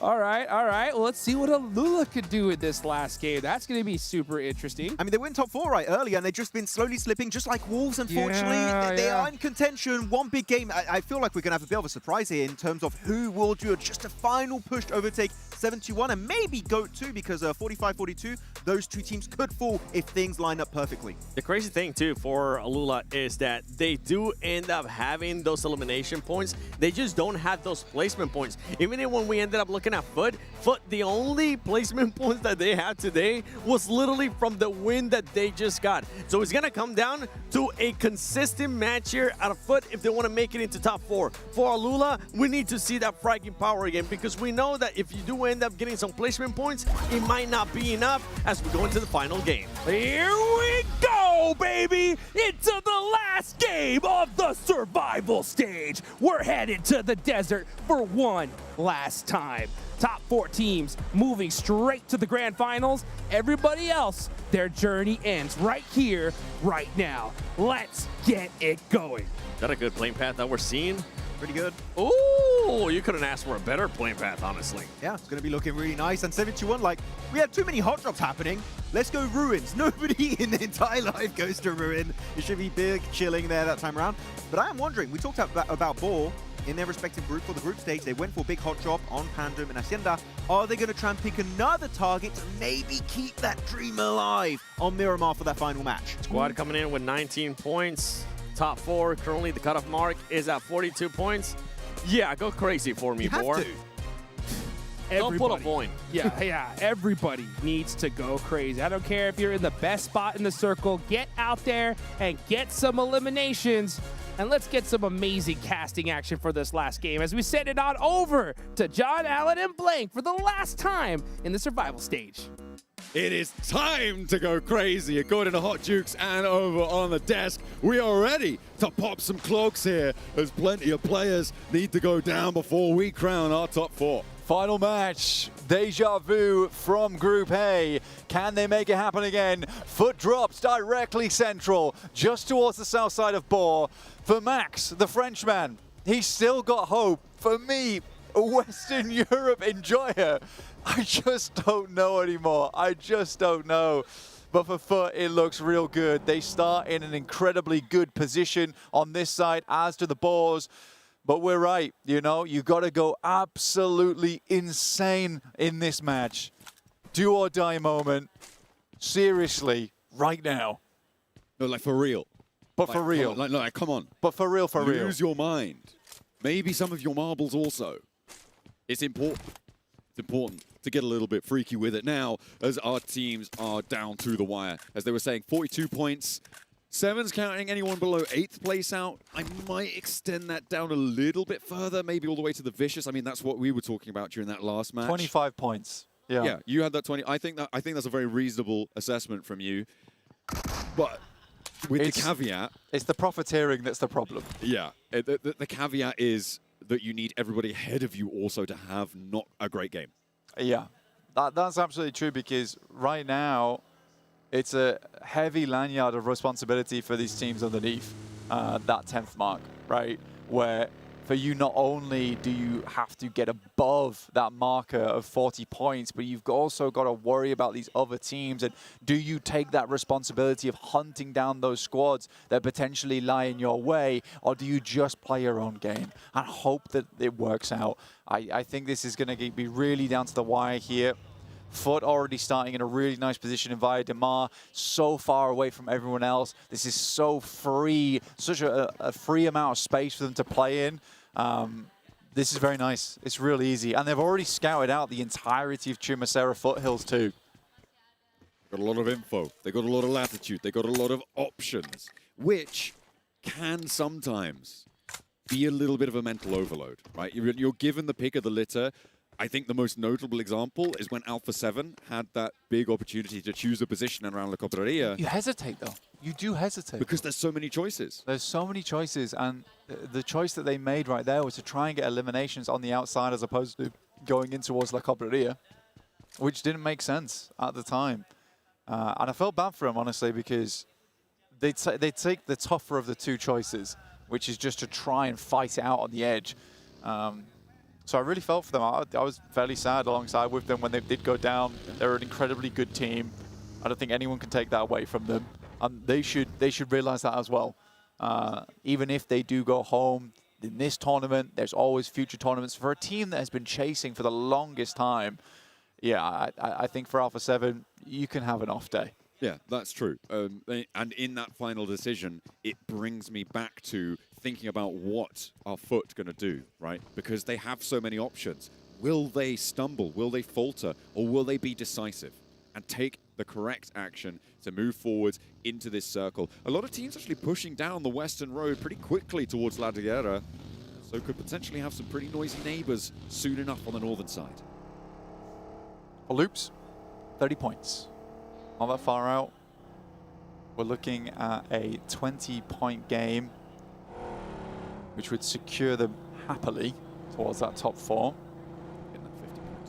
But it could be lower than that. It could easily be lower than that with how scrappy these engagements have come through, how hard some of these teams are fighting. I mean, God, Foot in that last game from 14th to 5th now. It's an incredible performance.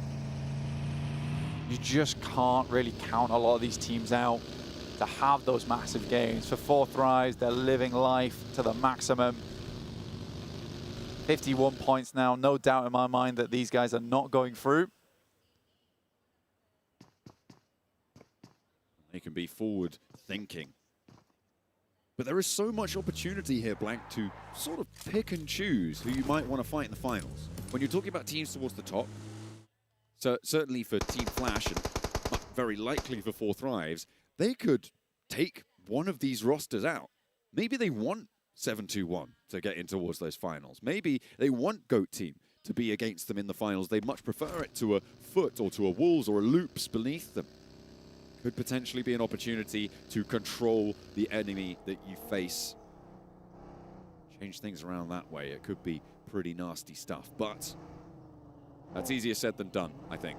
I think it's safe to say. Foot do have a central position, but a lot of players starting to move into the area. An opener for Enigma Galaxy, and that is over to our bubble team. 7-2-1 have lost a player early again. I'm gonna be real. I think 7-2-1's been fairly lucky in quite a few of their games. Yeah. I think that they've put up a tremendous performance from where they came to where they are now.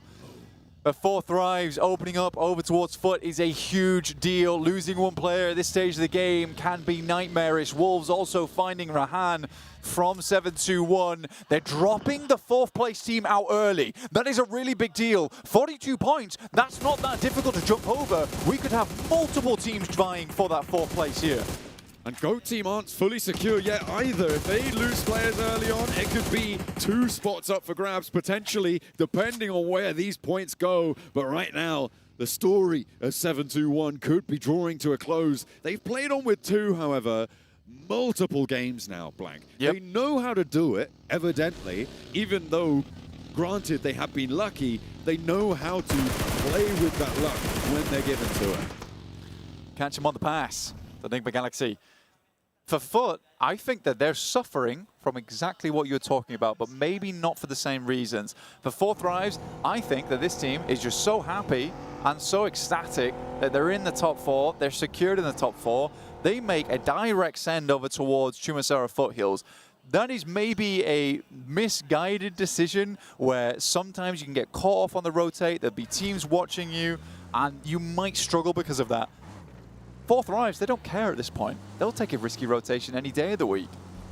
And they are potentially going to earn a lot of ground on that southwest edge, up and into those hills. Obviously clearing out an angle against Foot gives them that elevated high ground. They have managed to actually split the difference. But look at that angle. Ooh, okay, Zedwolf is still there, but now Falak knows about it. 2-star players going at loggerheads in the longhouse. Neither team currently on the backup, but both are sending in the cavalry. Looks like 4 Thrives don't want to get stuck in, so Falak's playing sensibly here. He's not letting his ego run away with him. Back it off. I mean, for 4 Thrives, there's plenty more teams, plenty more squads to take down.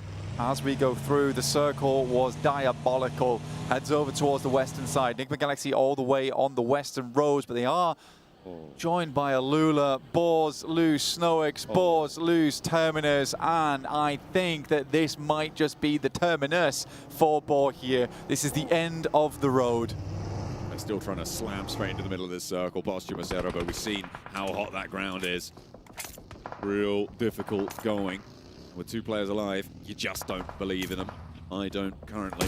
Wolves, they've got a little bit more belief from me. Currently facing off against Ida, who have got 4 players alive, but are being backed off the angle.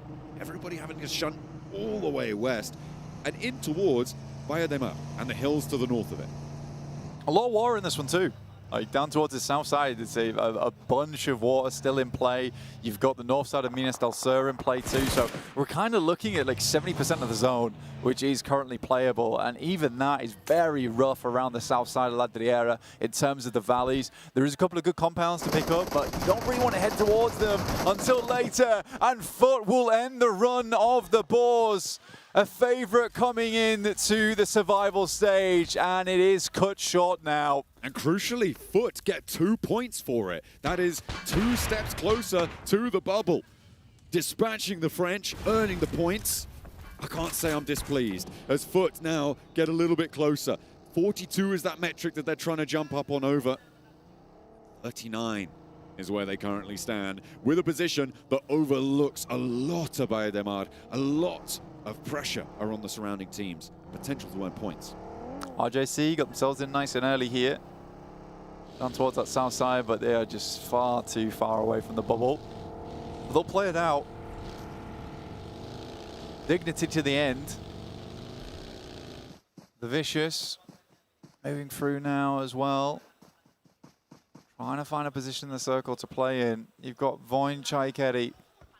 You pointed this out earlier, John, 15 placement points, but hardly any eliminations. But those 15 placement points pretty much eclipse everyone around them in the leaderboard. Double digits in a sea of singles, but it's not good enough Blank. They do need eliminations to go along with them. The next circle going to pop. Are we going to be cruel, go down south? Kinda do, as we head over closer towards Valle de Mar, but it gives Foot a central location yet again. Playing as 3, they do have to worry about Team Flash, though, who have inserted on that eastern side. An incredible amount of squads moving around this location, peppering themselves inwards. 7-2-1 are spotted on the sidelines, but it's Flash finding a shot over towards Kane to start things off, and Foot suffering more and more here. Can they get the res off? T24 finds Wojciech Herdy. Kane is down. 2 players for Foot. It might be too little too late at this point. Foot on the precipice of stepping all the way up, might have fallen on the final step.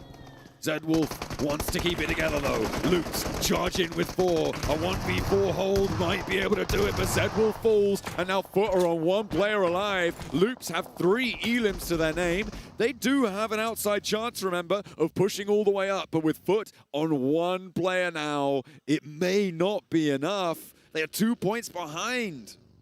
I think it's impossible. I think it's so hard. I think with the way that 7-2-1 is extremely good at stealth gameplay.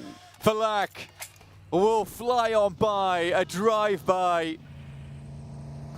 And this really is the victory lap now for Thrives. An incredible performance from this team. Fans will be pleased around the world to see them get in. Knocks them for 6 on a double spray down backseat swapperoo. Falak stunting on him. R8 now under pressure from Wolves. Wolves looking to chase that boundary as well, remember. That opening knock looks good. R8 do have 4 players, but with 1 knock, they've only got 3 sightlines. The backline will be able to suppress the full push, and Amori may be able to get up yet. Elementrix under pressure from nades, but backs off into the building. More lobbed his way, but that lands on the teammate. Marth not happy about that one. No, that's rough. That's unfortunate. Not what you want to see from RA, but again, RA on 11 points. Their run is just too far, and they'll tire long before they get there. Right, backing down the hill for the Wolves. A little bit more possibility for them. 33 points now. 32 points, sorry, on the board. Now like to push even further up towards that top side. It's not that big of an ask, unfortunately for them. There is teams surrounding them everywhere. Necessary does open over towards Amori, though, which opens up a little bit more space. Necessary on the disgusting northern angle. Getting the technical re-knock over towards Amori, and they lose 1. They have a split player on the off angle, and that is known about as well. Marth tries to find Elementrix, but he can't hit for too long. Can't get too bold with it. Doesn't tag on the spray quick enough. And now underneath him, Prestige has Slonik to deal with. A nade being cooked in hand, but he spots an elbow, forces him back upstairs, and the pin goes back in the nade. They're stepping forwards. 2, 3 players for Wolves. Move on in. Where's the nade? Will it be there? No, it won't, as they're able to find yet another. The Wolves look to charge on through. They want an NA representative in those finals. Slonik hits the elbow, and it looks like they might be hitting an elbow bone here, but it looks like they're not laughing at all. With 1 player going down, Wolves not happy about this one. Well, they've got 3 elims. They sit 8 points behind the bubble right now, Blank. With 3 players, it's definitely doable. And they are starting to rack up the pressure here. 4 Thrives are clashing with Team Flash, and in the midst of it all, looks like they're trying to hold down their building. Loops as well, under pressure. They've lost 1 player already. But with Zeus a win in your building, you are never going to sleep easy. Never. Zeus. 9 elim at the start of the day on the Rondo. An incredible game from him, and continue to put performance up from there. And not only him, but Win, Bozy, Tops, all doing incredible work for the squad. A backstab comes through from Zeus. Never saw it coming. Win ducks behind the stairs, but will go down in the process. Law keeping this alive. Just about in control. Loops do manage to get the res onto Vitin, or they will do in a matter of time. Loops playing on 5 elims now, in a position inside Valle de Mar. There is a world that they can push through here as well, but in 3, in this urban environment, the route out is almost impossible. Super difficult for Thrives. They're trying to live it out here versus Ida. T2K will swap him by. Not happy at the previous performance going through from 4 Thrives, where they just took them down so easily. Can have a little bit of a clap back here. 2 players might have been doable, but the third rocks on in, and all four of them are here to party now. A back off on the angle for Ida, not getting involved there. Rules hops out the window, looks for the flush onto Falak and finds it. 4 tries, remember, they have very likely done enough, but D24 wants to do more. He's going to find another around the door frame. Doesn't have any ammo. He doesn't have any ammo in the DBS. Runs dry and doesn't realize that death knell of the click on the DBS is going to ring raucous in his ears. 4 tries fall, but we will be seeing them again. Man, imagine if he did have ammo. I mean, he'd shoot the feet off that guy any day of the week. Incredible performance. We got the explosive bow in game here. Don't really see that too much outside of Sook using it. Kind of his speciality, but nice to see it still utilized. Waiting for the next circle to pop here. Does he go down towards Vaidemar? Or do these teams need to think about leaving? This is so nasty for all our chasing teams, right? Because you can have dregs of teams playing inside these buildings. It makes it so hard to guarantee that your opponents are going to get eliminated, and you just can't guarantee that they aren't going to get in towards a top 4, a top 5, that sort of area where placement points will kick in and be very, very important. I'm thinking specifically about 721, who as a duo are in a building inside Vaidemar, and they have quite a big buffer zone around them. This is an easy place to live in. No one's pushing them. No one wants to move on towards them. It's a real question. If you get a southeast shift on this one, it'd probably be the worst thing for 721 to happen. But this is way better. We do go down towards Vaidemar. We're having a fun time on this one. But more importantly, John, look at that water. Look at that beautiful blue. There is so much involved, making life hard for these squads. Vicious have a nice setup on the bridge. I mean, it might be difficult to push out of it, but right now, they are fairly protected from the teams inside the settlement. The main worry for them is the teams beyond them, in the hills that sit with potential oversight onto that bridge crossing, right? That is going to be where the difficulty lies. But for Vicious, they are right at the back of the queue when it comes to teams trying to push in towards that bubble. And now they are at the back of the queue moving forwards. I think that is an accurate representation for the pressure meter, showing, oh, it's just ticked up as well. Oh, it's even It's hotter. maxed out. It's maxed out. Someone getting 105% on that one. We need to adjust percentages. Maths needs to change to display how this is going for them. Yeah, we're revving it up. And it makes sense. Perfect time to bring it out here because the pressure is phenomenal on this team. The further they get into this game, the more that pressure will build. Just got to try and not get crushed here like a can in the Marianas Trench. Wolves on our screen, over towards the north side, a chaser, a chance. 5 points on the game so far, up to 36, doable. Remember, GOAT team are still not safe, but with 4 players alive, inside Vaidemar on the south side, I don't see them dropping down anytime soon. I don't see them not being able to get enough out of this game to make it safe and secure into these finals. Potentially push up and jump up over. He needs it. Drives, maybe. He needs it desperately. Any more shots he can get through, but he's running with some pretty poor utility, some pretty poor weaponry as well. Swain locks out the nade. There's damage happening throughout the window. It's a good nade. Looks for the double. Emre doesn't go down though. There's one more, but all the flushes are getting stolen away. Swain at least able to confirm one. Swain now in a 1 versus 1 when it looked like he might just get crashed and evaporated. Foot add a point to their tally as well, Blank. If they can find those. Oh, did the flush get stolen? I think it might have done. Yeah. Oh, that's nasty. They would have been 1 point, but they'll take survival over the point at this stage. They'll take anything they can get. Jumping up will be so important. And Swain out the door has another nade. Can the muscles do it? Emre, look at a lift heavy for Ida right now.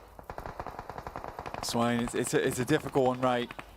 He has to guess where this player is. There's no window on the backside of this building, which is what makes it so good to crash. There he goes through. It's on target. Not enough damage. One more nade is in the hand of Swain. Immediately with the first aid kit round the side, tries to pop it. It doesn't get far enough and is not cooked long enough. He's so desperate for these points. In the meantime, 7-2-1 pick up one for their own. A moving goalpost, and the two players on the east still in the circle. T2K potentially to push through them, but who else is going to go that way? Wolves, maybe, but they've just lost Slonic. They are very, very low on that forward position. I don't think that the Wolves are going to be able to make this one forwards. 7-2-1. I mean, you said it before. They have been lucky time and time again here, Blank, and with two players so early on, they are just keeping their heads down, and everybody else around them not doing a thing about it. Again, extraordinary a team for 7-2-1. Relatively unknown as a squad. To get into a top 4 would be a crazy result for them. But we do have to say that this is not what wins you championships, right? The way they're playing right now will not get them a first place later on. Might get them a 16th, though. But it is impressive. It is impressive nonetheless. I would agree. It's another knock, though, that they're able to find. There's potential for them to jump up past Goat if they can find a couple more stragglers around the way, some waylaid wastrels to pick up points towards. Malik, plenty of ammo. Nice healthy armor. The helmet not looking so hot, though. Federer, ooh. Able to just about duck back behind the cover. Yeah, the level 1 helmet really not helping him here. Any headshot that comes through over towards him is devastating. And it's just about on the barest amount of HP before it breaks.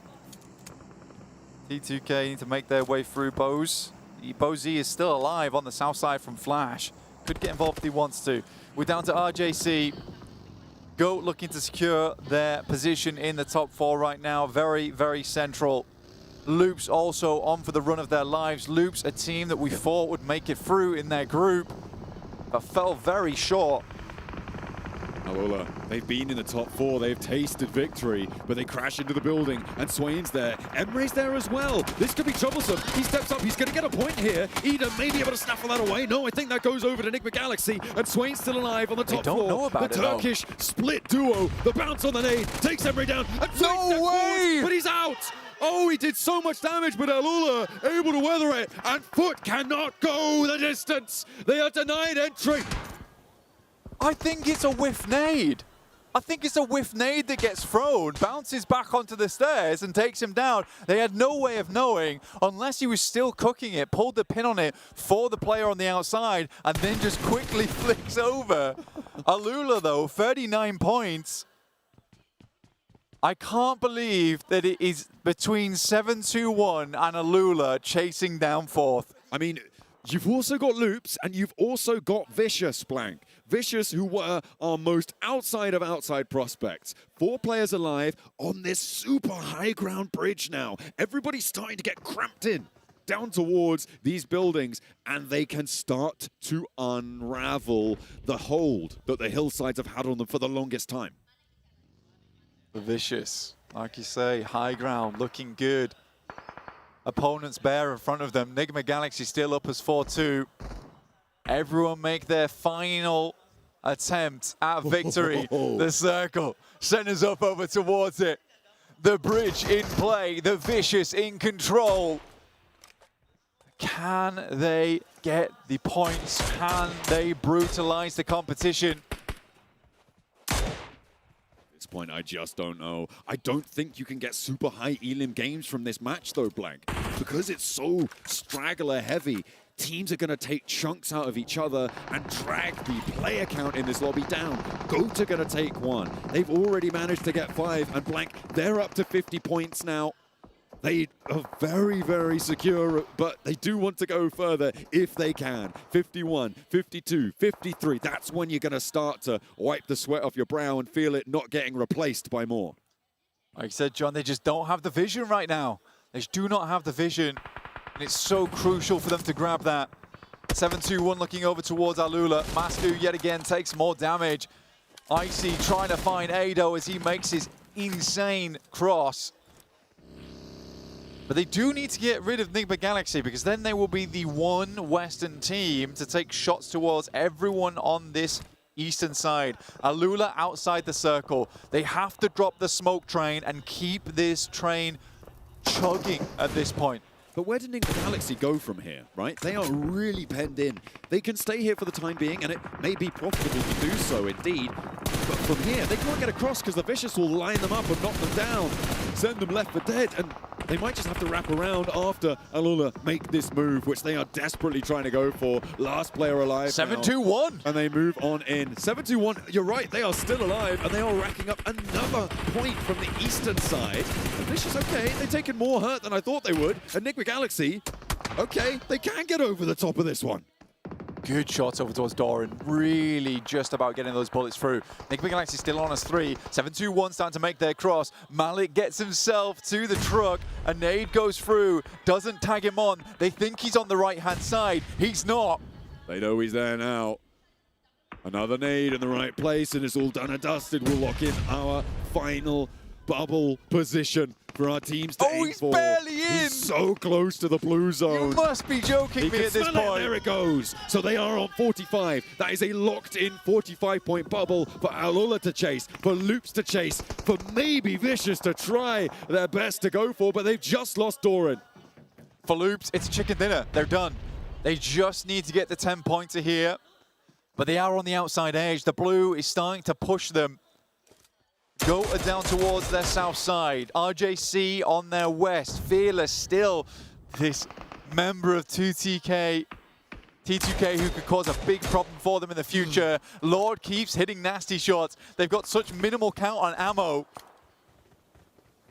It is looking real bare on the cupboards for Enigma Galaxy. They have managed to get all their players back up and alive though, and already a lot of damage done towards the Vicious. They've taken a player out already. Doran fell before, and more is pouring through. These are high-value rounds that he's sending down range, but they are paying out dividends. Icy starting to get chunked through. Redox not able to survive for too much longer. Lord able to layer it on down. I think that's a weapon swap coming through for Ralph to swap back over to the UMP. The ammo just wasn't there for them, but they are doing so much to punish the Vicious. In the meantime, T2K fall, and GOAT team get another point, and crucially deny that point to the teams looking to chase. The Vicious desperately bandaging, licking their wounds on the other side of this bridge, but more shots come through from Lord. He might have no ammo, but he has the accuracy to boot. I see the last player alive for Vicious. They're trying to stick this res, desperate to get their players back up in an action. But where do they move? I thought Enigma Galaxy were penned in, but no. They've turned the tables, and now Lord's starting to creep up on the girders there. And Koa gets spotted from the side angle that has been on this flank for so long. A thorn in their side that just gets gangrenous for Vicious up the top. Icy still trying to keep it together. And the nades, oh the nades. It is nasty. It is a brutal way to finish things. They might go long, and he steps out, burning beneath his feet. And the Vicious fall. The Vicious down. Their run ends. Not bad. 9th place. They try to get further, but Enigma Galaxy now dominating in the lobby, looking to push this further, but there's not many eliminations left. For Loops, they just need to close out the game. From the eastern side, Enigma Galaxy have such a great position now. They are free on this edge, and Loops are taking damage. Loops are going down, they're out, and Loops are out. It's only Alula now who can reach the distance, but they are only a one player. Goat are falling in the meantime. RJC have managed to find a game, and Goat charge on in. Can Alula survive up and into second place? That might do it for them. Blank, Alula have a chance to topple the top spots and take this one home. It depends how messy it gets though. Enigma Galaxy still have all 4 players alive.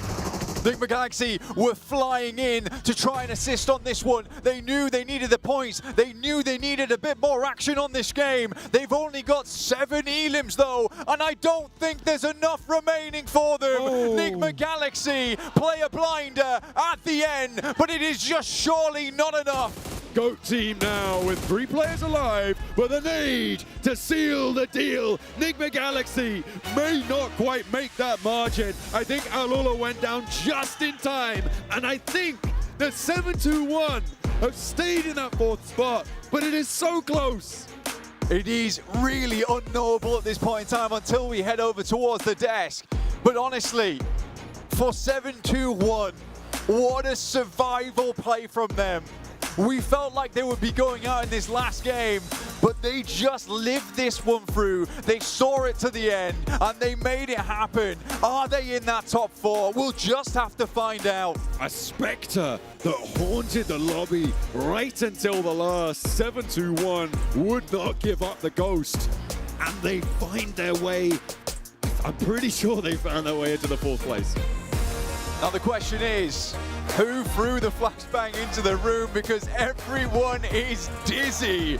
And it will be hopefully another dizzying performance over towards the finals as Flash come away from this one on a massive high. A back-to-back chicken dinner at the start, and it was chilled out throughout.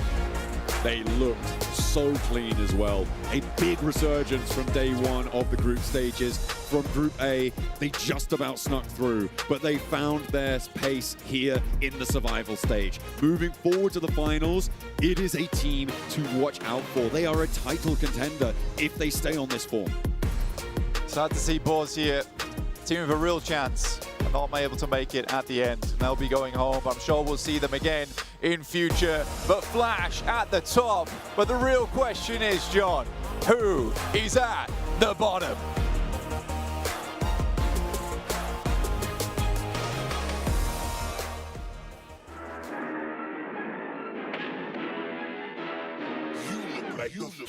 Really, y'all don't know this, y'all in danger. I'm a threat. I'm a gamble with your life, cause you know that it's a bet. Still young spits, but you call me young.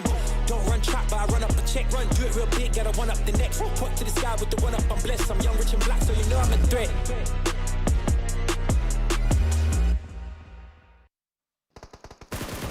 Action-packed all the way until the last second. The survival stage did not disappoint one bit. Enigma Galaxy get the chicken dinner, but man, they did not look happy about it.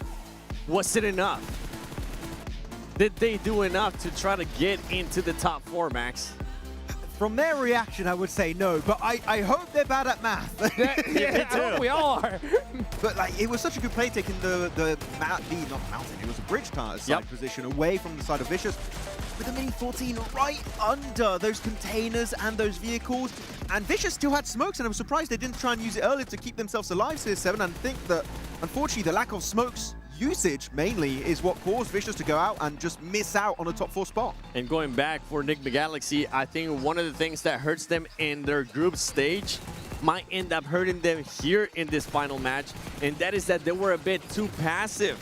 When they actually needed those eliminations, when they needed to go for those fights, they were playing that late game for too long and just totally forgot about the eliminations to be able to catch up to that top 4. Maybe Coops would have been enough. Make it work out. Honestly, I think it would have made a big difference for that team in this tournament. I think if he would have been here. Hey, this moment is Alpha 7, by the way, qualifying 100%. That's right. PMWC. Yep, It's that's done. right. Yep. Now that Loops did not make it, we will. In fact, wait, what's going on here? 7-2-1. What does that mean? Yeah, they look pretty happy. That's a good sign when you're throwing up the #1. I'll tell you that right now. That Flash is #1 though. Okay, well I guess that settles it. Yep, that settles it. I think that does. Yep. Let's see. Winner, chicken dinner to the okay, Enigma Galaxy. We'll wait until we see the exact overalls, right? But that is definitely a good sign. But I noticed that you see something here. Seven, what do you think? I just want to give props. I want to give props to Satan. This is a player that's been playing PUBG Mobile for a very long time. One of the superstars in the MENA region. And today, he was actually able to put the team on his back from the first game, be able to clutch up multiple times, clutched it up a beautiful 1 versus 3 early in the day as well. So it's good to see him being back in form, and I can't wait to see what he's going to be doing for the rest of the year with this squad. Oh, hello, Satan, right? Able to get himself some good moments throughout the entirety of that game. But especially able to get rid of Vicious, it was just a key moment. But the main issue, because by going there, you can't get as many frags as you really want, and eliminations is really what Enigma Galaxy needed if they wanted to go the entire way to make it in the top 4. But here, the eliminations were incredibly low. And on the opposite side, too, this is one thing that disappoints me. Diego, on the final match, then we finally end up seeing the potential there for the fragging power. But just Loops, even from the get-go, Loops didn't seem like they had what it takes to actually climb that ladder and be there within the top 4. Yeah, it's just, no, I know. I cannot believe we just got this crazy of a circle. Yeah. And all the teams that were competing for the top 4 were there. Al-Ula, Solo, 721 trying to survive. Loops, Vicious on top of the mountain. Nigma Galaxy trying to chase it down for the win. So many storylines colliding in Valle del Mar. But the top 4, man, is going to be close. We could literally be a tiebreaker, Hot Chooks, to make the difference between you going home today and you making it to the survival. Sorry, not to the survival then, making it straight to the grand final. That's right. I mean, we just saw it before, right, in the earlier groups where, you know, a team had to go home by one singular point, and that could totally happen here. This circle, I mean, I'll tell you what, when it comes to these massive moments, the circle for some reason decides to not disappoint. We get a bridge Valle del Mar finish, and Nigma Galaxy, I completely agree with you, Seven, right? This is the hard point, is you want to get that chicken dinner, you want to get that win. Sometimes, though, you have to just make a crazy adaptation play, and with the numbers the way they are, they needed to do it. They needed to just go crazy, push heavy, and make something happen, and unfortunately, they weren't able to get those eliminations. It seemed like the spark was there towards the end, especially when they ended up taking the fight there to Vicious on the bridge. Yeah. But that fight took too long for my liking with what they needed to do, Max. They should have taken advantage. They should have been more aware of where all the other teams were. If you could get maybe a chance to third party from far away, still an easy elimination, that you just need to be more proactive when you know you need the eliminations to catch up to top 4. Because looking at their reaction, you know they made the math. Meaning during the game, they were calculating how many elims they needed to get, and they got desperate at the end. I mean, Satan literally dropped from the heavens down into Valle del Mar to try and get involved. But the thing is, everyone's getting pushed by the blue and fighting each other. I think especially Go pushing into that building stole enough eliminations away to make it almost, if not straight up impossible for Nigma Galaxy to make that leap into top 4. So, but Go team, by the way, very impressive day. Like, they've really stepped up massively for all of EECA. So got to be careful. That team is a threat going into that finals. Absolutely. They showed here today that we came to play. I mean, to finish top 4 in a 6-match day with all these squads giving it all they got, it is not easy. And they just said, you know what, we definitely can do it as we take a look at the overall rankings. And Al-Ula miss out by one singular point. Look how close everything was. 1 point once again. Nigma Galaxy falls short, 5 points. Foot, I gotta give them props for what they were able to do to even try to make it a chance, especially after that 5th game. But look at the leaderboard at the top 4. GOAT does end up passing 4 Thrives. Yeah, massive jump up for all of the boys of GOAT. So congratulations, able to take it away from 4 Thrives in that final game. But Foot, you know what? You give him props. I'm going to take the props away because they only got 10 placement points. You take that one win away, they will be right at the bottom, right? So hopefully this is going to be a learning experience for them in the next global event they get involved in too, which actually might be PMWC checking out how many points they get for that leaderboard. I really thought it was S2G all over again. I was hoping. It was close. It looked like it. But then I started believing. You started believing, Max, man. And I tell you what. Should have doubted yourself. Yeah. I mean, you doubted Al-Ula, and that was dang close, man. I mean, they almost Actually, for Al-Ula, really good play from Quick, right? Trying to hide beneath the bridge. They got 5 placement points, 2 eliminations. It could have been enough if 721 went out just slightly earlier. And I think now that we know the top 4 that are going to be moving towards the finals, and something that we've been seeing here, especially on the 3 days that we've been able to work together, is how close the margins have been throughout this tournament. And it's because of the format. So for everybody currently watching at home, keep in mind, in the finals, we could go 12 games, or we could go 8 games based on the smash rule, because it's going to be super tight. And honestly, I wouldn't be surprised if he ends up coming down by just 1 point. By the way, MVP, woo! Look at those numbers. Z, I mean, it could be anyone from Flash, really. The entire squad has been an absolute menace from start to finish, but Zeus will be the one smiting down the lobby, Hot Jukes, and becoming your survival stage MVP. Definitely very deserving. And good to see Vietnam back, because Xavier disbanding, players retiring, but no, the torch has been passed on to Team Flash. Oh, it breaks my heart. I can't say, para Jin anymore, you know? But, man, way to go. Team Flash, these are your 4 squads, folks, that will be making it to the grand finals. Team Flash did not mess around in this one, boys. I mean, the first 2 games, they locked down that slot off the rip. And by the way, this is the 2nd time ever that we have a Pakistani team, 7, making it to a global finals. Yeah! And it's no surprise that it's for Thrive. The same team. Once again, making themselves there, go to the grand finals, and there you have it. All the teams that are going to be participating. Let us know in the comments on social media. Use the hashtag PMGO. Who do you think is going to be the champion? Because there's so many options. And with the craziness, with the margins of points that we've been seeing, the champion could come down to either a tiebreaker, a smash zone, or just 1 point. Absolutely right, Seven. All right, boys. Looking at these participating teams, give me two that you're most excited to see in the grand finals. Seven, I'll start with you. One has to be Bigatron because of what they were able to do during Group B. That consistency was amazing. And the second one has to be Aurora Gaming. That is my pick to actually become the champions. I'm looking at Hora, right? Come back from Nepal. They just dominated not any group. It was the group of death in that stage, and they get #1 by a pretty significant margin. The main third-party squad in this lobby, so very excited about them.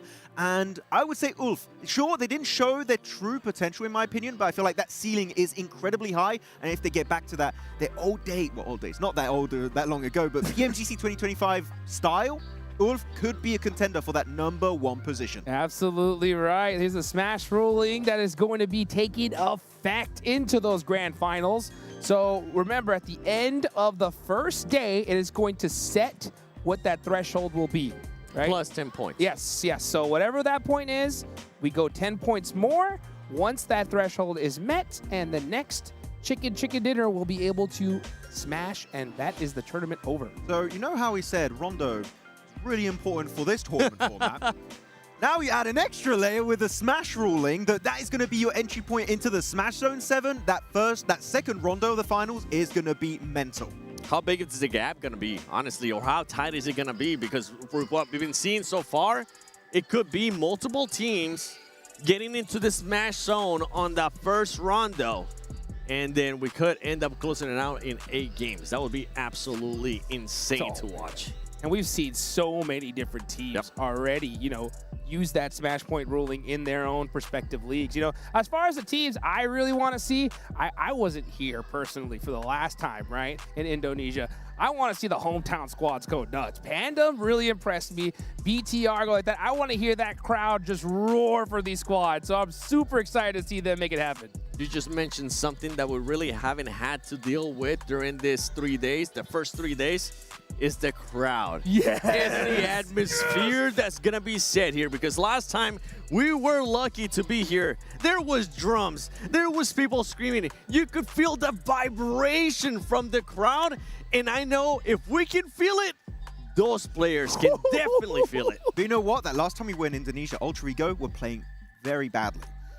Bigatron, I am so hopeful. This is the first time I believe Bigatron since 2019 as an organization could be crowned a global champions. BTR looking damn good. Oh man, yes they are. And I'll tell you what, guys, we got to give one big thank you to who made this all possible. Of course, that Infinix GT50 Pro with real liquid cooling. If you guys want to be able to do some serious gaming at 120 FPS, just like these pro players, that is the device to get your hands on. Oh boy, guys, we have 1 day off, right? 1 day off to relax, and then it's gonna be just non-stop heart-pounding action for those next 2 days as we go into the grand finals. Yeah, I mean, last year we had no Smash with Regnum Karia. They couldn't quite make it happen. They still won the entire tournament off the back of that. I'm telling you, these grand finals, Smash is inbound. I think a smash is going to happen. I said who I think is going to be winning. But honestly, I wouldn't be surprised if we end up getting surprised by just a random team in this lobby, because this lobby is heavy.